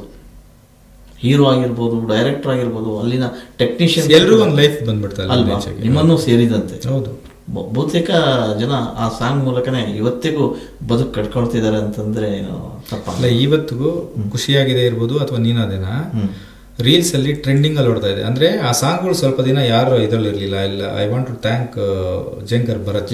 ನಾನು ಡಾರ್ಲಿಂಗ್ ಅಂತ ಕರೆಯೋದು ಭರತ್ಗೆ. ನಮ್ಗಿಬ್ರು ಜಾಸ್ತಿ ಏಜ್ ಡಿಫ್ರೆನ್ಸ್ ಏನಿಲ್ಲ. ಅವರು ಕೇಳಿದ್ರು ಒಂದ್ಸಲ, ಡಾರ್ಲಿಂಗ್ ಎಲ್ಲಿ ನಿಮ್ಮ ಹಾಡುಗಳು ಎಲ್ಲಿದ್ದಾವೆ ಅಂತ. ಯಾಕೆ ಅಂದರೆ ನಂದು ತಾಜ್ ಮಹಲ್ ಬಂದು ಸ್ಕಂದ ಆಡಿಯೋದವ್ರು ತೊಗೊಂಡಿದ್ರು. ಯಾವಾಗ CD ಆಡಿಯೋ ಕ್ಯಾಸೆಟ್ ಹೋಯ್ತಲ್ಲ, ಆ ಕಾಲದಲ್ಲಿ ಬಂದಂಥ ಹಾಡುಗಳು. ಅದು ಅವರು ಪ್ರೊಡಕ್ಷನ್ಸ್ ಬಂದರು, ಅಲ್ಲಿ ಡಿಸ್ಟ್ರಿಬ್ಯೂಷನ್ ಇಲ್ಲ, ಬಿಟ್ಟರು ಅವರು. ಮತ್ತೆ ಬಂದು ಅರ್ಜುನ್ ಮ್ಯೂಸಿಕ್ ಅಂತ ಒಂದು ಪೂಜಾರಿನ ತೊಗೊಂಡಿದ್ರು. ಅವರು ಆಗಲೇ ಬಿಟ್ಟು ಅವ್ರು ಬೇರೆ ಕಡೆ ಹೊರಟೋದ್ರು. ಅದು ಇಲ್ಲ ಹಾಡುಗಳೆಲ್ಲೋ ಡಿಜಿಟಲ್ ಪ್ಲಾಟ್ಫಾರ್ಮ್ಸಲ್ಲಿ. ಮತ್ತು ಅಂಬರ ಮತ್ತು ಇದು ರಾವಣ ಯೋಗಿ ಅವ್ರದ್ದು ಅಕ್ಷಯ ಆಡಿಯೋದಲ್ಲಿತ್ತು. ಸೊ ಯಾವಾಗ CDಗಳು ಇವೆಲ್ಲ ಹೋಯ್ತು, ಅಲ್ಲಿಗೆ ಯಾವಾಗ 2G ಬೇರೆ ಇತ್ತು, ಯೂಟ್ಯೂಬಲ್ಲಿ ಹೆಚ್ಚಿಗೆ ಯಾರು ನೋಡ್ತಾ ಇರಲಿಲ್ಲ. ಇಲ್ವೇ ಇಲ್ಲ ನಂದೆಲ್ಲೂ ಡಿಜಿಟಲ್ ಪ್ಲಾಟ್ಫಾರ್ಮ್ಸ್ ಎಲ್ಲ ಹಿಟ್ ಸಾಂಗ್ಸ್. ಇದ್ದಿದ್ದು ಒಂದು ಮುರಳಿ ಮಿಟ್ಸ್ ಮೀರಾ, ಒಂದು ಸರಸಕ್ಕೆ ಬಾರೈಸರಲ್ಲ, ಅದು ಆನಂದ ಅಡ್ಡದಲ್ಲಿ ಇದ್ದಿದ್ರಿಂದ ಅದು ಸ್ವಲ್ಪ ಹೊರಗೆ ಬರ್ತಾ ಇತ್ತು. ಈಗಿನ ಸೋಷಿಯಲ್ ಮೀಡಿಯಾ ಆಗಿದ್ದಿದ್ರೆ ಅಲ್ಲ, ಹಂಗಿದ್ದು ಕೂಡ CD ಕ್ಯಾಸೆಟ್ಗಳಲ್ಲೇ ಪಾಪ್ಯುಲರ್ ಆಗೋದಿಲ್ಲ. ಆಮೇಲೆ ಈಗ ಭರತ್ ಅವರು ನಂದಿರೋ ಅಷ್ಟು ಆಡಿಯೋಗಳೆಲ್ಲ ಹುಡುಕಿವಾಗೆಲ್ಲ ಆಲ್ಮೋಸ್ಟ್ ಜಂಕರ್ ಹ್ಯಾಂಡಲ್ ಮಾಡ್ತಾ ಇದಾರೆ. ಅದು ಬಂದು ಅದಕ್ಕೆ ಹೇಳಿದ್, ಇವಾಗ ಟ್ರೆಂಡಿಂಗ್ ಅಲ್ಲಿ ರೀಲ್ಸ್ ಅಲ್ಲಿ ಓಡ್ತಾ ಇದ್ದಾರೆ ನನ್ನ ಹಾಡುಗಳು. ಇವಾಗ ಫ್ರೆಶ್ ಆಗಿ ರಿಲೀಸ್ ಆದಂಗೆ ಇವಾಗ ಒಂದು 3-4 ಇಯರ್ಸ್ ಈಚೆಗೆ ಸಿಕ್ಕಾಪಟ್ಟೆ ಟ್ರೆಂಡ್ ಆಗೋಕೆ ಶುರು ಆಯ್ತು. ಅದು ಖುಷಿ ಆಗತ್ತೆ ನೋಡಿದೆ. ಇವಾಗ ಸ್ಟಿಲ್ ನಮ್ಮ ಚೈಲ್ಡ್ಹುಡ್ ಮೆಮೊರೀಸ್ ಇದು ಹಂಗೆ ಹಿಂಗೆ ಅಂತ ತುಂಬಾ ಜನ ಕಾಮೆಂಟ್ ಮಾಡ್ತಾ ಇರ್ತಾರೆ. ಸರ್, ಇದು ಭಕ್ತದ ಒಂದು ಹಾಡು ಸರ್, ಧಮ್ ಹೊಡಿದ್ರೆ ಒಂದು ನಿಮಿಷ ಕಿಕ್ಕು. ಆ ಹಾಡಿನ ಬಗ್ಗೆನೂ ಸಾಕಷ್ಟು ಏನೋ ಪ್ರತಿಕ್ರಿಯೆಗಳು ಬರ್ತಾ ಹೋದವು. ಅದಾದ್ಮೇಲೆ ನೀವು ರಾವಣ ಅಂತ ಒಂದು ಸಿನಿಮಾ, ರಾವಣ ಸಿನಿಮಾದಲ್ಲಿ ಒಂದು ಒಳ್ಳೆ ಸಾಂಗ್ನ ಕೇಳಿಸ್ತೀರಾ ಎಲ್ರಿಗೂ. ಆ ಸಾಂಗ್ ವಾಯ್ಸು ಕೂಡ ಹಂಗಿದೆ, ನಿನ್ನ ಮನೆಯವರೆಗೂ. ಅದೊಂದು ಹೇಳಿ ಸರ್. ಆಮೇಲೆ ಆ ಹಾಡು ಹುಟ್ಟಿದ್ದು ಹೇಗೆ, ಕಾಯ್ಕಿಣಿಯವರ ಲಿರಿಕ್ ಅನ್ಸುತ್ತೆ. ಹೌದು. ನಿನ್ನ ಮನೆವರೆಗೂ ಜೊತೆಯಲ್ಲಿ ನಾನು ಬರಬಹುದೇ, ನನ್ನ ಕೊನೆವರೆಗೂ ಮನದಲ್ಲಿ ನಾನು ಇರಬಹುದೇ, ವಿಶೇಷವಾಗಿದೆ ಬಡಪಾಯಿಯ ಖುಷಿಯಾಯಿ ಮಿಡಿತ, ನಿನ್ನ ನೋಡುತ್ತಾ ನಾ ಮುಖ ವಿಸ್ಮಿತ, ಮೋಹಗೊಳ್ಳುತ್ತಾ ನಾ ಮುಖ ವಿಸ್ಮಿತ. ಸೊ ಇದು ಕಾಯ್ಕಿಣಿಯವರ ಲಿರಿಕ್, ಕಾಯ್ಕಿಣಿ ಸರ್ ಲಿರಿಕ್ಸ್. ಮತ್ತೆ ಸೋನು ನಿಗಮ್ ಅವರಿಗೆ ಅಂತಾನೆ ಮಾಡಿದಂತ ಹಾಡು ಈ ಹಾಡು. ಯಾಕಂದ್ರೆ ಅವ್ರು ತುಂಬಾ ಟ್ರೆಂಡ್ ಅಲ್ಲಿ ಇದ್ರು ಸೋನು ನಿಗಮ್. ಓಕೆ. ನನಗೆ ಅಂದ್ರೆ ಬದ್ರಿ ಪ್ರಸಾದ್ ಸುಮಾರು ವರ್ಷಗಳಿಂದ ನನ್ನ ಎರಡನೇ ಸಿನಿಮಾ, ಮೊದಲನೇ ಸಿನಿಮಾ ಒಂದೇ ಮಿಸ್ ಆಗಿದ್ದು ಅವ್ರಿಗೆ. ತಾಜ್ ಮಹಲ್ ಅಲ್ಲೂ ಕೊಲ್ಲುವುದಾದರೆ ಕೊಂದು ಬಿಡು, ಅದು ಅವ್ರು ಆಡಿರೋದು. ದಮ್ ಹೊಡೆದ್ರೆ 1 ನಿಮಿಷ ಕಿಕ್ಕು, ಅದು ಅವರೇ ಹಾಡಿರೋದು. ಮತ್ತೆ ಇಳಿಬೇಡ ಮಗ ಇಳಿಬೇಡ, ಅದರಲ್ಲೂ ಒಂದು ಕೋರಸ್ ಪಾರ್ಟ್ ಅದೆಲ್ಲ ಬರುತ್ತೆ. ಆಕ್ಚುಲಿ ಅವರೇ ಆಡಿದ್ರು, ಮತ್ತೆ ಬಾಲು ಸರ್ ಬೇಕಂದಿದ್ದಕ್ಕೋಸ್ಕರ ವಾಯ್ಸ್ ರಿಪ್ಲೇಸ್ ಆಯ್ತು. ಬಟ್ ಅಲ್ಲೆಲ್ಲ ಬದ್ರಿ ವಾಯ್ಸ್ ಕೂಡ ಅದರಲ್ಲೂ ಇದೆ, ಅದು ಹಾಡಿದ್ರು. ಮತ್ತೆ ಇದು ನಂದು ಸುಮಾರು ಹಾಡುಗಳು ಹಂಗೆ ಹಾಡ್ತಾ ಬಂದಿದ್ರು. ಬಟ್ ನನಗೇನಂದ್ರೆ ಒಂದು ಅವನು ಯಾವಾಗಲೂ ಬದ್ರಿ ಹೇಳೋನು, ಒಂದು ಖುಷಿಯಾಗಿ ಥರ ಒಂದು ಹಿಟ್ ನಂಬರ್ ಬೇಕು ಅಭಿ. ಸೈಡಲ್ಲಿರೋ ಸಾಂಗುಗಳೆಲ್ಲ ಹಿಟ್ಟಾಗ್ತಾ, ಓಕೆ ಕೊಲ್ಲುವುದಾದರೆ ಕೊಂದು ಬಿಡೋನು ಹಿಟ್ಟು ಎಲ್ಲ ಓಕೆ, ಬಟ್ ಒಂದು ಮೆಲೋಡಿ ಸಾಂಗ್ ಹಿಟ್ಟಾದರೆ ಚೆನ್ನಾಗಿರುತ್ತೆ ನನಗೆ ಅಂತ. ಸೊ ನನಗದೊಂದು ಫೀಲ್ ಅವಾಗಿಂದ ವರ್ಕ್ ಮಾಡ್ತಾ ಇದ್ದಲ್ಲ ಹಾಡಿಸ್ಬೇಕು ಅಂತ. ಅದಕ್ಕೆ ನಾ ಹೇಳಿದೆ, ಅಂದರೆ ಒಂದು ಸ್ಟೈಲ್ ಇದೆಯಲ್ಲ, ಆ ಎಸೆನ್ಸ್ ಇವಾಗ ಅವರು ಸೋನು ನಿಗಮ್ ಮೈಂಡಲ್ಲಿದೆ. ಸ್ವಲ್ಪ ಆ ಸ್ಟೈಲ್ ಯೂಸ್ ಮಾಡಿಕೊಂಡು ವಾಯ್ಸ್ ಏನು ಮಾಡ್ಲೇಟ್ ಮಾಡೋದು ಬೇಡ, ಆ ಸ್ಟೈಲಲ್ಲಿ ಟ್ರೈ ಮಾಡೋಣ ಅಂತ ಅದು ಹಂಗೆ ಮಾಡಿದ್ವಿ. ಆಮೇಲೆ ಕೇಳಿದಾಗ ಯಾರು ಇದೇನೋ ಒಂಥರ ಇದನ್ನಿಸ್ತಾ ಇದೆ ಅಂತಂದರು. ಆಮೇಲೆ ಸೆಕೆಂಡ್ ಟೈಮ್ ತಿರ್ಗಾ ಹಾಡಿದ್ಮೇಲೆ ಬದ್ರಿ ಹೇಳ್ದ, ಇಲ್ಲ ಇನ್ನೂ ಒಂದ್ಸಲ ನಾನು ಹಾಡ್ತೀನಿ ಕಣೋ ಅಂತ ಅಂದ್ಬಿಟ್ಟು ಒಂದು 3 days ನಾವು ರೆಕಾರ್ಡ್ ಮಾಡಿ ತುಂಬ ಪಾಲಿಶ್ಡ್ ಆಗೋದು, ಎಷ್ಟು ಚೆನ್ನಾಗಿ ಇದು ಮಾಡ್ಬೋದು, ಆ ಇಂಪ್ಯಾಕ್ಟಿಂದ ಹೊರಗೆ ತರೋದಕ್ಕೆ ಅದು ಕೊಟ್ಬಿಟ್ವಿ. ಅದನ್ನ ಮಾಡಿ ಕೊಟ್ಟಿದ್ದಾದ್ಮೇಲೆ ಅವರೇ ಕೇಳಿದ್ರು, ಸರ್ ಇದು ಸಿಂಗರ್ದು ಇಟ್ಕೊಂಬಿಡೋಣ ಚೆನ್ನಾಗಿದೆ ಅಂತ. ಅಲ್ಲ ಸೋನು ನಿಗಮ್ ಅವ್ರದ್ದು ಕೇಳ್ತಾ ಇದ್ರಲ್ಲ ಇಟ್ಕೊಳ್ಳೋಣ ಅಂತ. ಇಲ್ಲ ಸರ್ ಇವ್ರು ತುಂಬ ಚೆನ್ನಾಗಿದೆ. ಸೊ ನನ್ನ ಇಂಟೆನ್ಷನ್ ಏನಂದರೆ ಅವರಿಗೆ 100% ಸ್ಯಾಟಿಸ್ಫ್ಯಾಕ್ಷನ್ ಆಗಿ ಹೊರಗೆ ಇವ್ರದೇ ಇರಲಿ ಅನ್ಬೇಕು. ನಾನು ಬಲವಂತ ಮಾಡಿ ಇವ್ರು ಚೆನ್ನಾಗಿದೆ ಇಟ್ಕೊಳ್ಳಿ ಅಂತ ಇವತ್ತರೆಗೂ ಯಾವ ಸಿಂಗರ್ದು ಆಗಲಿ ಯಾವ ಲಿರಿಕ್ಸ್ ರೈಟರ್ದು ಆಗಲಿ ನಾನು ಇನ್ಸಿಸ್ಟ್ ಮಾಡಲಿಲ್ಲ. ಆ ಥರ ಪ್ರಿಪೇರ್ ಮಾಡಿ ಕೊಟ್ಬಿಡ್ತೀನಿ ಅಷ್ಟೇ. ಸೊ ಅದು ಅಲ್ಲಿ ಬಂದು ರಾವಣದಲ್ಲಿ best selling song of the year ಅಂತ ಅಂದ್ಬಿಟ್ಟು ಅವಾಗ ಪ್ಲಾನೆಟ್ ಟೈಮ್ ಇತ್ತು MG ರೋಡಲ್ಲಿ. ಯಾರೋ ಫೋನ್ ಮಾಡಿದ್ರು, ಸರ್ ರಾವಣದು CD ಇಟ್ಬಿಟ್ಟು ಬೆಸ್ಟ್ ಸೆಲ್ಲಿಂಗ್ ಸಾಂಗ್ ನಿನ್ನ ಮನೆವರೆಗೂ ಅಂತ ಹಾಕಿದ್ದಾರೆ ಸರ್ ಅಂತ ಮೆನ್ಷನ್ ಮಾಡಿದ್ದಾರೆ ಅಂತ ಕಾಲ್ ಮಾಡಿದ್ರು. ಆ ಸಾಂಗ್ ಆ್ಯಕ್ಚುಲಿ ಅದು ಓಕೆ ಆಗಿರಲಿಲ್ಲ. ಯೋಗೀಶ್ ಹುಣಸೂರು ಅವರು ಕನ್ಫ್ಯೂಸ್ ಆಗಿಬಿಟ್ಟು ಹೇಳಿದರು, ಇದು ಅಂದರೆ ಗೊತ್ತಿಲ್ಲ ರೀ ನನಗೆ ಇದು ಓಡುತ್ತೆ ಇಲ್ವೋ, ನಿಮಗೆ ಇಷ್ಟ ಆದರೆ ಬಿಟ್ಬಿಡಿ ಅಂತ ಅಷ್ಟೇ ಹೇಳಿದರು. ಬಟ್ ಉದಯ್ ಮೆಹ್ತಾ ಸರ್ ಅವ್ರದ್ದು ಮೊದಲನೇ ಸಿನಿಮಾ ರಾವಣ ಅಲ್ವಾ ಸರ್, ನನಗೆ ಯಾಕೋ ಹೊಸ್ದಾಗಿ ಅನಿಸ್ತಾ ಇದೆ ಅಂತ. ಬಟ್ ಬೇಸಿಕಲಿ ಅದು ಸಿನಿಮಾದು ಮ್ಯೂಸಿಕ್ ಮಾಡೋದು ಬೇಡ ಸರ್, ಅದು ಹಳೆ ಹಾಡುಗಳೇ ತಮಿಳದ ಕಾದಲ್ಕೊಂಡೇನು ರೀಮೇಕ್ ಅದು ತುಂಬ ಚೆನ್ನಾಗಿದೆ ಹಾಡುಗಳದ್ದು ಒಂದು. ಬಟ್ ಆ ಹಾಡನ್ನು ಕೇಳಿ ಇದನ್ನು ವಾಪಸ್ ಮಾಡೋಕೆ ಇದು ಮಾಡೋದ್ರೆ ಭಾಳ ಕಷ್ಟ ಆಗಿಬಿಡುತ್ತೆ ಅಂತ ಹೇಳಿದಾಗ ಅವರಿಲ್ಲ, ನೇಟಿವಿಟಿ ಪ್ರಾಬ್ಲಮ್ ಆಗಿಬಿಡುತ್ತೆ ನಿಮ್ಗೆ ಇಲ್ಲಿಂದ. ಅವಾಗ ಅಷ್ಟೊತ್ತು ನಮ್ಮ ತಾಜ್ ಮಹಲ್ದು ಹಾಡುಗಳನ್ನ ಅವ್ರು ಕೇಳಿದ್ರು, ಹಾಡುಗಳು ಇಟ್ಟಾಗ ಹೋಗಿದ್ದು, ಸಿನಿಮಾ ಇನ್ನೂ ರಿಲೀಸ್ ಆಗಿರಲಿಲ್ಲ. ಬಟ್ ಆವಾಗ ಡಿಸೈಡ್ ಮಾಡಿ ರಾವಣ ನೀವೇ ಮಾಡಿ ಅಂತ ನನಗೆ ಕೊಟ್ಟಿದ್ದಿತ್ತು. ಅದೊಂದಷ್ಟು ಆ ಕಡೆ ಈ ಕಡೆ ಹಂಗಾಗಿ ತಾಜ್ ಮಹಲ್ ಇಟ್ಟಾದ್ಮೇಲೆ ನಾನು ಜಾಸ್ತಿ ದುಡ್ಡು ಕೇಳ್ತೀನಿ ಅಂತೆಲ್ಲ ಆಗಿ ತಿರ್ಕೊಂಡು ನನ್ನ ಹತ್ರಕ್ಕೆ ಬಂತು. ಓಕೆ, ಎಲ್ಲ ಸರಿ ಹಿಟ್ ಸಾಂಗ್ಗಳನ್ನ ಕೊಡ್ತಾ ಹೋದಂಥ ಅಭಿಮಾನ್ ರಾಯ್ ಜಾಸ್ತಿ ಪರಭಾಷೆ ಗಾಯಕರ ಹಿಂದೆ ಹೋಗಲಿಲ್ಲ, ಹೊಸಬ್ರಿಗೆ ಜಾಸ್ತಿ ಅವಕಾಶ ಕೊಡ್ತಾ ಬಂದರೆ. ನನಗೇನಂತಂದರೆ ಮೊದಲಿಂದ ನನಗೊಂದು ಏನೇ ಕೆಲಸ ಮಾಡೋದು ಒಂದು ಕ್ಲಾರಿಟಿ ಇಟ್ಕೊಂಡು ಮಾಡ್ತೀನಿ ನಾನು ಬಂದು. ಈಗ ನಾನು ಹೇಳ್ತಾ ಇರೋದು ಪರಭಾಷಾ ಗಾಯಕರು ಅನ್ನೋದು ಶುರುವಾಗಿದ್ದು ಒಂದು ಸೀಸನಿಂದ. ಅದಕ್ಕೆ ಮೊದಲು ಎಲ್ಲಿದ್ದರು? ಇಲ್ಲೇ ಆಡ್ತಾ ಇದ್ರು ಅಲ್ಲ, ಎಲ್ಲ ಇಲ್ಲಿನವರೇ. ಫಾರ್ ಎಕ್ಸಾಂಪಲ್ ಈಗ ಬಾಲು ಸರ್ ಅಂದರೆ ಅವ್ರನ್ನ ಯಾರು ಬಂದು ತಮಿಳ್ನಾಡವರು, ಆಂಧ್ರದವರು ಅಂತ ಅವ್ರು ನಮ್ಮವರು, ಯಾವ ಸ್ಟೇಟ್ಗೆ ಹೋದ್ರು ಅವ್ರು ನಮ್ಮವರು ಅಂತ ಹಾಕ್ಬಿಡ್ತಾರೆ. ಅದು ಬಿಟ್ಟರೆ ಇವಾಗ ಚಿತ್ರ ಅವ್ರು ಇರ್ಬೋದು, ಜಾನಕಮ್ಮ ಇರ್ಬೋದು, ಅವ್ರು ಯಾವುದೇ ಸ್ಟೇಟಿಂದ ಬಂದರೂ ನಮ್ಮವ್ರನ್ನ ಫೀಲಿಂಗ್ ಬಂದ್ಬಿಡ್ತು. ಯಾಕಂದರೆ ಅಷ್ಟು ಶುದ್ಧವಾಗಿ ಸ್ಪಷ್ಟವಾಗಿ ವಾಣಿ ಜಯರಾಮ್ ಅವರಿಂದ ಹಿಡಿದು ಎಲ್ಲ ಮಾಡೋರು. ಇಲ್ಲಿ ಮಂಜುಳಾ ಗುರುರಾಜ್ ಅವ್ರು ಇರ್ಬೋದು, BR ಛಾಯಾ ಅವ್ರು ಇರ್ಬೋದು, ರತ್ನಮಾಲ ಪ್ರಕಾಶ್ ಅವ್ರು ಇರ್ಬೋದು, ಚಂದ್ರಿಕಾ ಗುರುರಾಜ್ ಅವ್ರು ಇರ್ಬೋದು, ಆವಾಗಿಂದ ಇದ್ದಂಥ ಜನ್ರೇಷನ್ ಸಿಂಗರ್ಸು ಏನು ಕಮ್ಮಿ ಇದ್ರು, ಯಾವುದು ಕಮ್ಮಿ ಇದ್ರು ಅಂದರೆ ಈವನ್ನು ಭಾವಗೀತೆಗಳಿಗೆ ಒಂದು ವಿಜುವಲ್ ಮಾಧ್ಯಮ ಅಂತೇನೆ ಇರಲಿಲ್ಲ ಅಲ್ವಾ. ಈಗ ಫಾರ್ ಎಕ್ಸಾಂಪಲ್ ಇಲ್ಲಿ ಜಾರಿತೋ ಮನವು, ಈಗ ವಿಡಿಯೋನೇ ಇಲ್ಲ ಅದ್ರದ್ದು, ಹಾಡಿಟ್ಟಾಗ್ಲಿಲ್ವ ಅದು ಬಂದು. ನಿಜ ಅಂದರೆ ಹಾಡಲ್ಲಿ ಸಾಹಿತ್ಯ ಮತ್ತು ಟ್ಯೂನ್ ಇರುತ್ತಲ್ಲ, ಅದನ್ನ ತುಂಬ ಇಂಪ್ಯಾಕ್ಟ್ಫುಲ್ ಆಗಿ ಸಿಂಗರ್ಸ್ ಆದ್ರೆ ಸಾಕು ಇಟ್ಟಾಗ್ಬಿಡುತ್ತೆ. ಅದಕ್ಕೆ ನೀವು ಯಾವುದೋ ಎಲ್ಲಿಂದನೋ ಕರ್ಕೊಂಡ್ಬರ್ಬೇಕಂತ ಏನೂ ಇಲ್ಲ. ಏನಂದರೆ ಒಂದೊಂದ್ಸಲ ನಮ್ಗೆ ಏನು ಅನ್ಸುತ್ತೆ ಅಂದರೆ, ಕೆಲವು ಸಲ ವಾಯ್ಸ್ ಟೋನ್ ಇರ್ತಲ್ಲ, ಟಿಂಬರ್ಗೋಸ್ಕರ ಹಾಡಿಸ್ಬೇಕೇವೇನೋ, ಅವರು ತುಂಬ ಅದ್ಭುತವಾಗಿ ಹಾಡ್ತಾರೆ, ಇವರು ಸುಮಾರಾಗಿ ಆಡ್ತಾರೆ ಅಂತ ಅದ್ರ ಅರ್ಥ ಅಲ್ವೇ ಇಲ್ಲ. ಯಾಕಂದರೆ ಆವಾಗಿದ್ದಂಥ ಗಾಯಕರು 100% ಇವಾಗ ಯಾರು ಇಲ್ವೇ ಇಲ್ಲ. ನಾನು ಹೇಳ್ತೀನಿ, ಇವಾಗೆಲ್ಲ ಟೆಕ್ನಾಲಜಿ ಮೇಲೆ ಇರುವಂಥ ಗಾಯಕರೇ ಬಂದು. ಸೊ ಅವಾಗ ಏನಿದ್ರು ಲಾಸ್ಟ್ ಇಲ್ಲಿ ನಮ್ಮ ಮನೇನೂ ಹೇಳಿದೆ, ನಮ್ಮ ಕನ್ನಡದಲ್ಲಿ ಅಂದರೆ ಹೇಮಂತ್ ಅವರು, ಬದ್ರಿ, ರಾಜೇಶ್. ಕರೆಕ್ಟ್. ಸೊ ಇಲ್ಲಿಗೆ ನಮ್ಮ ಕನ್ನಡದಲ್ಲಿರುವಂಥ ಮೇಜರ್ ಸಿಂಗರ್ಗಳನ್ನ ಹೇಳ್ತಾ ಇದ್ದೀನಿ. ಈಗ ವಿಜಯ್ ಪ್ರಕಾಶ್ ಅಂದರೆ ಅವ್ರು ನ್ಯಾಷನಲ್ ಲೆವೆಲ್ ಸಿಂಗರ್ ಆಗಿರೋದು, ನಾನು ಇಲ್ಲಿಗೆ ಅವ್ರನ್ನ ತೊಗೊತಾ ಇಲ್ಲ, ಅವ್ರು ಅಲ್ಲಿಂದ ಸೊ ಇಲ್ಲಿಗೆ ತೊಗೊಂಡ್ರೆ ಅವರೆಲ್ಲ ಅಂದರೆ ಆವಾಗಿನ ಟೇಪ್ ಕಾಲದಲ್ಲಿ, ಅಂದರೆ cut and paste, auto tune ಇಲ್ಲದೆ ಇರೋಂಥ ಕಾಲದಲ್ಲಿ ಬಂದಿದ್ದಕ್ಕೆ ಇವತ್ತಿಗೂ ಅವ್ರು ಇದ್ದಾರೆ. ಯಾರು ನಿಮಗೆ ಇದ್ರ ಮೇಲೆ ಡಿಪೆಂಡ್ ಆಗ್ತಾರೆ, ಟೆಕ್ನಾಲಜಿ ಮೇಲೆ, ಟೈಮಿಂಗ್ ಇರ್ತಾರೆ. ಇಷ್ಟೆಲ್ಲ ಹಿಟ್ ಸಾಂಗ್ ಕೊಟ್ಟರು ಕೂಡ ಸ್ಟಾರ್ ಸಿನಿಮಾ ಸಿಗೋದಿಲ್ಲ. ಅದು ಏನಾಗುತ್ತೆ ಅಂದರೆ, ನನಗೆ ಅಕಸ್ಮಾತ್ ಪೂಜಾರಿ ಅಥವಾ ಭಕ್ತ ಹಿಟ್ಟಾಗೋಗಿದ್ರೆ, ನನಗೆ ಫಸ್ಟ್ ಬರ್ತಾ ಇದ್ದಂಥ ಸಿನಿಮಾಗಳು ಆ್ಯಕ್ಷನ್ ಸಿನಿಮಾಗಳು ಬಂದ್ಬಿಟ್ಟು, ಕಮರ್ಷಿಯಲ್ ಸಿನಿಮಾ ಯಾವಾಗ ಬರುತ್ತೋ ಎಲ್ಲ technicians, not only music composer, director ಇರ್ಬೋದು, ಮ್ಯೂಸಿಕ್ ಕಂಪೋಸರ್ ಇರ್ಬೋದು, ಸಿನಿಮಾಟೋಗ್ರಾಫರ್ ಇರ್ಬೋದು, ಓಕೆ, ಅಷ್ಟು ಜನಕ್ಕೊಂದು ನೆಕ್ಸ್ಟ್ ಲೆವೆಲ್ ಮೈಲೇಜ್ ಸಿಗೋದೇ ಒಂದು ಆ್ಯಕ್ಷನ್ ಸಿನಿಮಾಗಳು ಬಂದಾಗ, ಕಮರ್ಷಿಯಲ್ ಸಿನಿಮಾಗಳು ಬಂದಾಗ. ನೀವು ಇನ್ನು ಯಾರನ್ನ ಬೇಕಾದ್ರೂ ತೊಗೊಂಬನ್ನಿ, ನಾನೇ ಅಂತಲ್ಲ. ಈಗ ಯಾರ್ಯಾರು ನಮ್ಮ ಥರ ಮೆಲೋಡಿ ಅಂತ ಮಾಡ್ಕೊಂಡು ಬಂದಿದ್ದಾರೋ ಅವ್ರು ಯಾರು ಕಮರ್ಷಿಯಲ್ ಸಿನಿಮಾಗಳು ದೊಡ್ಡ ದೊಡ್ಡ ಹೀರೋಗಳು ಸಿಗಲೇ ಇಲ್ಲ ಅವ್ರಿಗೆ ಯಾರಿಗೂ ಬಂದು. ನನಗೆ ಅಲ್ಲ, ಇಲ್ಲಿ ಏನು ಬ್ರ್ಯಾಂಡ್ ಆಗುತ್ತೆ ಅಂದರೆ, ಇವ್ರು ಮಾಡಿ ತಾಜ್ ಮಹಲ್, ಈಗ ಹಿಂದೆ ಪೂಜಾರಿ ಮಾಡಿದೆ, ಭಕ್ತ ಮಾಡಿದೆ, ಅದು ಸಿನಿಮಾಗಳು ಹಿಟ್ಟಾಗದೇ ಇದ್ದಿದ್ದರಿಂದ ಏನಾಗುತ್ತೆ, ಅದನ್ನು ಮರ್ತು ಬಿಡ್ತಾರೆ. ಹಿಟ್ಟಾಗಿದೆ ಯಾವುದು ತಾಜ್ ಮಹಲ್, ಓಕೆ, ಮುಳ್ಳಿನ್ ಮಿಟ್ಸ್ ಮೀರಾ, ಓಕೆ, ರಾವಣ, ಓಕೆ, ಹಿಂಗೆ ಚೆನ್ನಾಗಿದೆಯಲ್ಲ ಅಂತ ಅನ್ಕೊಂಡು ಏನು ಮಾಡ್ತಾರೆ, ಆ ಥರದ ಸಿನಿಮಾಗಳವರೇ ನಮ್ಮ ಹತ್ರ ಜಾಸ್ತಿ ಬರೋಕ್ಕೆ ಶುರುವಾಗ್ತಾರೆ. ಸೊ ಅದರಲ್ಲಿರುವಂಥ ಹೀರೋಗಳು ಯಾರಿರ್ತಾರೆ, ಮಿಡ್ ರೇಂಜ್ ಹೀರೋಗಳು ಇರ್ತಾರೆ. ಬೇರೆಯವರು ಆ್ಯಕ್ಷನ್ ಲೆವೆಲ್ ಅಂದರೆ ಅವ್ರು ದೊಡ್ಡದಾಗಿ ಅವ್ರು ಬೆಳೆದು ಬಿಟ್ಟಿರ್ತಾರೆ, ಕರೆಕ್ಟ್. ಅಥವಾ ಇನ್ಯಾರು ಲೈಮ್ ಲೈಟ್ ಬರದೇವ್ರು ಇರ್ತಾರೆ, ಅವ್ರಿಗೆ ಅದು ನಮ್ಮದು ನಾವು ಜಾಸ್ತಿ ಆಗ್ಬಿಡ್ತೀವಿ ಅವ್ರಿಗೆ. ಸೊ ನಾವು ಮಧ್ಯದಲ್ಲಿ ನಿಂತ್ಕೊಳ್ಳೋದ್ರಿಂದ ಏನಾಗ್ಬಿಡುತ್ತೆ, ಆ ಕಡೆ ತೀರಾ ಅಳಬರು ಅಲ್ಲ, ಈ ಕಡೆ ತೀರಾ ಹೊಸಬರು ಅಲ್ಲ, ಈ ಥರ ಒಂದು ಸಂಕಷ್ಟಕ್ಕೆ ಸಿಕ್ಕಾಕೊಂಡ್ಬಿಡ್ತೀವಿ. ಸೊ ಯಾವುದಾದ್ರು ಒಂದು ಹಿಟ್ಟಾಗಬೇಕಾಗಿತ್ತು ಅವಾಗ, ಅದೇ ರಾವಣ ಅಥವಾ ಪೂಜಾರಿ ಅಥವಾ ಭಕ್ತ, ಅವೆರಡರಲ್ಲಿ ಒಂದಾಗಿದ್ದಿದ್ರೆ ಆ್ಯಕ್ಚುಲಿ ತಾಜ್ ಮಹಲ್ ಬರ್ತಾ ಇತ್ತು ಅಲ್ಲೋ ಗೊತ್ತಿಲ್ಲ ನನಗೆ, ಅದೇ ಆ್ಯಕ್ಷನ್ ಲೆವೆಲ್ ಹೊರಟೋಗಿರುತ್ತೆ. ಓಕೆ, ಬ್ಯೂಟಿಫುಲ್ ಆಗಿ ರಾಗ ಸಂಯೋಜನೆ ಮಾಡುವಂಥ ಅಭಿಮನ್ ರಾಯ್ ಅವರ ಲೈಫಲ್ಲಿ ಒಂದಿಷ್ಟು ರಾಗ ತಾಳ ತಪ್ಪೋಯ್ತು. ಅಂದರೆ ಲೈಕ್ ಅವು ಅಂತ ನನಗೆ ಅಂದರೆ ನೀವು ಮಾಡುವಾಗ ಒಂದಿಷ್ಟು ದೊಡ್ಡ ದೊಡ್ಡ ಕನಸುಗಳನ್ನು ಕಟ್ಕೊಳ್ತೀರಾ, ಆದರೆ ಬರೋ ಸಿನಿಮಾ ಹೊಸಬ್ರದ್ದು, ಅನಿವಾರ್ಯತೆಯಿಂದ ಮಾಡಿದ್ರು ಅಥವಾ ತುಂಬ ಇದರಿಂದ ಮಾಡಿದ್ರು, ಮಾಡಲೇಬೇಕು ಅಂತ. ಅಲ್ಲ, ನನಗದು ಅನಿವಾರ್ಯ ಐತೆ. ಯಾಕೆಂದರೆ ನಾನಿವಾಗ ಯಾವುದೋ ಒಂದು ಹಳ್ಳಿಯಿಂದ ಬಂದು ಬೆಂಗಳೂರಲ್ಲಿ ಇದ್ದೀನಿ, ನನಗೆ ಗಾಳಿ ಬಿಟ್ಟರೆ ಇನ್ನೇನು ಫ್ರೀಯಾಗಿ ಸಿಗಲ್ಲ ಇಲ್ಲಿ ಬಂದು. ಕೆಲವೊಂದ್ಸಲ ಎಷ್ಟೋ ಸಿನಿಮಾಗಳು ನಾನು ಮಾಡೋದೇ ಇಲ್ಲ ಅಂತ ಬಿಟ್ಟಿರ್ತೀನಿ ನಾನು ಬಂದು, ಬಟ್ ಅವರು ತುಂಬ ಬಲವಂತ ಮಾಡಿ ಇನ್ನೊಂದು ಏನೋ ಮಾಡ್ಕೊಡ್ಲೇಬೇಕು ಅನ್ನೋದು ಒಂದು ಒತ್ತಡ ಆಗುತ್ತೆ. ಅದು ಒತ್ತಡ ಅಂತ ಅನ್ನೋದಕ್ಕಿಂತ ಅವ್ರ ಪ್ರೀತಿ ಅಂತ ನೆನ್ಕೋಬೋದು. ಅಲ್ಲಿ ಏನಾಗುತ್ತೆ, ಕೆಲವು ಸಲ ನನಗೆ ಇವ್ರು ಸರಿ ಕೆಲಸ ಮಾಡಲ್ಲ ಅಂತ ಅದು ಮೈಂಡಿಗೆ ಬರ್ತಾ ಇರಲಿಲ್ಲ. ಅಂದರೆ ನೀವೇ ಬೇಕು ಅಂತ ಕೇಳ್ತಾ ಇದ್ದಾರಲ್ಲ ಅನ್ನೋದು ಒಂದು. ಆಮೇಲೆ ಅವರು ಹೇಳೋವಾಗ ಚೆನ್ನಾಗಿ ಹೇಳ್ತಾರೆ, ಸರಿಯಾಗಿ ತೆಗಿಯೋಕ್ಕೆ ಬಂದಿರಲ್ಲ ಈ ಥರದ್ದೊಂದು. ಬಟ್ ಅದನ್ನೆಲ್ಲ ಮೀರಿದ್ರು ಕೂಡ ಏನಂತಂದರೆ ನಮ್ಮದು ಜೀವನ ನಡಿಬೇಕಾಗತ್ತಲ್ಲ.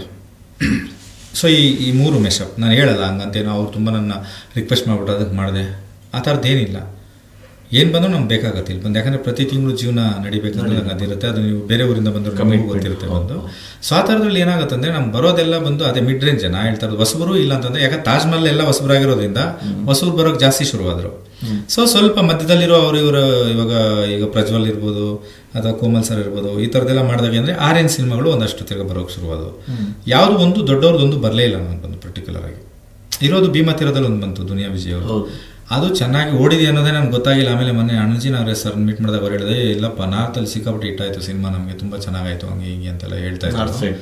ಬಟ್ ಇಲ್ಲೇನಾಯಿತು, ಕಾಂಟ್ರವರ್ಸಿಗಳ ಮೇಲೆ ಹೋಯ್ತು ಅದು. ಅಂದರೆ ಇದರಲ್ಲಿ ಯಾರು ಟೆಕ್ನಿಷಿಯನ್ ಇದ್ದಾರೆ, ಏನು ವರ್ಕ್ ಮಾಡಿದ್ದಾರೆ ಗೊತ್ತೇ ಆಗಲಿಲ್ಲ. ಈಗೇನೋ ಕತೆ ಬಗ್ಗೆ ಕಾಂಟ್ರವರ್ಸಿಗಳು ಬಂದು ದಿನಾ ಟಿವಿಲಿ ಬರ್ತಾ ಇದ್ದು ಡಿಬೇಟ್ಗಳು ಕಾಂಟ್ರವರ್ಸಿ ಮೇಲೆ, ಸಿನಿಮಾ ಟೆಕ್ನಿಕಾಲಿಟಿ. ಸೊ ಅದೊಂದು ಕಮರ್ಷಿಯಲ್ ಸಿನಿಮಾ ಅದು ಆ್ಯಕ್ಚುಲಿ, ಅದೊಂದು ಮೈಲೇಜ್ ಸಿಗೋದು ಆ್ಯಕ್ಚುಲಿ. ಅದ್ರಲ್ಲಿ ಒಳ್ಳೆ ಆಟ ಒಂದೆರಡು ಇದ್ದು ಬಂದು ಆಯಿತಾ. ಸೊ ಅದು ನಾನೇ ಮಾಡೋದಂತ ಎಷ್ಟೋ ಜನಕ್ಕೆ ಗೊತ್ತಿಲ್ಲ. ಆವಾಗ ಮನಸ್ಸೇ ಒಂದು ಸಾರಿ ಕೇಳು, ಅದು ಸೊ ನಿಮ್ದು ಸರ್ ಇದು ಸಾಂಗ್ ಅಂತಾರೆ, ಭೀಮಾ-ತೀರದಲ್ಲಿ ನೀವು ಮಾಡಿದ್ದು ಅಂತ ಆವಾಗ ಅಂತಾರೆ. ಸೊ ಈ ಥರದ್ದು ಅದೇನಿವಾಗ ಅದು ನಾವು ಏನನ್ಸೆ ಒಂದೊಂದ್ಸಲ ಏನಾಗ್ಬಿಡುತ್ತೆ, ಈ ಎರರ್ಗಳ ಅಥವಾ ನಾವು ಮಾಡ್ಕೊಂಡಿದ್ದ ಅಂತ ಅನ್ನೋದಕ್ಕಿಂತ ಒಂದೊಂದ್ಸಲ ಡೆಸ್ಟಿನಿ ಅಂತ ಅನ್ಸ್ಬಿಡುತ್ತೆ ನನಗೆ. ಆವಾಗ ಅನ್ಸೋದು ನಾವು ತಪ್ಪು ಮಾಡ್ತಾ ಇದೀವ, ನಮ್ಮ ಹತ್ರ ಬರೋರು ತಪ್ಪಾಗಿದ್ದಾರೆ ಅನ್ನೋದು ಗೊತ್ತಾಗ್ತಾ ಇರಲಿಲ್ಲ. ಇವಾಗ ನಾವು ಏನೇ ಪ್ಲಾನ್ ಮಾಡಿದ್ರು ಅದು ಏನಾಗಬೇಕೋ ಅದೇ ಆಗುತ್ತೆ ಅನ್ನೋದು ಒಂದು ಇದು. ಏನು ಹುಷಾರಾಗಿದ್ರು ವಿಜಯ್. ಇವಾಗ ಫಾರ್ ಎಕ್ಸಾಂಪಲ್ಲು ಈಗ ನಾವು ಇಲ್ಲಿವರೆಗೂ ಇದ್ದೀವಿ, ಈಗ ಹೊರಗಡೆ ಹೋಗಿ ಏನಾಗುತ್ತೆ ನಮ್ಗೇನು ಗೊತ್ತಾಗುತ್ತೆ. ಕರೆಕ್ಟ್, ಕಾಮನ್ ಅದಾಗ್ತದೆ ಅಲ್ವಾ. ಈಗ ನೀವು ಎಷ್ಟು ನೋಡಿರ್ತೀರ ಆ ಥರದ್ದೆಲ್ಲ ಜೀವನದಲ್ಲಿ ಬಂದು. ಸೊ ಅದು ಅವ್ರವ್ರ ಜೀವನ ಅವ್ರಿಗೆ ಮಾತ್ರ ಗೊತ್ತಾಗುತ್ತೆ. ನಾವು ಪ್ರಿಡಿಕ್ಟ್ ಮಾಡ್ಬೋದು ಅಷ್ಟೇ, ಹಿಂಗಿರಬಾರ್ದಾಗಿತ್ತು, ಹಿಂಗಿರಬೇಕು. ಇದು ಬರೀ ಅವ್ರಿಗೆ ಮಾತ್ರ ಸಲ್ಲುತ್ತೆ. ಅಂದರೆ ಈಗ ನಾನು ಹೇಳಿದ್ರೆ ಅದು ನನ್ನ ಲೈಫ್ ಎಕ್ಸ್ಪೀರಿಯನ್ಸ್, ನೀವು ಹೇಳಿದ್ರೆ ನಿಮ್ಮ ಲೈಫ್ ಎಕ್ಸ್ಪೀರಿಯನ್ಸ್. ಸೊ ನನ್ನನ್ನು ನೋಡ್ಕೊಂಡು ನೀವು ಬದುಕೋಕ್ಕಾಗಲ್ಲ, ನಿಮ್ಮನ್ನು ನೋಡ್ಕೊಂಡು ನಾವು ಬದುಕೋಕ್ಕಾಗಲ್ಲ. ಹಂಗಾಗಿ ಕೆಲವರು ಹೇಳ್ಬೋದು, ಇಲ್ಲ ನೀವು ಹಿಂಗೆ ಪ್ಲಾನ್ ಮಾಡ್ಕೋಬೇಕಾಗಿತ್ತು, ಇಂಥವ್ರು ತಗೋಬಾರ್ದಾಗಿತ್ತು, ಇಂಥವ್ರದ್ದು ಮಾಡಬಾರ್ದಾಗಿತ್ತು ಹೇಳ್ಬೋದು ಬಂದು. ಈಗ ಅವ್ರ ಅನುಭವದ ಮೇಲೆ ಅದನ್ನ ಹೇಳ್ತಾರೆ. ನನ್ನ ಜಾಗದಲ್ಲಿ ಇದು ನೋಡಿದಾಗ ಗೊತ್ತಾಗುತ್ತೆ, ಅವ್ರು ನನ್ನ ಜಾಗದಲ್ಲಿ ಇದ್ರು ಅವ್ರು ಅದನ್ನೇ ಕೆಲಸ ಮಾಡ್ತಾರೆ ಅಲ್ವಾ. ಈಗ ಫಾರ್ ಎಕ್ಸಾಂಪಲ್ ಹೇಳೋದು, ಇವಾಗ ಅನಿರುದ್ಧ ಅಂತ ಇಟ್ಕೊಳ್ಳಿ ಬಂದು ತಮಿಳಲ್ಲಿ. ಈಗ ನಾನು ಅಲ್ಲೇ ಇದ್ದಿದ್ರೆ ನನಗೀಗ ಯಾವುದೋ ಫಸ್ಟ್ ವೈದಿಸ್ ಕೊಲವರಿ ಸಾಂಗ್ ನಾನು ಮಾಡಿದರೆ, ಈಗ ಅನಿರುದ್ಧ ಮಾಡೋದೆಲ್ಲ ನಾನು ಮಾಡ್ತಾ ಇದ್ದೆ ಅಷ್ಟೇ. ನಾನು ಹೇಳೋದು ಅನಿರುದ್ಧ ಅಲ್ಲ, ಅಭಿಮನ್ನೇ ಅನಿರುದ್ಧ ಜಾಗದಲ್ಲಿ ಇದ್ದಿದ್ದು. ಆ ಫಸ್ಟ್ ಸಾಂಗ್ ಧನುಷ್ ಅವ್ರು ನನಗೆ ಸಿಕ್ಕಿದ್ದಿದ್ರೆ ಅಲ್ವಾ, ಈಗ ಆ ಜರ್ನಿ ಹಂಗೆ ತಾನೇ ಹೋಗ್ತಿತ್ತು ಅಷ್ಟೇ. ಅಂದರೆ ಆಪರ್ಚುನಿಟಿ ನಮ್ಗೆ ಯಾವುದು ಎಲ್ಲಿ ಸಿಗುತ್ತೆ ಅನ್ನೋದ್ರ ಮೇಲೆ ನಾವು ಎಲ್ಲ ಆಪರ್ಚುನಿಟಿ ಸರಿಯಾಗಿ ಬಳಸ್ಕೊತಾ ಇರ್ತೀವಿ. ಬಟ್ ಆ ಟೈಮು ಅಥವಾ ಅದರೊಳಗಿರೋ ಇನ್ನೂ ಒಂದಷ್ಟು ಜನರ ಕೆಲಸನೋ ಯಾವುದೋ ಒಬ್ಬೊಬ್ಬರಿಂದ ಇಲ್ಲ, ಇಟ್ಸ್ ಎ ಟೀಮ್ ವರ್ಕ್ ಆಗಿರೋದ್ರಿಂದ ಎಲ್ಲರದ್ದು ಎಫರ್ಟ್ ಚೆನ್ನಾಗಿರಬೇಕು. ಮ್ಯೂಸಿಕ್ನ ತುಂಬ ಚೆನ್ನಾಗಿ ಮಾಡ್ಕೊಂಡು ಬಂದವರು, ಗೆಲುವು ಕಂಡ್ರಿ, ಸೋಲ್ಕೊಂಡ್ರಿ, ಎರಡನ್ನೂ ಕೂಡ ಸಮಾನವಾಗಿ ಕಂಡುಕೊಂಡ್ರಿ ನೀವು. ಆದರೆ ಈ ಮಧ್ಯೆ ಎಲ್ಲೋ ಅಭಿಮನ್ಯು ರಾಯ್ ಕಳೆದೋದ್ರು ಅಂತ ಅನ್ನಿಸ್ಲಿಲ್ವಾ? ಕಳೆದೋದ್ರು ಅಂತೇನು ನಾನೇನು ಅಂದ್ಕೊಂಡಿಲ್ಲ. ಯಾಕಂತಂದರೆ ಈ ಫಸ್ಟು 2016 ಡಿಮಾನಿಟೈಸೇಷನ್ ಶುರುವಾಯಿತು. ನೋಟ್ ಬ್ಯಾನ್ ಆದಾಗ ಒಂದಷ್ಟು ಇಂಡಸ್ಟ್ರಿ ಬಿದ್ದು, ನಿಮಗೆ ಗೊತ್ತು ಫಸ್ಟ್ ಏನು ಎಫೆಕ್ಟ್ ಆದರೂ ಬರೋದೇ ನಮ್ಮ ಇಂಡಸ್ಟ್ರಿ ಮೇಲೆ ಅಂತ. ಯಾಕಂದರೆ ಅದು ರಿಯಲ್ ಎಸ್ಟೇಟ್ ಬಿದ್ದೋಗುತ್ತೆ, ಪ್ರೊಡ್ಯೂಸರ್ಸ್ ಬರೋಲ್ಲ. ಸೊ ಆವಾಗ ಒಂದಷ್ಟು ವರ್ಷ ಪ್ರಾಬ್ಲಮ್ ಆಯಿತಾ. ಸರಿ, ಮಧ್ಯದಲ್ಲಿ ಏನಾಯಿತು, ರಗಡು ಮನೆ ಮಾರಾಟಕ್ಕಿದ್ದೇ ಶುರುವಾಯಿತು. ರಗಡಲ್ಲೂ ನಿನ್ನನ್ನೇ ಪ್ರೀತಿಸುವೆ ನೂರಾರು ಜನ್ಮಕ್ಕೂ ಆ ಸಾಂಗ್ ಚೆನ್ನಾಗಿಟ್ಟಾಯಿತು. ಸಿನಿಮಾನು ಒಂದು 50 ದಿನ ಓಡ್ತು. ಅದಾದಮೇಲೆ ಇದು ಬಂದು ಹಾರರ್ ಕಾಮಿಡಿ, ಅದು ಕೂಡ ಫಂಕ್ಷನ್ನು ಮಾಡಿದ್ರು, ಮನೆ ಮಾರಾಟಕ್ಕಿದೆ. ಅದಾದ ತಕ್ಷಣ ಕೊರೋನಾ ಸ್ಟಾರ್ಟ್ ಆಗೋಯ್ತು. ಈಗ ಆ ಟೈಮಲ್ಲಿ ಏನಾಯಿತು, ನನಗೆ ಇವಾಗ ಟೈಮ್ಸ್ ಆಫ್ ಇಂಡಿಯಾದವ್ರದ್ದು ಕೂಡ 20 years ಜರ್ನಿಗೆ ಇದು ಕೊಟ್ಟರು, ನನಗೆ ಮ್ಯೂಸಿಕ್ ಐಕಾನ್ ಅವಾರ್ಡ್ ಕೊಟ್ಟರು ಆಯಿತಾ. ಆವಾಗ ಆನ್ ಸ್ಟೇಜ್ ಶಿವಣ್ಣವ್ರು ಹೇಳಿದೆ, ಆ್ಯಕ್ಚುಲಿ ಶಿವಣ್ಣವ್ರದ್ದು ಒಂದು ಸಿನಿಮಾ ಮಿಸ್ ಆಯಿತು, ಓಂ ಪ್ರಕಾಶ್ ಸರ್ ನಾನು ಮಾಡಬೇಕಿತ್ತು ಶಿವ ಅಂತ. ಅಲ್ಲಿ ಅನೌನ್ಸ್ ಮಾಡೋದು ನೆಕ್ಸ್ಟ್ ಸಿನಿಮಾ ನಾವು ಮಾಡೋಣ ಅಂತಂದ್ಬಿಟ್ಟು. ನೆಕ್ಸ್ಟ್ ಕೊರೋನಾ ಬಂತು. ಈ 2 ಸಿನಿಮಾದು ಸಕ್ಸಸ್ನ ನಾನು ಇದು ತೊಗೊಳಕ್ಕೆ ಆಗಲಿಲ್ಲ. ಯಾಕಂದರೆ ಕೊರೋನಾದಲ್ಲೇ 3 ವರ್ಷ ಹೊರಟೋಯ್ತು ಅದು ಬಂದು ಅಲ್ವಾ. ಸೊ ಅಂದರೆ ಕರೆಕ್ಟ್ ಟೈಮಿಂಗಲ್ಲಿ ಇವಾಗ ನಮಗೇನೋ ಒಂದು ಒಳ್ಳೇದಾಗ್ತಾ ಇದೆ ಅಂದಾಗ ಈ ಥರದೊಂದು 2 ವರ್ಷ 3 ವರ್ಷ ಗ್ಯಾಪ್, ನೋಟ್ ಬ್ಯಾನಿಂದ ಒಂದು 2-3 ವರ್ಷ, ಈ ಕೊರೋನಾದಿಂದ 2-3 ವರ್ಷ, ಆ ಒಂದು ರೀಸನ್ನಿಂದ ಸಫರ್ ಆದ್ವಿ. ಸುಮಾರು ಜನ ಆಗಿದ್ದಾರೆ. ಬಟ್ ಏನಾಗುತ್ತೆ, ತುಂಬ ದೊಡ್ಡವರು, ದೊಡ್ಡ ಬ್ಯಾನರು, ಒಂದಷ್ಟು ಜನ ಮಾತ್ರ ಯಾರ್ಯಾರು ಆ್ಯಕ್ಟಿವ್ ಆಗಿದ್ರು ಅವ್ರು ಮಾತ್ರ ಸಸ್ಟೈನ್ ಆಗಿದ್ದಾರೆ.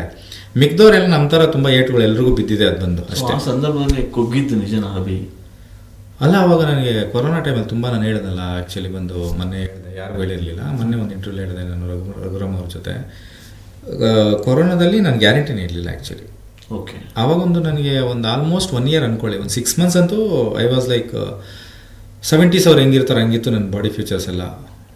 Insulin level, memory full loss ಅಂತಾರ. ಅಂದರೆ ತುಂಬ ಕಾಟ ಕೊಟ್ಟಿರೋರು, ತುಂಬ ಒಳ್ಳೇದು ಮಾಡಿರೋರು ಮಾತ್ರ ನಂಗೆ ನೆನಪಿರೋದು, ಅಷ್ಟೇ ಬಿಟ್ಟರೆ ಅಪರೂಪಕ್ಕೆ ಕೆಲಸ ಮಾಡಿರೋರಾಗಲಿ, ಅಪರೂಪಕ್ಕೆ ನೋಡಿರೋರು ಮೀಟ್ ಮಾಡೋರು ಎಲ್ಲೋ ನೋಡ್ದಂಗಿದೆ ಇವ್ರನ್ನೆಲ್ಲ ಅಂತ ಅನ್ಸೋದು. ಅವ್ರು ಮಾತಾಡ್ಸೋರು ಬಂದು ನಾನು ಹೇಳ್ಬಿಡ್ತಾ ಇದ್ದೆ, ನನಗೆ ಸ್ವಲ್ಪ ಹೆಲ್ತ್ ಇಶ್ಯೂ ಆಯಿತು, ಮೆಮೊರಿ ಕರೆಕ್ಟ್ ಆಗಿಲ್ಲ, ನೀವು ಹೇಳಿ ಯಾರು ಎಲ್ಲಿ ಹೆಂಗೆ ಮೀಟ್ ಮಾಡಿದ್ವಿ ಅಂತಲೇ ಹೇಳ್ತಾ ಇದ್ದೆ. ಅದೊಂದು 6 ತಿಂಗಳು 8 ತಿಂಗಳು ಆಯಿತು. ಅದೇ ಅದು ಸಿವಿಯರ್. ಅಂದರೆ ನಾನು ಒಂದು 15 days ಹಾಸ್ಪಿಟ್ಲಲ್ಲಿದ್ದೆ, 12 days ನಾನು ಅಂದರೆ ಬೆಡ್ ರಿಡನ್ ಆ ಥರ ಎದ್ದು ಓಡಾಡೋಕ್ಕಾಗದೇ ಇರೋಂಥ ಪರಿಸ್ಥಿತಿ, ಗ್ಯಾರಂಟಿನೇ ಇರಲಿಲ್ಲಲ್ಲ. ಅದ್ರದ್ದು ಇಂಪ್ಯಾಕ್ಟ್ ಅಷ್ಟಾಗಿದ್ದು. ಬಟ್ ಅದಾದಮೇಲೆ 1 ವರ್ಷ 1.5 ವರ್ಷ ಆಗಿದ್ದಾದಮೇಲೆ ಮೊದಲಿಗೆ ಹಿಂಗಿದ್ದು ಅದಕ್ಕಿಂತ ಜಾಸ್ತಿ ರಿಕವರ್ ಚೆನ್ನಾಗಾಗಿ ಹೆಲ್ತ್ ಚೆನ್ನಾಗಿ ಆಗೋಯ್ತು ಅಂತ ನನ್ನ. ಎಸ್. ಈಗ ಮತ್ತೆ ಸ್ಟಡಿ ಆಗಿದ್ದಾರೆ, ಮತ್ತೆ ಕಂಬ್ಯಾಕ್ ಮಾಡ್ತಾ ಇದ್ದಾರೆ. ಇದು ಹೊಸ ಇನ್ನಿಂಗ್ಸ್ ಶುರು ಮಾಡ್ತಾ ಇದ್ದೀರಿ. ಸೊ ನಿಮ್ಮ ಹೊಸ ಒಂದಿಷ್ಟು ಐಡಿಯಾಲಜಿಗಳು ಬಗ್ಗೆ ಮಾತಾಡ್ತಾ ಇದ್ದೀರಿ. ಒಂದು ಸ್ಟುಡಿಯೋ ಮಾಡಿದ್ದೀರಿ, ಜನನಿ ಸಿನಿಮಾ ಸ್ಟುಡಿಯೋಸ್ ಅಂತೇಳಿ, ಮತ್ತು ಇನ್ನೊಂದು AR ಗ್ಯಾಲಕ್ಸಿ, ಮ್ಯೂಸಿಕ್ ಗ್ಯಾಲಕ್ಸಿ ಅಂತ ಮಾಡಿರಿ. ಅದ್ರ ಬಗ್ಗೆ ಅದು ಹುಟ್ಟಿದ್ದು ಹೇಗೆ, ಯಾವ ಕಾರಣಕ್ಕೆ ಅದನ್ನು ಈಗ ಮಾಡಿದ್ರು? ಅದು ಆ್ಯಕ್ಚುಲಿ ಈಗ ನಾವು ನೋಡಿ, ಮೊದಲಿಂದ ನಾನು ಯಾವಾಗ ಸಿನಿಮಾ ಇಂಡಸ್ಟ್ರಿ ಶುರು ಮಾಡಿದೆ, ನನ್ನ ಆಲ್ಬಮ್ ಟೈಮಿಂದ ನಾನು ಹೇಳ್ತೀನಿ. ನಾನು 1 ತಿಂಗಳೆಲ್ಲ ಸಂಪಾದನೆ ಮಾಡಿದ್ರೆ 1 ದಿನ ಸ್ಟುಡಿಯೋ ರೆಂಟ್ ಆಗ್ತಿತ್ತು ನನಗಷ್ಟೇ. ಆ ಥರ ಒಂದು ಮಾಸ್ ಆಲ್ಬಮ್ ಮಾಡೋಕ್ಕೆ 3 ವರ್ಷ ತೊಗೊಂಡಿದ್ದೀನಿ ನಾನು ಬಂದು. ಸೊ ಆವಾಗ ನನಗೆ ಯಾಕೆ 3 ವರ್ಷ ಆಯಿತು ಅಂದರೆ ಟೆಕ್ನಾಲಜಿ ಬಗ್ಗೆ ನಾಲೆಡ್ಜ್ ಇಲ್ಲದೆ. ಈಗ ಒಂದು ಸ್ಟುಡಿಯೋದಲ್ಲಿ ಹೋಗಿ ನಾನು ರೆಕಾರ್ಡ್ ಮಾಡ್ತೀನಿ ಅಂದರೆ ಏನೇನು ಎಕ್ವಿಪ್ಮೆಂಟ್ ಯೂಸ್ ಮಾಡ್ತಾರೆ, ಹೆಂಗೆ ಮಾಡ್ತಾರೆ ಗೊತ್ತಾಗ್ತಾ ಇರಲಿಲ್ಲ. ಪ್ರತಿಯೊಂದು ಅಲ್ಲಿ ನೋಡಿ ಕಲಿಬೇಕಾಗಿತ್ತು ನಮ್ಗೆ ಬಂದು. ಆವಾಗ ಯೂಟ್ಯೂಬ್ ಇರಲಿಲ್ಲ, ಅದ್ರ ಬಗ್ಗೆ ಹೇಳೋರು ಇರಲಿಲ್ಲ, ಈಗಿದೆ. ಆಮೇಲೆ ಈಗ ಬೇರೆ ಸಿನಿಮಾಗಳು ಮಾಡಿದಾಗ ನಾವು ಬೇರೆ ಸ್ಟುಡಿಯೋಗಳನ್ನ ಹೈಯರ್ ಮಾಡ್ತಾ ಇದ್ವಿ. ನೆಕ್ಸ್ಟ್ ಬಂದು ನಾನು ಮನೆಯಲ್ಲೇ ಒಂದು ಚಿಕ್ಕ ಸ್ಟುಡಿಯೋ ಮಾಡ್ಕೊಂಡು ಅಲ್ಲೇ ಮಾಡೋದು, ಅಲ್ಲೆಷ್ಟು ನನಗೆ ಸಿಗುತ್ತೋ ಅಷ್ಟಲ್ಲೇ. ನನಗಂತೆ ಫುಲ್ ಫ್ಲೆಜ್ಡ್ ಆಗಿ ಇವಾಗ ಒಂದು ಕಂಫರ್ಟಾಗಿ, ಯಾಕಂದರೆ ಈಗ AR ರೆಹಮಾನ್ ಅವ್ರದ್ದೆಲ್ಲ ನೋಡ್ತಿದ್ದೆ, ಅವರು ಒಂದು ದೊಡ್ಡ ಸ್ಕ್ರೀನ್ ಹಾಕ್ಕೊಂಡು ಬ್ಯಾಕ್ಗ್ರೌಂಡ್ ಸ್ಕೋರ್ ಮಾಡೋದಾಗಲಿ, ಕಂಪೋಸ್ ಮಾಡೋದಾಗಲಿ, ಮನೇಲೆ ಒಂದು DTS ಎಲ್ಲ ಮಾಡ್ಕೊಂಡು, ಅಂದರೆ ಅವ್ರದ್ದೊಂದು ಸ್ಟುಡಿಯೋ ಪಂಚತಾನ್ ಅಂತೆಲ್ಲ ಮಾಡ್ಕೊಂಡು, ಅಂದರೆ ಆ ಮನುಷ್ಯ ಆ ಗ್ರೋತು ಅದೆಲ್ಲ ಬಂದು ಯಾವಾಗಲೂ ಮೊದಲೇ ಬರೋದು. ಇವ್ರು ಲಂಡನಲ್ಲಿ ಮಿಕ್ಸ್ ಮಾಡಿದ್ರು, ಇವರು ಪ್ಲೇಯರ್ ಇಲ್ಲಿಂದ ಬಂದರು, ಇದೆಲ್ಲ ಅಪ್ಡೇಟ್ಸ್ ಕೊಡೋರು ಅವ್ರು ಬಂದು. ಸೊ ಅಷ್ಟು ವೈಡಾಗಿ ಅವ್ರು ಯೋಚನೆ ಮಾಡಿದ್ದಕ್ಕೆ ಆ ಬೆಳವಣಿಗೆ ಹಂಗಿತ್ತು ಅಂತ. ಸೊ ಆ ಥರದ್ದು ಯಾವತ್ತೂ ಒಂದಿನ ನಾನು ಮಾಡಬೇಕು ಅಂತಿದ್ದಾಗ, ನಮಗೆ ಯಾವಾಗ ಈ ಡೌನ್ಫಾಲು ಏನು ಇಲ್ಲದೆ ಶುರುವಾದಾಗ ಈ ಥಾಟ್ಸ್ ಇದ್ದಾಗ, ನನ್ನ ಕಸಿನ್ ಡಾಕ್ಟರ್ ರಾಮಾನುಜ್ ಅಂತ, ಅವರು ಚೆನ್ನಾಗಿ ಆಡಾಡ್ತಾರೆ, ನಮ್ಮ ಅತ್ತೆ ಮಗನೇ. ಸೊ ಏನು ಕತೆ ಅಂತ ಹಿಂಗೆ ಕೇಳಿದಾಗ, ಹಿಂಗಿಲ್ಲ ಏನಿಲ್ಲ ಸದ್ಯಕ್ಕೆ ಏನಿಲ್ಲ, ಹಿಂಗಾಗಿದೆ ನಿಲ್ಲ ಅಂತಂದೆ. ಏನು ಮಾಡಬೇಕು ಅಂತಿದ್ದೆ, ಈ ಥರದೊಂದು ಪ್ಲಾನು ಅಂತಂದಾಗ ಅವರು 1-2 ಸಲ ಯೋಚನೆ ಮಾಡಿ, ನಾವು 3rd ವೇವ್ ಬರೋಂಗಿದೆ ನೋಡೋಣ ಹಂಗೆ ಹಿಂಗೆ ಅಂತ ಅಂದ್ಕೊಂಡು, ಓಕೆ ನೋ ಪ್ರಾಬ್ಲಮ್ ಮಾಡು ಅಂತ ಹೇಳಿ ಅವರು ನನಗೆ ಸಾಥ್ ಕೊಟ್ಟಮೇಲೆ ನಾವಿಬ್ಬರು ಸೇರಿಕೊಂಡು ಅದನ್ನು ಒಂದು ಕಂಪ್ನಿ ಶುರು ಮಾಡಿದ್ವಿ. ಸೊ ಅಲ್ಲಿ ಇವಾಗ ನಾವು ಮಾಡಿರೋ ಸ್ಟುಡಿಯೋದಲ್ಲಿ ಬೆಂಗಳೂರು ಒಳಗೇನೆ ಏನಂದರೆ, ಈಗ ಒಂದೊಂದು ಕಡೆ ಒಂದು ಸೌಂಡ್ ಡಿಪಾರ್ಟ್ಮೆಂಟ್ ಇದೆ. For example editing, video colouring ಇರ್ಬೋದು, ಇನ್ನೊಂದು ಕಡೆ ಬರೀ ಡಬ್ಬಿಂಗ್ ಇರ್ಬೋದು, ಇನ್ನೊಂದು ಕಡೆ ಸಾಂಗ್ ರೆಕಾರ್ಡಿಂಗ್ ಇರ್ಬೋದು, ಅಥವಾ ಒಂದು ಕಡೆ DTS, ಈ ಥರದ್ದು ಪಾರ್ಟ್ ಬೈ ಪಾರ್ಟ್ ಇದಕ್ಕೆ ಆಲ್ಮೋಸ್ಟ್ ಎಲ್ಲ ಕಡೆ. ನಾವೇನು ಮಾಡಿದ್ವಿ, ಎಲ್ಲ ಒಂದೇ ಫ್ಲೋರಲ್ಲಿ ಬಂದು ನೀವು ಸಿನಿಮಾ ಶೂಟ್ ಮಾಡ್ಕೊಂಬಂದರೆ ಹೊರಗೆ ತೊಗೊಂಡೋಗಿ ಥಿಯೇಟರ್ ರಿಲೀಸ್ ಮಾಡೋವರೆಗೂ ಫೆಸಿಲಿಟೀಸ್ ಮಾಡಿಬಿಟ್ಟಿದ್ದೀವಿ ಬಂದು. ಅದು ತುಂಬ ಹೈಯರ್ ಎಂಡ್ ಟೆಕ್ನಾಲಜಿ. ಅಂದರೆ ನಾನು ಸೌಂಡಲ್ಲೇ, ಅದೇ ನಮ್ಮದು ಮೇನ್ ಬಂದು ಸೌಂಡಲ್ಲೇ ಇದ್ದಿದ್ದರಿಂದ, ಆಮೇಲೆ ನನಗೆ ಸಿಕ್ಕಿದಂಥ ಒಂದು ಸ್ಟುಡಿಯೋಗಳು ಅಥವಾ ಟೆಕ್ನಿಷಿಯನ್ಸ್ ಜೊತೆ ನಾನು ಚೆನ್ನಾಗಿ ಕೆಲಸ ಮಾಡಿ ತುಂಬ ಜನ ನೋಟಿಫೈ ಮಾಡಿದರು. ಆವಾಗ ಗುರುಕಿರಣ್ ಸರ್ ಇರ್ಬೋದು, ಅಥವಾ ಸುಮಾರು ಜನ ಮ್ಯೂಸಿಕ್ ಕಂಪೋಸರ್ಗಳು, ಎಲ್ಲಿ ಮಿಕ್ಸ್ ಮಾಡಿದ್ರಿ, ಯಾರು ಮಿಕ್ಸ್ ಮಾಡಿದ್ರು, ಏನಿದೆ ಅಂತೆಲ್ಲ ಕೇಳೋರು. ಎಲ್ಲ ಆಲ್ಮೋಸ್ಟ್ ನಾನೇ ವರ್ಕ್ ಮಾಡಿರ್ತಿದ್ದೆ. DTS ಮಾತ್ರ ಕೆಲವು ಕಡೆ ಮಾಡಿದಾಗ ಅವರು ಇಂಜಿನಿಯರ್ಗಳು ಬಂದು ಮನೆಯೆಲ್ಲ ಚೆಕ್ ಮಾಡಿದ್ರೆ ಏನು ಎಕ್ವಿಪ್ಮೆಂಟ್ಸ್ ಇಟ್ಕೊಂಡಿದ್ದೀನಿ ನೀವು ಅಂತ. ಅದೇ ಆ ಸೌಂಡಿಂಗಲ್ಲಿ ಏನೋ ಒಂದು ಬೇರೆ ರೀತಿ ಇತ್ತು ಅಂತ ಅಂದ್ಬಿಟ್ಟು. ಅದಕ್ಕೆ ನನಗೇನಂದರೆ ಇನ್ನೂ ಸೊಫಿಸ್ಟಿಕೇಟೆಡ್ ಆಗಿದ್ದರೆ ಏನೋ ಒಂದು ಮಾಡ್ಬೋದು ಅನ್ನೋದನ್ನ, ನಮ್ಮ ಡ್ರೀಮ್ಸ್ ಏನಿತ್ತು ಅದನ್ನ ಓಕೆ ನೆಕ್ಸ್ಟ್ ಲೆವೆಲಲ್ಲಿ ಮಾಡು ಅಂತ ಹೇಳಿದಾಗ, ಅದು 1 ವರ್ಷ ಟೈಮ್ ತೊಗೊಂಡ್ವಿ ಅದಕ್ಕೆ. ಅಂದರೆ ನಾವೆಲ್ಲ ಇಂಟೀರಿಯರ್ಸ್ ಮಾಡಿ, ಅಕಾಸ್ಟಿಕ್ ಮಾಡಿ, ಎಕ್ವಿಪ್ಮೆಂಟ್ಸ್ ಇನ್ಸ್ಟಾಲ್ ಮಾಡಿ. ಈಗ 2023-24 ಏನು ಅಡ್ವಾನ್ಸ್ಡ್ ಎಕ್ವಿಪ್ಮೆಂಟ್ಸ್ ಇದೆಯೋ ಆಲ್ಮೋಸ್ಟ್ DTSಗೆ ಸಂಬಂಧಪಟ್ಟಂಗೆ ತುಂಬ ಹೈಯರ್ ಎಂಡ್ ಮಿಷನರೀಸ್ ನಮ್ಮ ಹತ್ರ ಇದೆ ಆ್ಯಕ್ಚುಲಿ. ಚೆನ್ನೈಲಿ ಬಿಟ್ಟರೆ ಬೆಂಗಳೂರಲ್ಲಿ ನಾವೇ ಫಸ್ಟ್ ತೊಗೊಂಡಿದ್ದೀವಿ. ಸೊ ಅದೊಂದು ಪ್ರೌಡ್ ಮೂಮೆಂಟ್ ನಮಗೆ. ಸೊ ನಮ್ಮ ಉದ್ದೇಶ ಅಂದರೆ ಇನ್ ಫ್ಯೂಚರ್ ಮಾಡುವಂಥ ಸಿನಿಮಾಗಳನ್ನ ತುಂಬ ಚೆನ್ನಾಗಿ ಮಾಡ್ಬೋದು, ಒಳ್ಳೆ ಕ್ವಾಲಿಟಿಯಿಂದ. ಈಗ ಬೇರೆ ಹೋದಾಗ ನಮ್ಗೆ ಲಿಮಿಟೆಡ್ ಆಗಿಬಿಡುತ್ತೆ. ಇಷ್ಟೇ ಟೈಮು, ಅವ್ರು ಕೊಡೋ ದುಡ್ಡಿಗೆ ಇಷ್ಟೇ ಮಾಡೋಕ್ಕಾಗೋದು, ಈ ಥರದ್ದೆಲ್ಲ ಸಮಸ್ಯೆ ಇರ್ತಿಲ್ಲ. ಇವಾಗ ನಮ್ಗೆ ಟೈಮ್ ರೆಸ್ಟ್ರಿಕ್ಷನ್ಸ್ ಏನಿರಲ್ಲ, ತುಂಬ ಎಷ್ಟು ಬೇಕೋ ಅಷ್ಟು ವರ್ಕ್ ಮಾಡ್ಬೋದು. ಈಗ ಬಹುತೇಕ ಹೊಸಬರೆಲ್ಲ ಕೀಬೋರ್ಡ್ ಮುಂದೆ ಕೂತ್ಕೊಂಡ್ಬಿಡ್ತಾರೆ, ಅವರಿಗೆ ಶಾಸ್ತ್ರೀಯವಾಗಿ ಏನೂ ಗೊತ್ತಿರಲ್ಲ.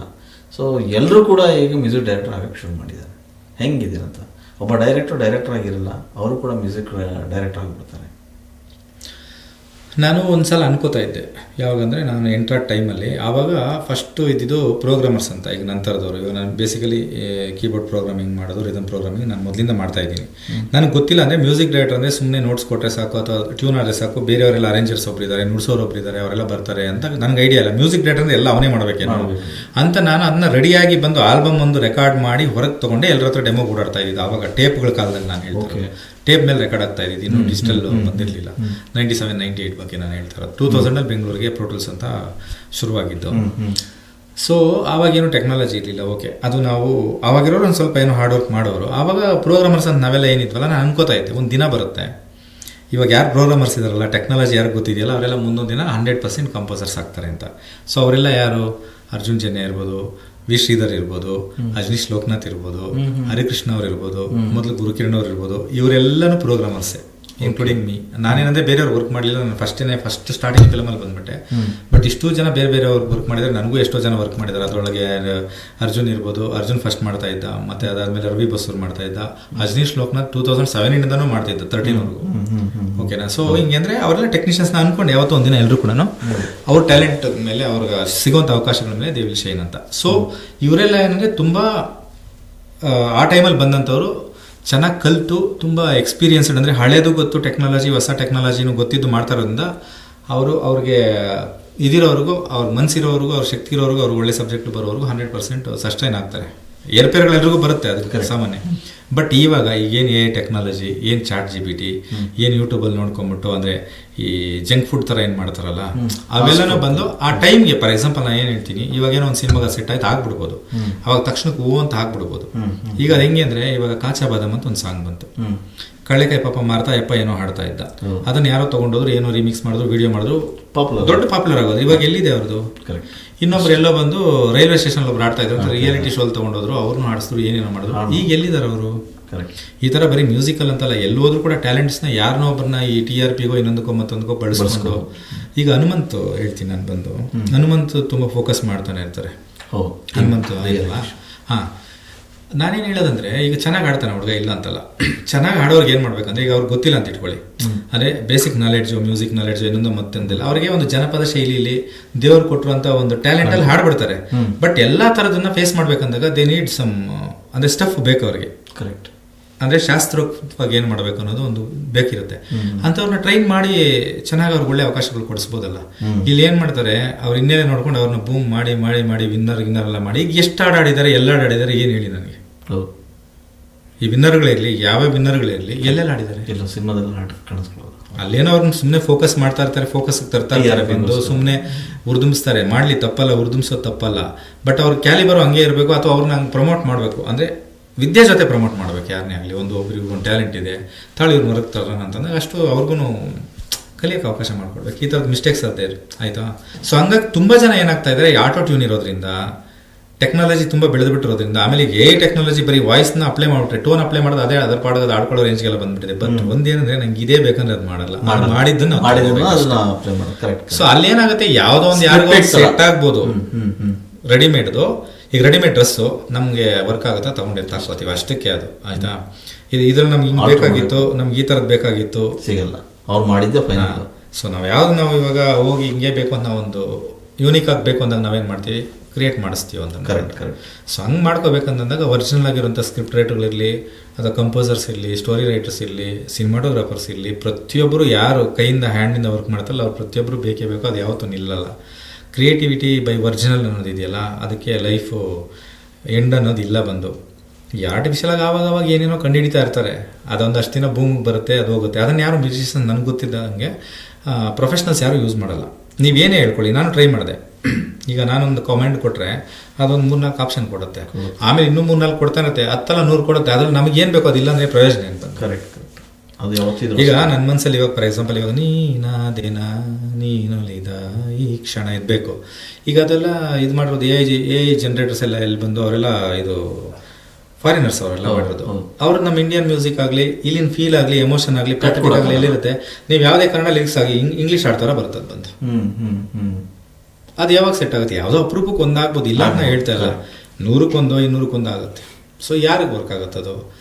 ಬಡ್ಜೆಟ್ ಇಲ್ಲ, ಇದು ಇವ್ರ ಕೈಲಿ ಮಾಡ್ಸೋಕ್ಕಾಗಲ್ಲ, ನಮ್ಗೆ ಬಂದಂಗೆ ಬರಲಿ ಅಂತ ಹೇಳ್ತಾರಲ್ಲ, ಯಾವತ್ತೂ ಕಲಿತಿದ್ದೇ ಉಳಿಯೋದು. ಅಷ್ಟೇ ಅದು ಬೇಕೇ ಬೇಕು. ಎಲ್ಲ ಸರಿ. ಬಹುತೇಕ ರಿಯಾಲಿಟಿ ಶೋಗಳಲ್ಲಿ ಬೇರೆ ಬೇರೆ ಮ್ಯೂಸಿಕ್ ಡೈರೆಕ್ಟರ್ ಹಾಡುಗಳನ್ನು ನಾವು ಕೇಳ್ತೀವಿ, ಎಲ್ಲ ಹಾಡ್ತಾರೆ. ಆದರೆ ಅಭಿಮನ್ ರಾಯ್ ಅವರ ಹಾಡುಗಳು ಎಷ್ಟೊಂದು ಹಿಟ್ ಆದರೂ ಕೂಡ ಯಾವ ರಿಯಾಲಿಟಿ ಶೋಗಳಲ್ಲೂ ಕಾಣಿಸ್ಕೊಳ್ಳಲ್ಲ. ಇದರಿಂದ ಏನಾದರೂ ತಾರತಮ್ಯ ಅನ್ನೋದೇನಾದ್ರು ಅನ್ಸುತ್ತಾ? 100% ಇದ್ದೇ ಇರುತ್ತೆ. ಮೊನಾಪಲಿ ಅನ್ನೋದು ಇರುತ್ತೆ. ಆಮೇಲೆ ಇನ್ನೊಬ್ಬರು ಬಂದರೆ ನಮಗೆ ಅವರೆಲ್ಲಿ ಬೆಳೆದು ಬಿಡ್ತಾರೋ ಅನ್ನೋ ಭಯ ಇರುತ್ತೆ, ಇನ್ಫೀರಿಯಾರಿಟಿ ಕಾಂಪ್ಲೆಕ್ಸ್ ಇರುತ್ತೆ. ಹಾಗಾದ್ರೆ ಅಭಿಮನ್ ಕಂಡ್ರೆ ಭಯ ಬೇಜನ್ ಇದೆ ಅಂತ ಇವಾಗ ಹೇಳ್ತೀನಿ. ಮೊದಲು ನಾನು ಯಾಕೆ ಸುಮ್ಮನೆ ಅಂತ ಮಾತಾಡ್ತಾ ಇರಲಿಲ್ಲ. ಎಲ್ಲ ನಾನು ಅಂದರೆ ನನ್ನ ಅನುಭವದ ಮೇಲೆ ನೀವು ಬೇಕಾದ್ರೆ ನಾನು ಆವಾಗಲೇ ಕಾಮೆಂಟ್ ತೋರಿಸೋದು ಹುಡುಕ್ತಿದ್ದೆ. ಲಾಸ್ಟ್ ಇಂಟರ್ವ್ಯೂ ಮಾಡಿದಾಗ ಅದನ್ನ ಹೇಳಿದ್ದೆ. ಆದರೆ ಕೆಳಗೊಬ್ಬರು ಮೆನ್ಷನ್ ಮಾಡಿದರೆ ಈ ಅನುಭವ ನನಗಾಯಿತು ಆಡೋಕೆ ಹೋದಾಗ ರಿಯಾಲಿಟಿ ಶೋ ಅಂದರೆ ನಮ್ಮ ಹಾಡು ಆಡೋಕೆ ಹೋದಾಗ ಅವರು ಬೇರೆ ಆಪ್ಷನ್ ಕೇಳಿದ್ರು ಅಂತ. ಆಪ್ಷನ್ ಕೊಡ್ತಾರೆ, ಆಪ್ಷನ್ ಕೇಳಿದ್ರು ಬೇರೆ ದಾಡಿ ಅಂತ ಓಕೆ ಓಕೆ ಅನ್ನೋ ಥರ. ಸೊ ಅದು ಏನಾಗುತ್ತೆ, ನಂದು ಅಂತಲ್ಲ ಸುಮಾರು ಜನ ಆ ಥರನೇ ಇದಾರಲ್ಲ. ಈಗ ಯಾರೋ ಒಬ್ಬರು ಅವ್ರ ಅಸ್ತಿತ್ವ ಉಳಿಸ್ಕೊಳ್ಳೋಕ್ಕೋಸ್ಕರ ಇದು ಇಲ್ಲೇ ಇದೆ, ಇದು ಲೆಗ್ ಪುಲ್ಲಿಂಗ್ ಅನ್ನೋದು. ಈಗ ನಾವೇ ಇರಬೇಕು ಅಂದಾಗ ಇನ್ನೊಬ್ಬ ಬಂದ್ಬಿಟ್ರೆ ನಮ್ಗೆ ಅವ್ನು ಅಡ್ಡ ಆಗ್ಬಿಡ್ತಾನ. ಅಥವಾ ಯಾಕಂದರೆ ಜನ ನೋಡಿದ್ರೆ ಇವರು ಚೆನ್ನಾಗಿ ಮಾಡ್ತಾರಲ್ಲ ಅಂತಂದಾಗ ಏನಾಗ್ಬಿಡುತ್ತೆ, ಇನ್ನೊಂದಷ್ಟು ಜನ ಕಡೆ ಡೈವರ್ಷನ್ಸ್ ತಗೋಬೋದು. ಅಥವಾ ಈಗ ನಮ್ಮ ಹತ್ರ ಒಂದಷ್ಟು ಜನ ಕೆಲಸಗಳು ಮಾಡಿರ್ತಾರೆ, ನಾವು ಅವ್ರ ಹತ್ರ ಮಾಡಿದ್ವಿ, ನಾವು ಇದು ಮಾಡಿದ್ವಿ ಅದು ಮಾಡಿದ್ವಿ. ಈಗ ನಾನು ಸುಮ್ಮನೆ ಯಾರು ಅಂತ ಹೇಳೋದು ಬೇಡ. ಫಾರ್ ಎಕ್ಸಾಂಪಲ್ ಯಾವುದೋ ಒಂದು ಚಾನಲಲ್ಲಿ ನನಗೊಂದು ಒಳ್ಳೆ ಅವಕಾಶ ಸಿಕ್ಕಿದ್ದೆ. ನಿಮ್ಮ ಮೊದಲನೇ ಅವಕಾಶ ಹೆಂಗೆ ಸಿಕ್ತು ಅಂತಂದಾಗ ನಾನು ಅಭಿಮಾನ್ ರಾಯ್ ಹತ್ರ ನಾನು ಕೆಲಸ ಮಾಡ್ತಾಯಿದ್ದೆ. ಅವ್ರು ನನ್ನ ಫ್ರೆಂಡು. ಅದು ಕೆಲಸ ಮಾಡುವಾಗ ಅದಕ್ಕೆ ಇದ್ದಂಥ ಡೈರೆಕ್ಟ್ರು ನನಗೊಂದು ಅವಕಾಶ ಕೊಟ್ಟರು. ಅಂದರೆ ಓಕೆ, ಸೊ ಅದು ಸ್ಟೋರಿ, ಇನ್ಸೈಡ್ ಸ್ಟೋರಿ ಬೇರೆ ಇದೆ, ಅವರು ಕೊಟ್ಟರು ಅಂತ ಹೇಳ್ಕೊಂಡಿದ್ದಾರೆ. ಸೊ ಇದೇ ವೀಕೆಂಡ್ ವಿತ್ ರಮೇಶ್ ಅಂತ ಒಂದು ಬಂದಾಗ ನಿಮ್ಮ ಮೊದಲನೇ ಅವಕಾಶ ಎಲ್ಲಿ ಸಿಕ್ತು ಅನ್ನೋ ಕ್ವಶನೇ ಇಲ್ಲ. ನೀವೇನು ಅರ್ಥ ಮಾಡ್ಕೋತೀರಾ ಇದರಿಂದ? ಈಗ ನಿಮ್ಗೆ ಎಲ್ಲಿ ಮೊದಲನೇ ಅವಕಾಶ ಸಿಕ್ತಂದ್ರೆ ನನ್ನ ಹೆಸರು ಹೇಳ್ಬೇಕಾಗುತ್ತಾ? ಸೊ ನನ್ನ ಹೆಸರು ಹೇಳಬೇಕು ಅಂತಂದ್ಮೇಲೆ weekend with Ramesh is a popular programme ಅಂತಂದಾಗ ಓ ಅರ್ಜುನ್ ಇದು ಅಭಿಮಾನ್ ಅವ್ರ ಹತ್ರ ಇವ್ರು ಕೆಲಸ ಮಾಡ್ತಾ ಇದ್ರು ಅಂತಂದ್ಮೇಲೆ ಅಭಿಮಾನ್ ನೆನಪಿಗೆ ಬಂದ್ಬಿಡ್ತಾನೆ ಅವನು. ಇಲ್ಲಾಂದ್ರೆ ಅವರು ನನ್ನ ಬಂದು ಇಂಟರ್ವ್ಯೂ ಮಾಡ್ಬೋದು, ನನ್ನ ಒಂದೆರಡು ಮಾತು ತಗೋಬೋದು, ನಾನು ಲೈಮ್ ಲೈಟ್ ಬಂದ್ಬಿಡ್ತೀನಲ್ಲ. ಅದೇನಾಗುತ್ತೆ ಅಂದರೆ ತೀರಾ ಪಾಪ್ಯುಲರ್ ಆದಾಗ ನಾನು ನನ್ನ ಟಾರ್ಗೆಟ್ ಮಾಡಿರೋರು ಇದ್ದಾರೆ ಅಲ್ಲ. ಎಲ್ಲರೂ ನಾನು ಹೇಳ್ತಾ ಇರೋದು ಏನಂದ್ರೆ, ಒಂದು ಪಾಪ್ಯುಲಾರಿಟಿಗೆ ಬಂದ್ಮೇಲೆ ಏನು ಮಾಡ್ತಾರೆ ಅಂತಂದ್ರೆ, ಈಗ ಎಲ್ಲಿಂದ ಬಂದ್ವಿ ಏನು ಮಾಡಿದ್ವಿ ಅನ್ನೋದನ್ನ ಫಸ್ಟ್ ಅದನ್ನ ಆದಷ್ಟು ಅವಾಯ್ಡ್ ಮಾಡೋಕೆ ಶುರು ಮಾಡ್ಬಿಡ್ತಾರೆ ಅವ್ರು ಬಂದು. ಅವ್ರೊಬ್ಬರೇ ಇಲ್ಲ, ಸುಮಾರು ಜನ ಮಾಡಿದ್ದಾರೆ ಅದನ್ನ. ಈಗ 3-4 ಜನ ಟಾಪ್ ಕಂಪೋಸರ್ಸ್ ನನ್ನ ಹತ್ರ ವರ್ಕ್ ಮಾಡ್ತಾ ಇದ್ದಾರೆ. ಟೆಕ್ನಾಲಜಿನೇ ಗೊತ್ತಿರೋ ಕಾಲದಲ್ಲಿ ನನ್ನ ಹತ್ರ ಬಂದರು.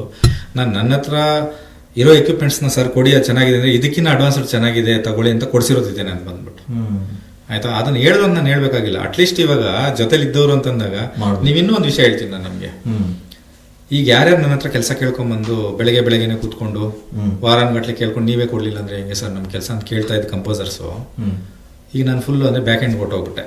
ಆವತ್ತು ನಾನು ಯಾರಿಗೂ ಮೆಸೇಜ್ ಹಾಕ್ಲಿಲ್ಲ, ಫೋನ್ ಮಾಡಲಿಲ್ಲ. ನನಗೂ ದೇವ್ರು ಕೊಟ್ಟರು ಒಂದು ಒಳ್ಳೆ ಇದೇನಂತಂದರೆ, ನಾನು ತುಂಬ ಲೋ ಪ್ರೊಫೈಲ್ ಇದ್ದಾಗ ಕೆಳಗಿದ್ದಾಗ ನಾನು ಯಾರಿಗೂ ನನ್ನ ಜೊತೆ ಯಾರಿದ್ರು ಯಾರು ಚೆನ್ನಾಗಿದ್ರು ಅವ್ರಿಗೇನು ಮಾತಾಡೋಕೆ ಹೋಗಲ್ಲ. ನಾನು ತೀರಾ ನನ್ನ ಮನ್ಸಿಗೆ ಹತ್ರ ಇರೋರ್ಗೆ ಮಾತ್ರ ಮಾತಾಡ್ತೀನಿ, ಬಿಟ್ರೆ ಇಲ್ಲ. ಅದೇ ನಾನು ಸ್ಟುಡಿಯೋ ಮಾಡಿ ನಾನು ಬೋನ್ಸ್ ಬ್ಯಾಕ್ ಆದಾಗ ಅವ್ರಿಗೆ ಗೊತ್ತಿಲ್ಲ ನಾನು ಏನು ಮಾಡಿದ್ದೀನಿ ಅಂತ. But I want to know ಅವ್ರ ಸ್ಟೇಟ್ ಆಫ್ ಮೈಂಡ್ ಹೆಂಗಿದೆ ಅಂತ. ನಾನು ಹಾಯ್ ಅವ್ರ ಹೆಸರು ಟೈಪ್ ಮಾಡಿಬಿಟ್ಟು are you Abhiman Roy here, please call me when you are free. Message blue tick ಬಂದಿರುತ್ತೆ, ರಿಪ್ಲೈನೇ ಇಲ್ಲ ಅದಕ್ಕೆ. ಸೊ ಅವರೆಲ್ಲ ಬಂದು ನಮ್ಮ ಮನೇಲಿ ನಾನು ಪೀಕಲ್ಲಿದ್ದಾಗ, ಸರ್ ನೀವೇ ಕೆಲಸ ಕೊಟ್ಟಿಲ್ಲ ಅಂತಂದರೆ ಯಾರು ಕೊಡ್ತಾರೆ ಸರ್ ನಮಗೆ? ಅವ್ರಿಗೆಲ್ಲ ಕೊಟ್ಟು ನಾನು ಯೂಸ್ ಮಾಡ್ತಿರೋದು 10 ಸಾಂಗ್ಗಳಿದೆ ನನ್ನ ಹತ್ರ. ಏನೋ ಕೇಳ್ತಾರಲ್ಲ ತಾಳು ಪಾಪ. ಅದೇ ಇವಾಗ ಏನೋ ಪಾಪ್ಯುಲರ್ ಇದ್ದಾರೆ ಅವ್ರ ಹೆಸರು ಹೇಳ್ತಾರೆ ಅಂತ ಬೇಡ ನನಗೆ. ನನಗೇನು ಹೇಳ್ತಾ ಇರೋದಂತಂದರೆ, ಒಳ್ಳೇದು ನಾನು ಹೆಸರುಗಳು ಹೇಳಿ ಪ್ರಮೋಟ್ ಮಾಡ್ತೀನಿ, ಕೆಟ್ಟದನ್ನು ಅವ್ರಿಗೆ ಬ್ಯಾಡ್ ಪಬ್ಲಿಸಿಟಿ ಅವ್ರಿಗೆ ಬೇಕು ಅಂತ ಹೇಳೋದಂತಾಗಲಿ ನಾನು ಪಬ್ಲಿಸಿಟಿ ತಗೊಳಕ್ಕಾಗಲಿ ಬೇಕಾಗಿಲ್ಲ. ಅಂದರೆ ಹೆಂಗೆ ಮಾಡ್ತಾರೆ ಜನ ಅಂತ ಅನ್ನೋದು. ನಾನೇನು ಹೇಳ್ತಾ ಇದ್ದೀನಿ ಹೇಳಿ, ಒಬ್ರು ಇಳೆಯ ಜಗನ್ರಾಜನ್ ಅವರು ನನ್ನ ಕುಳ್ಳಲೋಕ ರಾಜಣ್ಣನಿಗೆ ಪರಿಚಯ ಮಾಡಿಕೊಟ್ರು. ಅಲ್ಲಿಂದ ಹಿಂಗೆ ಶುರುವಾಯಿತು ನನ್ನ ಜರ್ನಿ ಅಂತ. ನಾನು ಎಷ್ಟೆಷ್ಟು ನೆನಪಿದೆಯೋ ಅವ್ರ ಹೆಸರುಗಳೆಲ್ಲ ತೊಗೊಂಡು ಹೇಳ್ತಾ ಇದ್ದೀನಿ. ನನಗೆ ಇವಾಗ ಸ್ವಲ್ಪ ಮೆಮೊರಿ ಪ್ರಾಬ್ಲಮ್ ಇರೋದ್ರಿಂದ, ಅಂದರೆ 80% ಪಕ್ಕ ಇದೆ, ಇನ್ನೊಂದು 20% ಕೆಲವು ಮರ್ತೋಗಿದೆ. ನಾನು ಲಿರಿಕ್ಸ್ಗಳು ಮರ್ತ್ಬಿಡ್ತೀನಿ. ನಾನು ಮೊದಲಂಗೆ ಮರಿತಾ ಇರಲಿಲ್ಲ. ಏನಿದ್ರು ಅಷ್ಟು ಸ್ಪಾಂಟೇನಿಯಸ್ ಆಗಿ ಬರೋದು ಬಂದು ಹೇಳ್ತೀವಿ.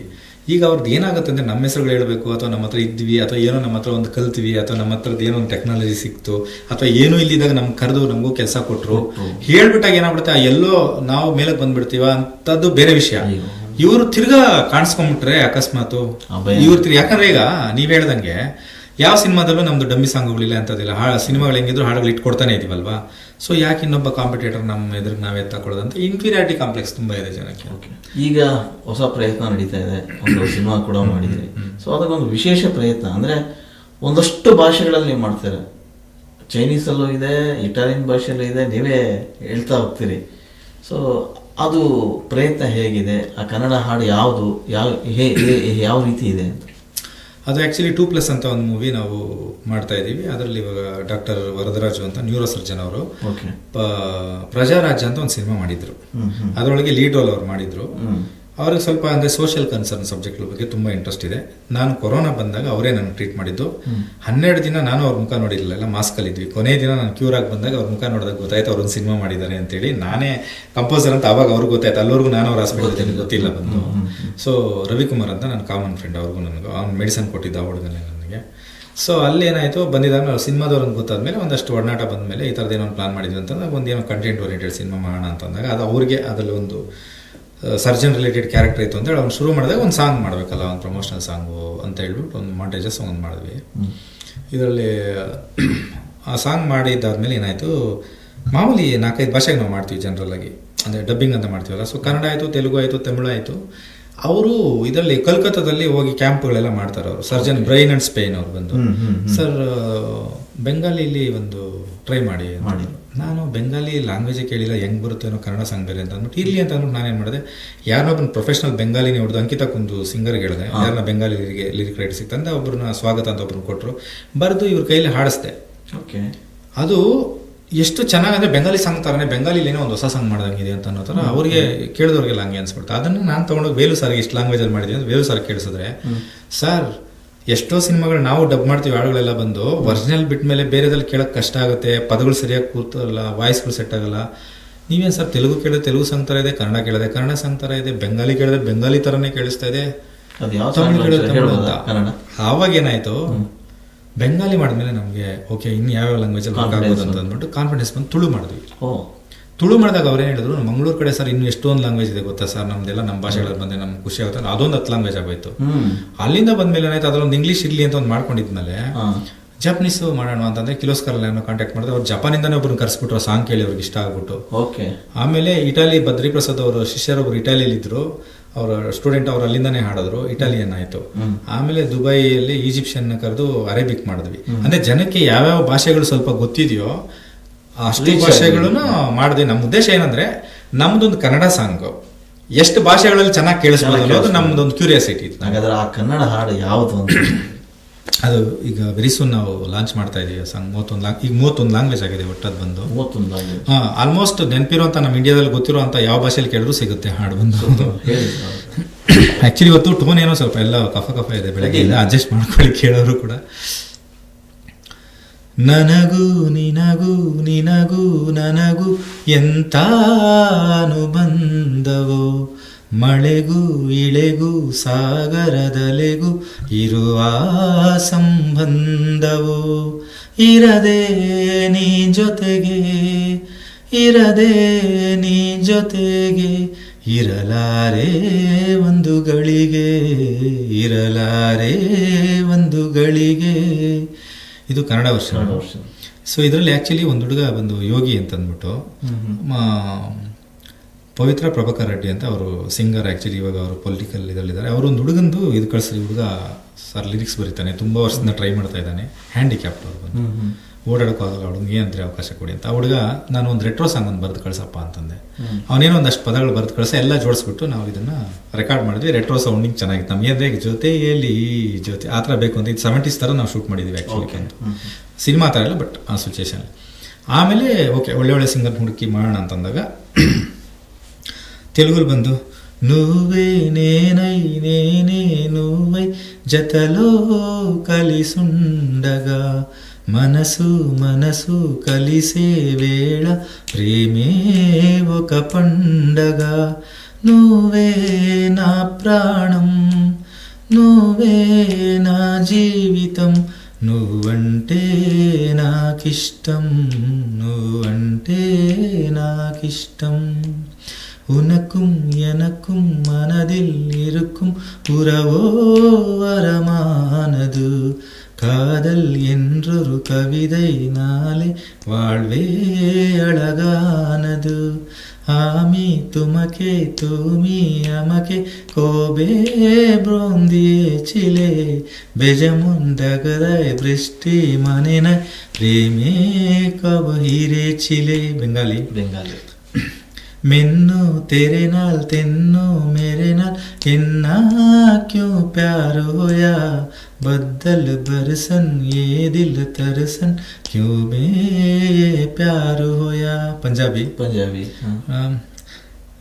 जुळला जमळा मेळातला कसला अनुबंध बावसला जमिनीला सागराला लाटेला ಆಯೇ ಸಂಬಂಧ. ಮರಾಠಿ ತುಳು ಕೂಡ ಮಾಡಿದೆ. ತುಳು ಇದೆ, ಕೊಂಕಣಿ ಇದೆ, ಪ್ರಾದೇಶಿಕ ಎಲ್ಲ ಇದೆ.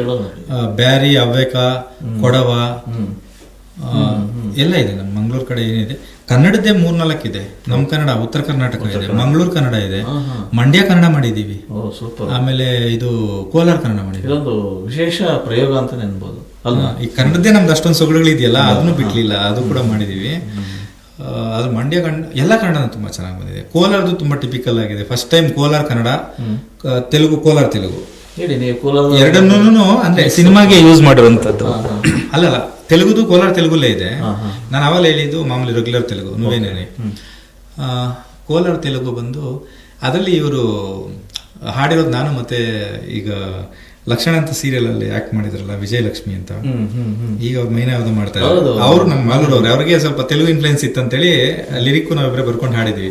ಅಂದ್ರೆ ತುಂಬಾ ವಿಶೇಷ ಏನಂದ್ರೆ ತುಂಬಾ ಜನ ಇದ್ರಲ್ಲಿ ಕೆಲವರು ಆರ್ಟಿಸ್ಟ್ಗಳು ಹಾಡಿದ್ದಾರೆ. ಕೊಂಕಣಿ ಹಾಡಿರೋ ಹುಡುಗ ಬಂದ್ಬಿಟ್ಟು ಕೊಂಕಣಿ ಮೂವೀಸ್ ಎಲ್ಲ ಹುಡುಗ ಆಕ್ಟರ್ ಆಗಿ ಬಂದು ಅಶ್ವಿನ್ ಡಿಕೋಸ್ಟಾ ಅಂತ, ಈಸ್ ಎ ಹೀರೋ, ಅವ್ರು ಕೊಂಕಣಿ ಆಡಿದ್ದಾರೆ ಬಂದು. ಈ ತರ ಕೆಲವು ಇದಿದೆ ಇದ್ರೊಳಗೆ, ಯೂನಿಕ್ ಆಗಿರುವಂತವ್ರು ಮಾಡಿದ್ದಾರೆ. ತಮಿಳು ಬಂದು ಶ್ವೇತಾ ಮೋಹನ್ ಆಡಿದ್ರು. ತೆಲುಗು ಇದು ಕೇಳಿದಲ್ಲ ನೀವು, ನೀಮಿಂದ ನಾಕಿ ನಾಮಿಂದ ನೀಕಿ ಯಾಲ್ನೋ ಮನಸ್ ಪಡಿಪೋಯನೆ నాయనక నువ్వు నీయనక నేను తెలియకుండానే తిరుగుతా ఉంటే నువ్వు లేకుంటే లేకుంటే నా జతలో నువ్వు రాకుంటే నా పక్కలో ఉండే కయ్యెల్దు నా చేతిలో ఉండే కయ్యెల్దు నా చేతిలో. ಕೋಲಾರ ಕಡೆ ತೆಲುಗು ಇದೆ ಬರುತ್ತೆ. ನನಕ ನಿನಕ ನಿನಕ ನನಕ ಎಂತ ಋಣಾನು ಏನೋ ಮಳೆಕ ಭೂಮಿಕ ಸಾಗರಕ ಅಲೆಗಳಕ ಎಂತ ಎಂತ ಸಂಬಂಧ ಅಂತಿದ್ರೇನೋ ಬರುತ್ತೆ. ಸ್ವಲ್ಪ ಲಿರಿಕ್ಸ್ಗಳು ವಿಶೇಷವಾಗಿ. ಸೊ ಇದು ಕೋಲಾರ ತೆಲುಗು. ಗುಡ್, ಒಳ್ಳೇದಾಗಲಿ ಸರ್ ಈ ಸಿನಿಮಾಗೆ. ಅಭಿಮನ್ಯುಗೆ ತುಂಬಾ ಇಷ್ಟವಾದಂಥ ಗಾಯಕ ಅಂದ್ರೆ ಯಾರು ಸರ್? ನನಗೆ ತುಂಬಾ ಇಷ್ಟವಾದಂಥ ಗಾಯಕರ ಬದ್ರಿ ಪ್ರಸಾದ್. ಬದ್ರಿ ಪ್ರಸಾದ್. ಸೊ ಅವರು ಅಂದ್ರೆ ಬೇರೆ ಸಾಂಗ್ ಬೇರೆ ಸಿಂಗರ್ಸ್ನೆಲ್ಲ ಕಂಪೇರ್ ಮಾಡಿದಾಗ ಅವ್ರು ಅಷ್ಟು ಲೈಮ್ ಲೈಟ್ ಅಲ್ಲಿ ಇರದೇ ಇರ್ಬೋದು, ಜಸ್ಟ್ ಲೈಕ್ ಮೀ. ಬಟ್ ನೀವೇನೇ ಕೊಟ್ಟರು, ಈಗ ನೆಕ್ಸ್ಟ್ ಟೇಕ್ ಇರುತ್ತೆ. ಈಗ ಒಂದು ಹಾಡನ್ನ ನಾವು ಹಾಡಿಸ್ತೀವಲ್ವಾ, ನೆಕ್ಸ್ಟ್ ಟೇಕು ನಮ್ಗೆ ಸರಿಗೆ ಬಂದಿಲ್ಲ ಅಂತಂದ್ರೆ ಬೇರೆಯವ್ರದ್ದು ಏನು ಮಾಡ್ತೀವಿ ಅಂದರೆ ಇದು ಕಟ್ ಮಾಡಿ ಅದು ಕಟ್ ಮಾಡಿ ಅದು ಕಟ್ ಮಾಡಿ ಇಟ್ಕೊಳ್ಳೋದು ನಾಲ್ಕು ಇಟ್ಕೋತೀವಿ. ಬೇಡಮ್ಮ ಡಿಲೀಟ್ ಮಾಡೋದು, ನಾನು ಹಾಡ್ತೀನಿ ಅಂತಂದರೆ ಧೈರ್ಯವಾಗಿ ಡಿಲೀಟ್ ಮಾಡಿ ನೆಕ್ಸ್ಟ್ ಆಡಿಸ್ಕೊಳ್ಳೋಂಥ ಸಿಂಗರ್ಗಳಲ್ಲಿ. ಅಂದರೆ ನಾನು ಏನಕ್ಕೆ ಬದ್ರಿನ ಹೇಳ್ತಾ ಇದ್ದೀನಂತೆ, ತುಂಬ ಕ್ಯಾಲಿಬರದ್ದು ಒಳ್ಳೆ ಒಳ್ಳೆ ಹಾಡುಗಳು ಸಿಗಲಿಲ್ಲ ಅವರಿಗೆ ಅಂತ ಅಂದ್ಬಿಟ್ಟು. ಅಪಾರ್ಟ್ ಫ್ರಮ್ ದಟ್ ರಾಜೇಶ್ ತುಂಬ ಟಾಪ್ ಸಿಂಗರ್. ಅಂದರೆ ಯಾವುದಿದ್ರು ತುಂಬ ಅದ್ಭುತವಾಗಿ ಆಡ್ತಾನೆ, ಅಷ್ಟು ಸ್ವೀಟ್ ವಾಯ್ಸ್ ಇದೆ. ಆಮೇಲೆ ಹೇಮಂತ್ ಇರ್ಬೋದು. ಸೊ ಇವರೆಲ್ಲ. ಬಟ್ ಪರ್ಸ್ನಲಾಗಿ ಏನಕ್ಕೆ ಅಂತಂದರೆ ಬದ್ರಿಗೆ ಇನ್ನೂ ಒಳ್ಳೆ ಅವಕಾಶಗಳು ಸಿಗಬೇಕಾಗಿತ್ತು. ಈಗ ನಿನ್ನ ಮನೆಯವರು ಯಾಕೆ ಅಷ್ಟೊಂದು ಇಟ್ಟಾಯ್ತು, ಒಳ್ಳೆ ಹಾಡು ಕೊಟ್ಟಿದ್ದಕ್ಕಷ್ಟೇ ಇಟ್ಟಾಯ್ತು. ಆ ಥರದ್ದು ನೀವು ಒಳ್ಳೆ ಹಾಡುಗಳು ಕೊಡಿ, ಚೆನ್ನಾಗೇ ಆಡ್ತಾರೆ ಬಂದು. ಇದು ನನ್ನ ಪರ್ಸನಲ್ ಒಪಿನಿಯನ್ ಅಂತ ಅನ್ನೋದಕ್ಕಿಂತ ನನ್ನ ಜೊತೆ ಸುಮಾರು ಜನ ಹಾಡುಗಳನ್ನ ಅವ್ರದ್ದು ಹಾಡ್ತಾರಲ್ಲ, ಬೇರೆ ಬೇರೆ ಹಾಡುಗಳು, ಬಾಲು ಸರ್ ಹಾಡುಗಳು, ಏನೇ ಹಾಡುಗಳು ಹಾಡೋದು, ಲೈವಲ್ಲಿ ಹಾಡಿರೋ ಹಾಡುಗಳನ್ನ ಕೇಳಿ ನನಗೆ ಅವರು ಧ್ವನಿಲ ಹಾಡನ್ನು ಒಂದ್ಸಲ ಹಾಡಿಸು ಅಂತ ಕೇಳೋರು ತುಂಬ ಜನ ಇದ್ದಾರೆ. ಆವಾಗ ಅವ್ರು ಹೇಳ್ತಾರೆ ನನಗೆ, ಇವ್ರು ಒಳ್ಳೆ ಹಾಡುಗಳು ಸಿಗ್ಬೇಕು ಪಾಪ ಬಂದ್ಬಿಟ್ಟು, ತುಂಬ ಚೆನ್ನಾಗಿ ಆಡ್ತಾರೆ ಅಂತ. ಅಂದರೆ ನಾನೇನು ಹೇಳ್ತೀನಿ, ತುಂಬ ಕ್ಯಾಲಿಬರ್ ಇರುವಂಥ ಸಿಂಗರ್. ಅದಕ್ಕೆ ನನ್ನ ಮೋಸ್ಟ್ ಫೇವ್ರೇಟ್ ಅವ್ರು ಬಂದು. ಯಾರಿಗೂ ಅವ್ರು ಗೊತ್ತಿಲ್ಲದೆ ಇರ್ಬೋದು, ಬಟ್ ನನ್ನ ಮೋಸ್ಟ್ ಫೇವ್ರೇಟ್. ಅಭಿಮನ್ ರಾಯ್ ಇಷ್ಟು ವರ್ಷಗಳ ಕಾಲ ಇಂಡಸ್ಟ್ರಿಯಲ್ಲಿ ಇದ್ದಾರೆ. ಸೊ ಅವ್ರು ಪಡ್ಕೊಂಡಿದ್ದೇನೋ ಕಳ್ಕೊಂಡಿದ್ದೇನೋ? ಅಂದರೆ ಆ್ಯಕ್ಚುಲಿ ಪಡ್ಕೊಂಡಿದ್ದು ತುಂಬ ಇದೆ. ಅಂದರೆ ಒಳ್ಳೆ ಆಡಿಯನ್ಸ್ ನನಗೆ. ಅಂದರೆ ಇವತ್ತು ನೋಡ್ತಾ ಇದ್ರೆ ಇವತ್ತಿಗೂ ಕೂಡ ಇವತ್ತೇನೋ ನಾನು ಮಾಡ್ತಾ ಇದ್ದೀನಿ ಅನ್ನೋ ಒಂದು ಫೀಲಿಂಗ್ ಬರ್ತಾ ಇದೆ. ಉಪೇಂದ್ರ ಅವರು ಒಂದು ಇದರಲ್ಲಿ ಹೇಳ್ತಾರೆ, ನಾವು ಏನೂ ಇರಲ್ಲ, ನಾವು ಎಷ್ಟು ಬೇಕಾದ್ರೂ ಬರ್ಕೋಬೋದು, ಏನಿರುತ್ತೆ ಬರೋದೆಲ್ಲ ಲಾಭನೇ. ನನಗೆ ಸದ್ಗುರುದು ನೋಡ್ತಾ ಇರ್ತೀವಿ, ವೆನ್ ವಿ ಹ್ಯಾವ್ ನಥಿಂಗ್, ಏನು ಬಂದರೂ ನಮಗೆ ಲಾಭನೇ ಅಂತ. ಸೊ ಏನೂ ಇಲ್ಲದೆ ಬಂದಿರೋದ್ರಿಂದ ಏನೋ ಒಂದಷ್ಟು ಮಾಡಿರೋದು ಒಂದು ಏನಂದರೆ ಕೆಲವು ಹಿಸ್ಟ್ರಿಲಿ ನಿಂತೋಗಂಥ ಕೆಲಸಗಳು ಮಾಡ್ತೀವಲ್ಲ, ಅದಕ್ಕಿಂತ ದೊಡ್ಡ ಸಾಧನೆಗಳು. ನಾವು ಎಷ್ಟೇ ದುಡ್ಡು ಸಂಪಾದನೆ ಮಾಡಿದ್ರು ಏನೇ ಮಾಡಿದ್ರು ಯಾವುದೋ ಒಂದು ಆ್ಯಂಗಲಿಂದ ಕಳೀತಾ ಇರ್ತೀವಿ, ಪಡ್ಕೋತಾ ಇರ್ತೀವಿ, ನೋವು ಅನುಭವಿಸ್ತೀವಿ, ಕಷ್ಟ ಅನುಭವಿಸ್ತೀವಿ, ಅವಮಾನಗಳಾಗುತ್ತೆ, ಇನ್ನೊಂದಾಗುತ್ತೆ, ಮತ್ತೊಂದು. ಇದೆಲ್ಲ ಲೈಫಲ್ಲಿ ಎಲ್ರಿಗೂ ಇದ್ದಂಥದ್ದೇ, ಅವರವ್ರ ಸ್ಟೇಜ್ಗೆ ಅವರವರು ಇದಕ್ಕೆ ಇರುವಂಥದ್ದೇ. ಬಟ್ ಏನಂದರೆ ಶಾಶ್ವತವಾಗಿ ನಿಂತ್ಕೊಳ್ಳೋಂಥದ್ದು. ಅಂದರೆ ಅಕಸ್ಮಾತ್ ಈ ಟೆಕ್ನಾಲಜಿ ಎಷ್ಟು ವರ್ಷ ಇರುತ್ತೋ ಅಥವಾ ಜನರು ಎಷ್ಟು ವರ್ಷದವರೆಗೂ ಕೇಳೋಕ್ಕಾಗುತ್ತೋ. ಈಗ ಇವತ್ತಿಗೂ ಕೂಡ ಕೆಲವು ಹಳೇ ಟೇಪ್ಗಳಲ್ಲಿರೋ ಹಾಡುಗಳು ಎಷ್ಟೋ ಸಿಗದೇ ಇರ್ಬೋದು, ಬಟ್ ಸಿಕ್ಕಿರೋದನ್ನೆಲ್ಲ ತೆಗೆದು ಇವಾಗಲೂ ಅಪ್ಲೋಡ್ ಮಾಡ್ತಾ ಇದ್ದಾಗ ಜನ ಈಗಲೂ ಕೇಳ್ತಾರೆ ಹಾಡುಗಳನ್ನ ಬಂದು, ಅಲ್ವಾ? ಸಿನಿಮಾ ಇರ್ಬೋದು, ಹಾಡುಗಳಿರ್ಬೋದು, ಡೈಲಾಗ್ ಏನಾದ್ರು ಇರ್ಬೋದು. ಈ ಥರ ನಾವು ಮಾಡಿರುವಂಥ ಒಂದಷ್ಟು ಕೆಲಸಗಳು ಬಂದು ಏನಾಗಿದೆ ಅಂತಂದರೆ ಜನರಿಗೆ ಇಷ್ಟ. ಅಂದರೆ ಪಬ್ಲಿಕ್ ಲೈಫಲ್ಲಿ ನಾವು ಹೋಗುವಂಥದ್ದು ಇದೆಯಲ್ಲ, ಅದಕ್ಕಿಂತ ದೊಡ್ಡ ಅದೃಷ್ಟ ನನಗೆ ಗೊತ್ತಿರೋಂಗೆ ಯಾವುದಿಲ್ಲ. ನನಗೆ ಗೊತ್ತಿರೋಂಗೆ ಕಲಾವಿದರಷ್ಟೇ ಯಾವುದೇ ತಾರತಮ್ಯ ಇಲ್ಲದೆ, ಅಂದರೆ ಏನು ಪೊಲಿಟಿಕಲ್ ವ್ಯೂ ಇಲ್ಲದೆ ಅಥವಾ ಏನು ರಿಲಿಜಿಯಸ್ ಪ್ರಾಬ್ಲಮ್ಸ್ ಇಲ್ಲದೆ, ಹಾಡು ಚೆನ್ನಾಗಿದೆ ಅಥವಾ ಚೆನ್ನಾಗಿ ಆ್ಯಕ್ಟ್ ಮಾಡ್ದ ಇಷ್ಟಪಡೋದು ಅವ್ರೊಬ್ಬರಿಗೆ ಎಲ್ಲಿ ಸಿಕ್ಕಿದ್ರು ಆತ್ಮೀಯವಾಗಿ ಮಾತಾಡ್ಸೋದು ಅವ್ರನ್ನೇ ಚೆನ್ನಾಗಿರುತ್ತೆ. ಮಿಕ್ಕದವ್ರದ್ದು ಇವರು ಈ ಪಾರ್ಟಿಯವರು ಅವ್ರ ಹತ್ರ ಹುಷಾರಾಗಿರ್ಬೇಕು, ಇವ್ರು ಈ ಬಿಸ್ನೆಸ್ ಮಾಡ್ತಾರೆ, ಇವ್ರು ನಮ್ಗೆ ಇದು ಹಂಗೆ ಹಿಂಗೆ ಏನೋ ಒಂದು ಇರುತ್ತೆ. ಇಲ್ಲ. ಬಟ್ ಇನ್ನೂ ಕೂಡ ನನಗೆ ಕಳ್ಕೊಂಡಿದ್ದೇನೆ ಅಂತ ಹೇಳಿದ್ರಲ್ವ, ನನ್ಗೆ ಬರ್ಡೇ ಬಂದಾಗ ತುಂಬಾ ಜನ ಏನು ದೊಡ್ಡ ದೊಡ್ಡ ಇದೆಲ್ಲ ಮಾಡೋರು, ಚೆನ್ನಾಗಿ ಸೆಲೆಬ್ರೇಟ್ ಮಾಡೋರು. ಆವಾಗ ನಾನು ತುಂಬಾ ಸಿಕ್ಕಾಪಟ್ಟೆ ಭೂಮಲ್ಲಿದ್ದಾಗ. ಆಮೇಲೆ ಈಗ ಕೆಲವರು ತುಂಬ ನಮ್ಮ ಹತ್ರದಲ್ಲಿರೋರೆ, ನಮ್ಮ ಸರ್ಕಲ್ಸ್ ಅವರೇನೆ ಆ ನೆಗ್ಲಿಜೆನ್ಸಿ ಏನೋದು ಮರ್ತೋಗೋದು ಅಥವಾ ಬಿಡೋ ಅನ್ನೋ ಥರ ಇದೆಲ್ಲ ಬರುತ್ತಲ್ವ.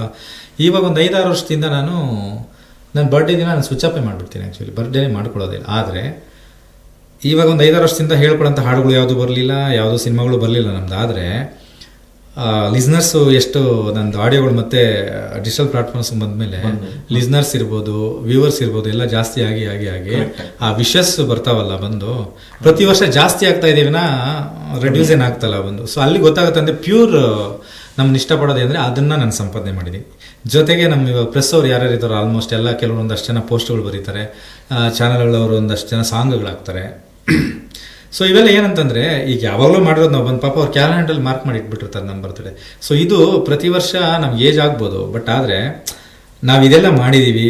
ನಾವು ಇಂಥವ್ರು ಒಬ್ಬರು ಮೆಲೋಡಿ ರಾಕ್ ಸ್ಟಾರ್ ಅಂತ, ಒಬ್ಬ ಮೆಲೋಡಿ ಏನೋ ಒಂದು ಇದು, ಒಬ್ಬ ಅವಾರ್ಡ್ ವಿನ್ನರ್, ಇಂಥ ಸಾಂಗ್ ನಮ್ಗೆ ಇಷ್ಟ, ಏನೋ ಒಂದು ಹಾಕಿದಾಗ ಇವೆಲ್ಲ ಇದೆಯಲ್ಲ ಲೈಫ್ ಟೈಮ್ ಮೆಮೊರೀಸ್. ಇವಾಗ ಯಾವತ್ತೂ ಕೂಡ ನಾವು ಮೆಮೊರೀಸ್ ನಮ್ಮ ಸ್ವತಃ ನಾವು ಮೆಮೊರಿ ತಗೊಳ್ಳೋದಕ್ಕಿಂತ ಅಂದರೆ ನಾವು ನೆನಪಿಸ್ಕೊಳ್ಳೋದಕ್ಕಿಂತ ಬೇರೆಯವ್ರು ನೆನಪಿಸ್ತಾರೆ ಗೊತ್ತಾ, ನಿಮ್ಮ ಹಾಡಲ್ಲಿ ಕೇಳಿದೆ ಎಂಥ ಕಂಪೋಸರ್ ನೀವು ಅನ್ನೋದು, ಇದನ್ನು ಸಂಪಾದನೆ ಮಾಡಿದ್ದೀನಿ ಅಂತ ಅನಿಸ್ತು. ಸೊ ಕಮರ್ಷಿಯಲ್ ಆಗಿ ಅದು ಓಕೆ, ಅದೆಲ್ಲ ಹಿಂಗೆ ಆಗ್ತಾ ಇದೆ, ಬರ್ತಾ ಇರುತ್ತೆ ಹೋಗ್ತಾ ಇರುತ್ತೆ, ಅದನ್ನೇನು ತೀರಾ ಇದು ಮಾಡ್ಕೊಂಡಿಲ್ಲ. ಕಳ್ಕೊಂಡಿದ್ದು ಏನು ಅಮ್ಮಮ್ಮ ಅಂದರೆ ದುಡ್ಡು ಕಳ್ಕೊತೀವಿ ಅಷ್ಟೇ, ಇನ್ನು ಬೇರೆ ಏನು ಕಳ್ಕೊತೀವಿ. ದುಡ್ಡು ಕಳ್ಕೊಂಡಾಗ ಒಂದಷ್ಟು ಸಂಬಂಧಗಳು ಕಳೆದೋಗ್ತವೆ, ಒಂದಷ್ಟು ಜನ ದೂರ ಆಗ್ತಾರೆ. ಬಟ್ ಆವಾಗ ನಮ್ಗೆ ಯಾರು ನಮ್ಮವರೊಂದು ಗೊತ್ತಾಗೋದು ಅಂತ ಇದು ಎಲ್ಲರೂ ಹೇಳುವಂಥ ವಿಷಯನೇ. ಬಟ್ ನಾನೊಂದು ಅಂದ್ಕೊಂಡಿದ್ದೇನು ಅಂತಂದರೆ, ನಾವು ತುಂಬ ಪೀಸ್ಫುಲ್ ಆಗಿರಬೇಕು ಅಂತಂದರೆ, ಬೇರೆಯವ್ರೇನೋ ಕೆಟ್ಟದ್ದು ಮಾಡಿದ್ರು ನಮಗೆ, ಬೇರೆಯವರಿಂದ ನಮ್ಗೆ ತೊಂದರೆ ಆಯಿತು ಅಂಥೇಳಿ ನಾವು ಅವ್ರಿಗೆ ಕೆಟ್ಟದ್ದು ಮಾಡೋಕ್ಕೆ ಬದಲು, ನಾವು ಅವ್ರಿಗೆ ತೊಂದರೆ ಮಾಡೋಕ್ಕೆ ಬದಲು ನಾವು ನಮ್ಮ ಪಾಡಕ್ಕೆ ನಾವು ಇದ್ಬಿಟ್ರೆ, it's all about time speaks ಅಂತ ಇದ್ಬಿಟ್ರೆ ಈ ಮೆಂಟಲ್ ಪೀಸ್ ಚೆನ್ನಾಗಿರುತ್ತೆ. ಇನ್ನೊಬ್ಬರ ಬಗ್ಗೆ ನಾವು ಥಿಂಕ್ ಮಾಡೋಕ್ಕೋದ್ರೆ ಅವ್ರು ಹಂಗೆ ಮಾಡೋದು ನಾವೇನು ಮಾಡೋಕ್ಕಾಗಲಿಲ್ವಲ್ಲ ಅಂದರೆ ಅದು ಹಾಳಾಗುತ್ತೆ.